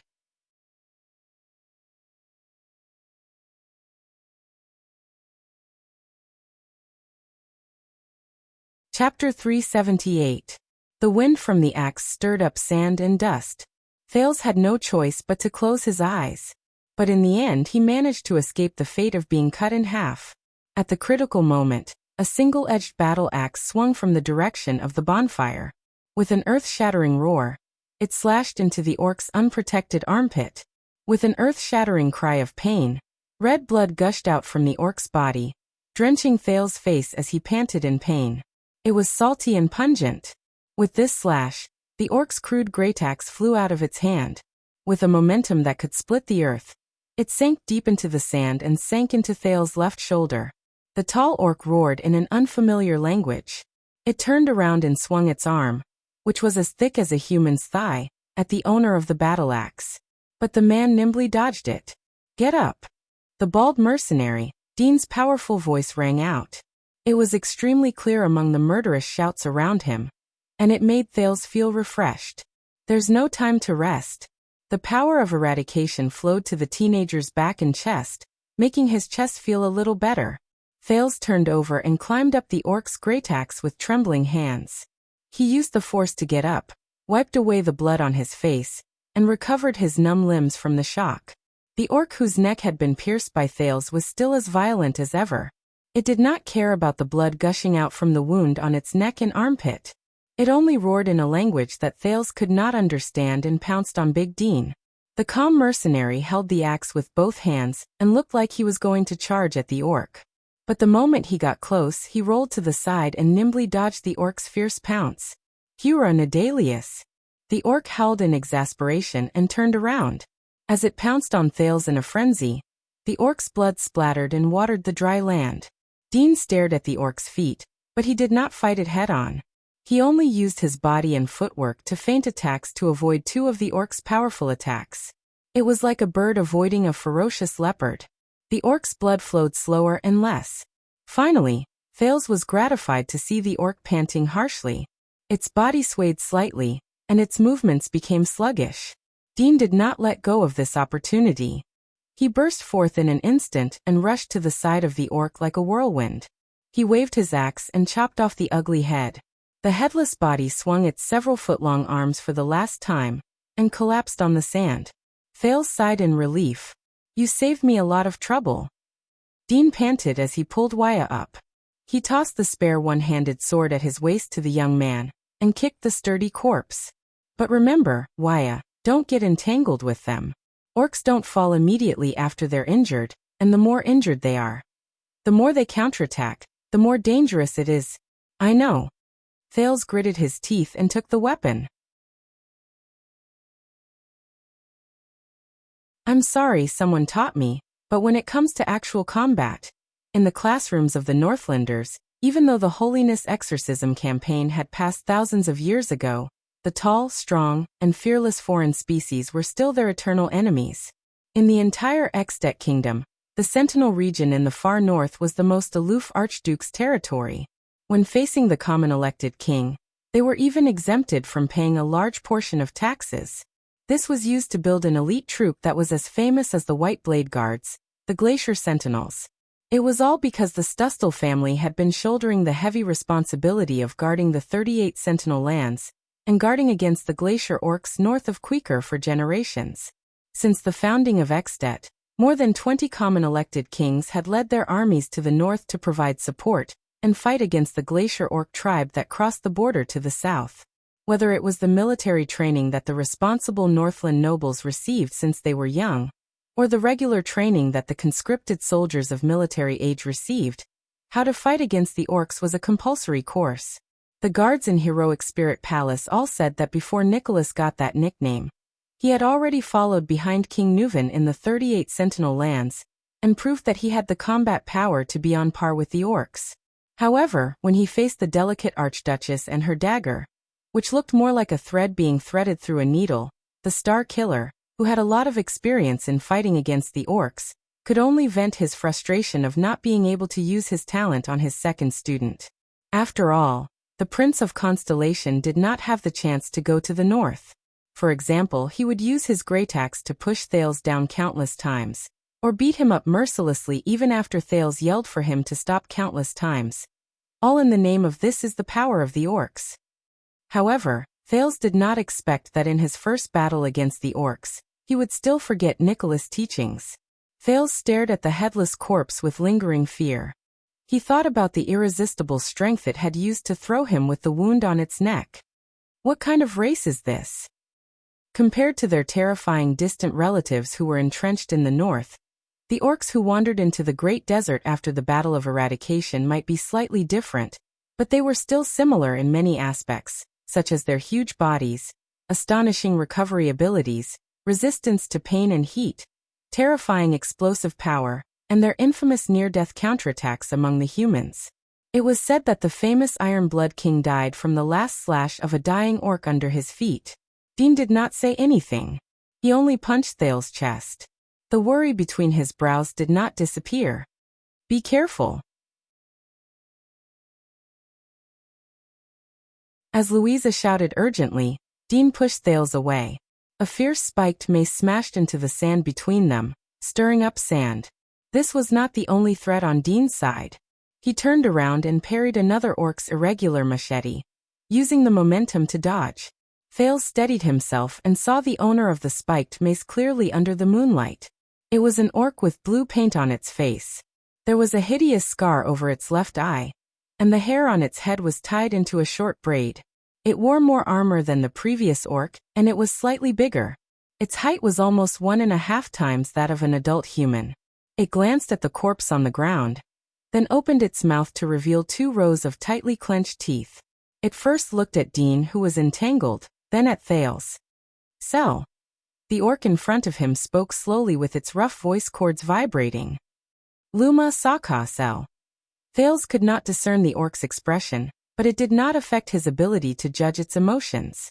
The orc's fresh blood on his face was a little sticky. The prince endured the stench and got into position with his sword. "Orcs, they can crush your skull as effortlessly as we smash eggs." This was what the awkward Gleeward told Thales before they parted in Dragon Cloud City.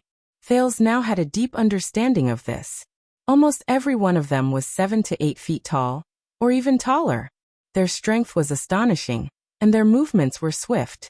The weapons in their hands were heavy and crude, but when it came to efficiency, they were not any worse than human weapons forged with excellent quality. They were superior to humans in every aspect in terms of size, strength, and physique. It was hard to imagine how the miracle of thousands of humans defeating 20,000 orcs was created during the Holiness Exorcism campaign, 2,000 years ago. Thales clenched his teeth. In the distance, Louisa used a two-handed sword and agile footwork to drag down 3 enemies with great effort. Mickey agilely rolled on the sand and moved swiftly. His blades danced in the air, confusing the vision of multiple enemies. He used the debris and obstacles to fight and move as he tried to get closer to Louisa. Schubert, Old Hammer, Kant, and Quick Rope had their backs against each other as they struggled to fend off the orcs surrounding them. The others were not so lucky. Although the merchants also had their own weapons, their skills were obviously not comparable to the mercenaries.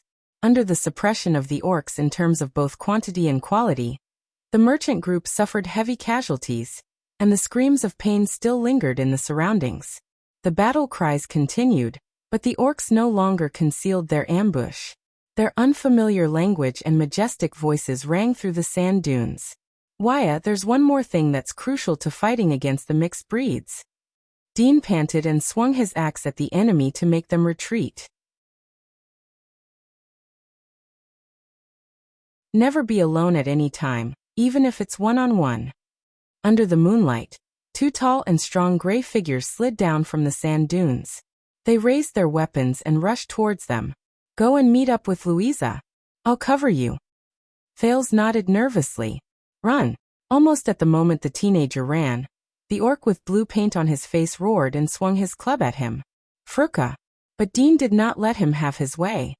He parried the mace in the air with his battle axe. Asterisk thud. Asterisk as he listened to the howling wind behind him. Thales resisted the urge to turn his head around. He desperately summoned the sin of Hell's River, and rushed back to the bonfire at an astonishing speed. He pounced on the ground, and took out a shield from Schubert's luggage.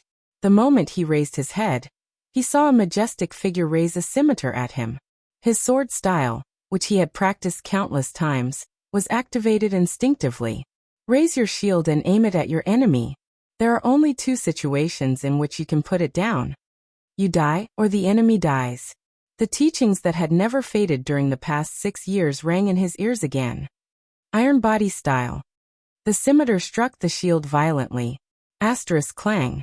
Asterisk a terrifying bang and impact rose, and a terrifying force surged towards him. At that moment, Thales had the misconception that this attack was almost enough to break the city wall. His feet slid backwards continuously in the sand, and the shield in front of his arm trembled violently. But Thales stood still.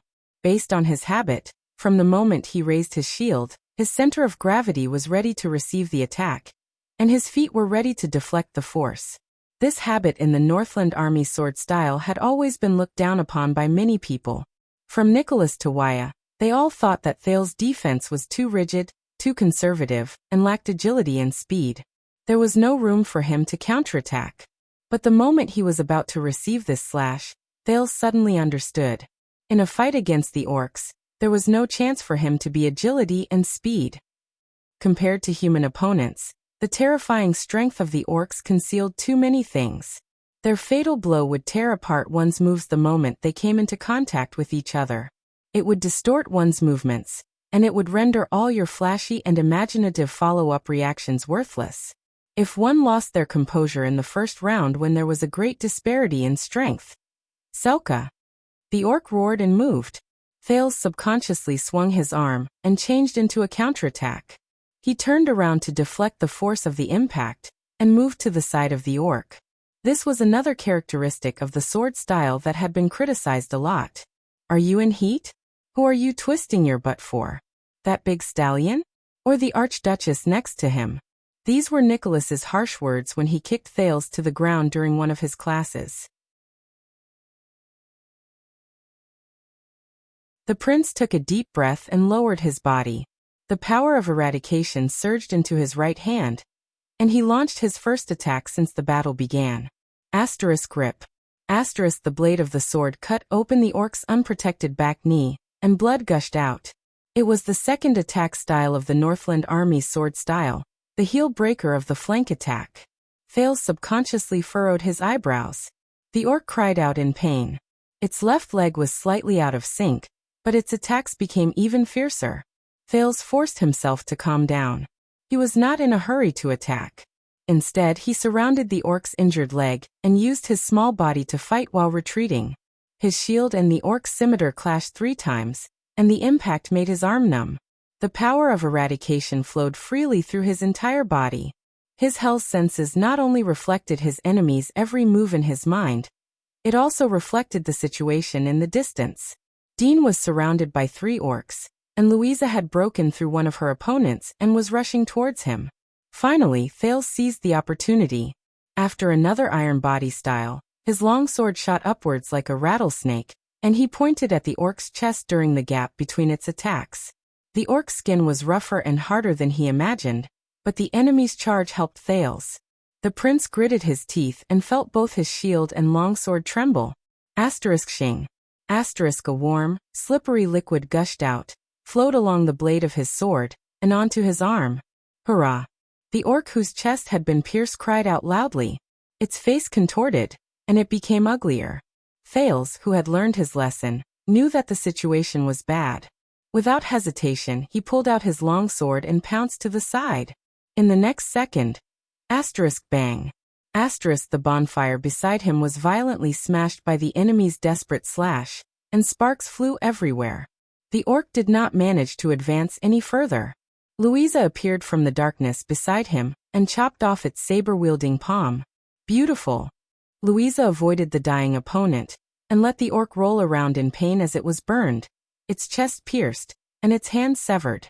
She hammered the ground beside her violently, and blood flowed nonstop. First time seeing an orc?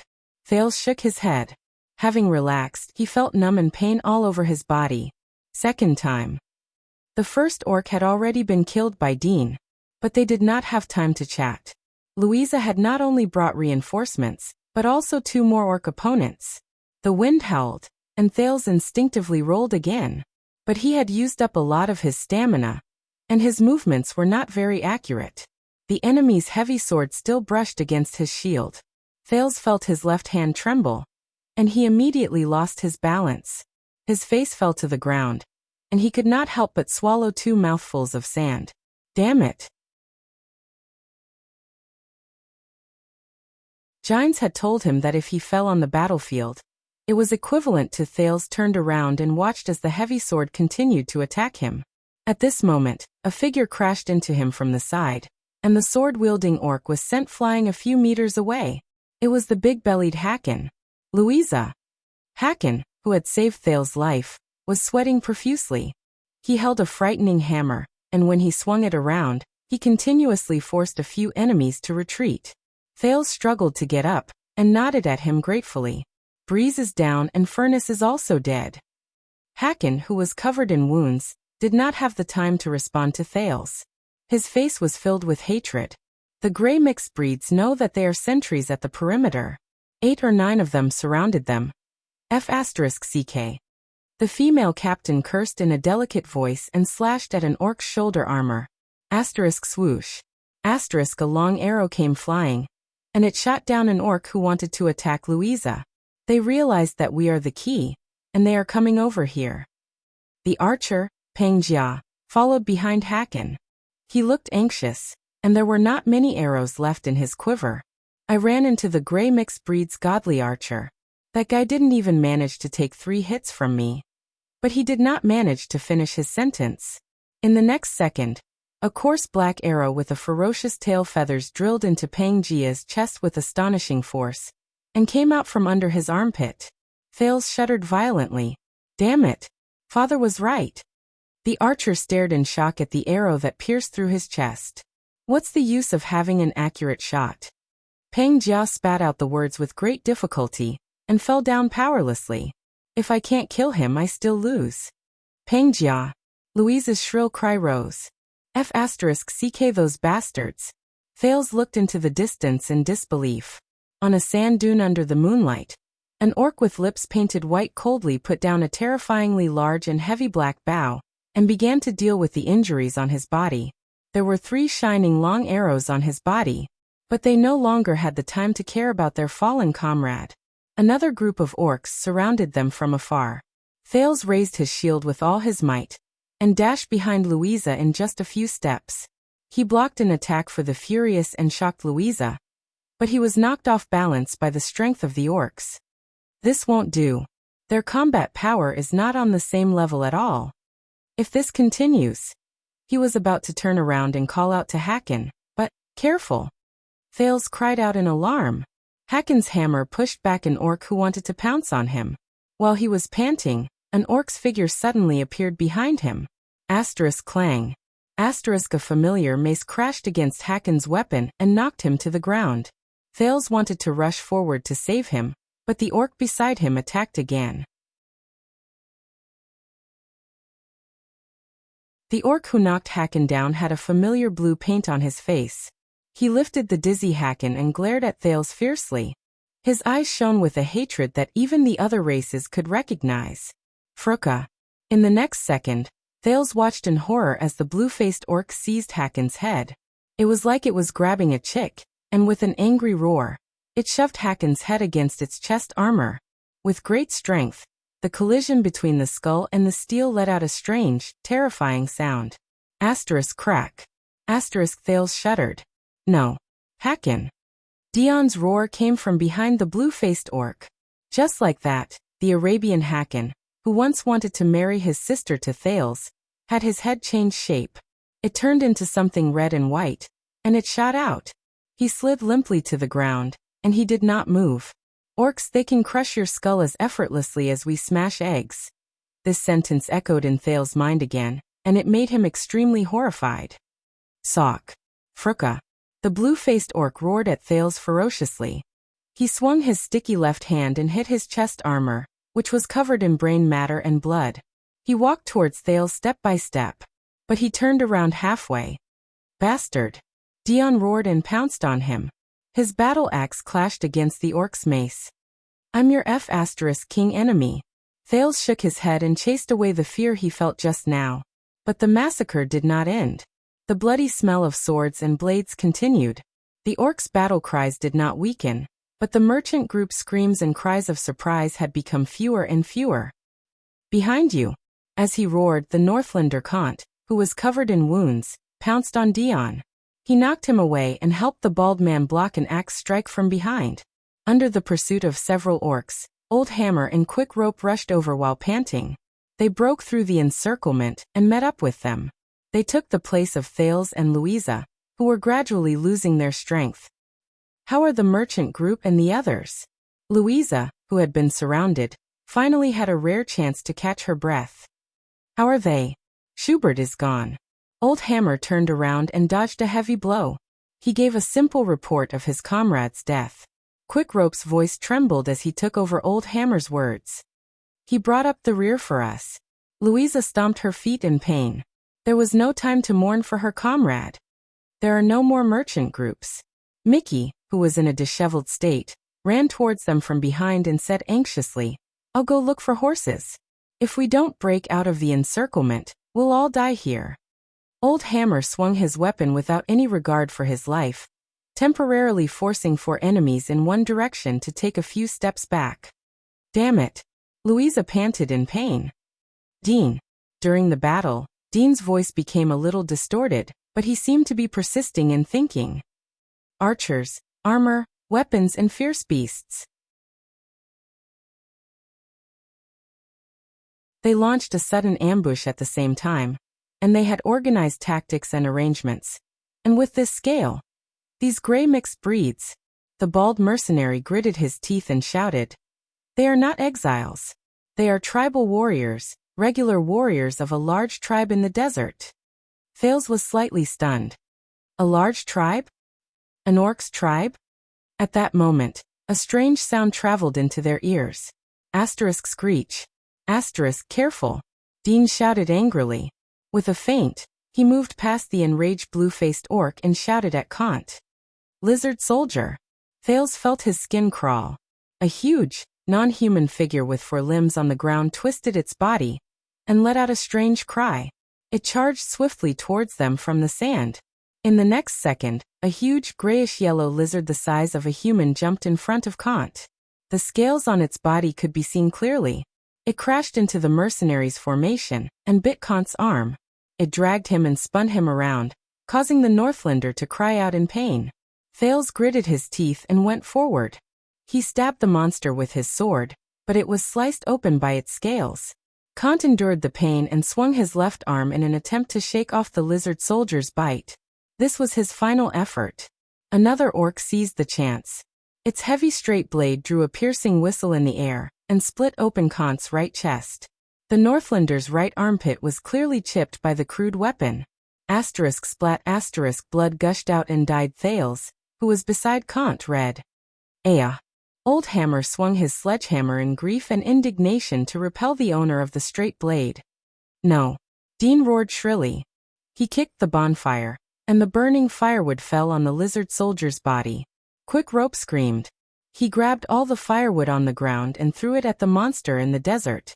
The lizard soldier finally could not endure the flames. It let go of Kant's arm and retreated into the darkness. But Kant, who had half his body cut in half, only had the strength to tremble. He fell limply on the ground and soon stopped moving. Ah! Louise's face was covered in tears. She grabbed her long sword and pounced on the enemy again. The lizard soldier's charge was disastrous. Dante's great swords were thrown into disarray. Quite a number of orcs took the opportunity to attack. Without support from the flanks, everyone instantly fell into a predicament where they had to fight one against many.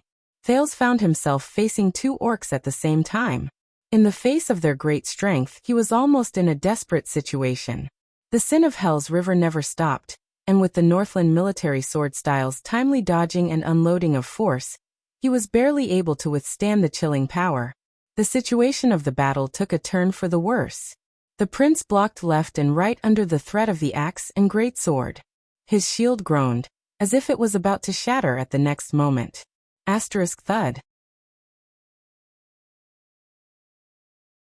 A loud sound rose. Quick Rope flew a few meters away and fell on the ground unconscious. This is bad. Thales bit his chapped lips. The hope in his heart was fading away bit by bit. The sounds of fighting became softer. The merchant group had fallen completely silent. The only people who were still fighting in Dante's greatsword were Dean, Louisa, and Old Hammer. Mickey, who went to look for his horse, had long since disappeared into the crowd of enemies. Hold on. Louisa's voice traveled through the encirclement and traveled into his ears. It sounded very bad, but she was still trying her best to motivate them. Believe in Mickey, he's a barren bone man, the beloved of the desert. Hold on. Believe? Thales took a step back and avoided a fatal sword slash in a disheveled manner. Believe in what? He breathed in pain. The sword and shield in his hands trembled because of the many clashes. Through Hell's senses, the teenager could sense that there were more and more orcs around him. Most of them had their weapons raised and were quietly waiting at the periphery. Perhaps they would rush forward to replace their companions when there was an empty spot. Or perhaps they were waiting for their victory out of arrogance. As he stared at the increasing number of enemies around him, Thales began to believe that his luck had probably come to an end. He knew that his opponents were too strong, be it in terms of numbers or strength. They had almost no chance. He was only fighting with the instinct that had allowed him to never give up over the years. The sin of Hell's River seemed to have reached its limit. Bang. A heavy blow came from not far away. Old Hammer fell to the ground with a pained cry. Damn it. Thales sighed in his heart. He rolled strenuously, only to find that he had rolled to the feet of another orc. A chill ran down his spine. It's it. It's that blue-faced orc. It lowered its head, its expression as ferocious as ever. In the next second, the spiked mace struck the ground. Bang. Thales threw his shield away. Dragging his aching body, he dodged the attack in a disheveled manner. He knew that these beastmen's attacks were fatal to humans. As for the chance to increase the sin of Hell's River? Forget it. In a battle of this intensity, there would not be a chance for him to not die, as Black Sword had said. There was also no chance for him to bleed and activate his mystic energy. Once he was hit, he would immediately know whether the ferryman of Hell's River was a legend. Thales struggled to get up, but before he could steady himself, a machete struck his sword. Asterisk clang. Asterisk under the great force and his unstable movements, he could not withstand the blow. The longsword slipped out of his hand, and he fell again. The weapon fell on the sand with a dull thud. It's over. Thales trembled. He felt a sharp pain in his arm. Compared to Gines, Waya, and even Nicholas and Monty, who I've fought against before, this level of battle. He turned over with great difficulty and saw the blue-faced orc in armor approaching him. It bared its ferocious teeth at the prince and slowly raised its spiked mace. Fruka, the orc said coldly. Damn it. Thales' consciousness was a little muddled. Fruka. What does it mean? Did I learn it in Dragon Cloud City's classes? Dean and Louise's angry shouts still rang in his ears. Thales panted laboriously. He touched his surroundings, wanting to find anything that could cut through the blood. But he failed. In the next second, the spiked mace fell. Thales closed his eyes. Little rascal. Remember, learn the orc language well. Otherwise, I won't even know why I died. At this moment, asterisk thud. Asterisk there was the sound of steel colliding. Sand and dust flew everywhere. Thales broke out in a cold sweat. He opened his eyes abruptly. The enemy's weapon missed its mark and hit the side of his head. Thales' heart had not calmed down yet. He stared at the scene before him in a daze. An extremely thick and sharp iron fork was stuck in the gap of the spiked mace, causing its trajectory to deviate. The iron fork was connected to an even thicker wrist without a palm. It looked as if it had been melted into the bone. The blue-faced orc seemed to be very displeased that its slaughter was stopped. It turned to the owner of the iron fork and the owner of the arm that had been cut off. Nasser. The orc roared madly. Even the blue paint on its face wrinkled. It was agitated. It pointed at Thales on the ground with its left hand. Sel Fruka. But the owner of the iron fork only shook its head slowly. Its right arm, which was connected to the iron fork, still held the spiked mace. It did not relax at all. An unfamiliar word came out of its deep voice. Soriano. Thales watched them negotiate with a dumbfounded expression. Soriano. The owner of the arm with the iron fork repeated flatly. Soriano Satusal. The blue-faced orc seemed to be very angry.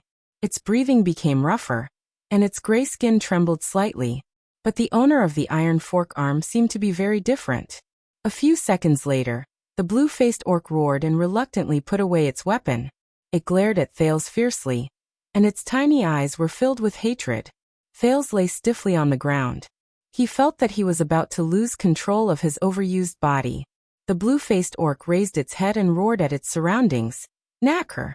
Kandarl. In the next moment, as if they had received an order, all the orcs, regardless of whether they were fighting or not, put down their weapons and took a step back. Even a fierce beast like the lizard soldier was bound tightly by two orcs with ropes and suppressed. The orcs spread out and revealed Louisa, who was panting while leaning on her sword, and Dean, who was supported by her arm. The owner of the iron fork was also revealed. Thales saw it clearly. It was another orc. Another special orc. The armored blue-faced orc was already huge, but this orc was even bigger than the former. It was even as tall as two people. That was not its greatest characteristic. It was its skin. This orc's skin was pure black, much darker than its companions around it.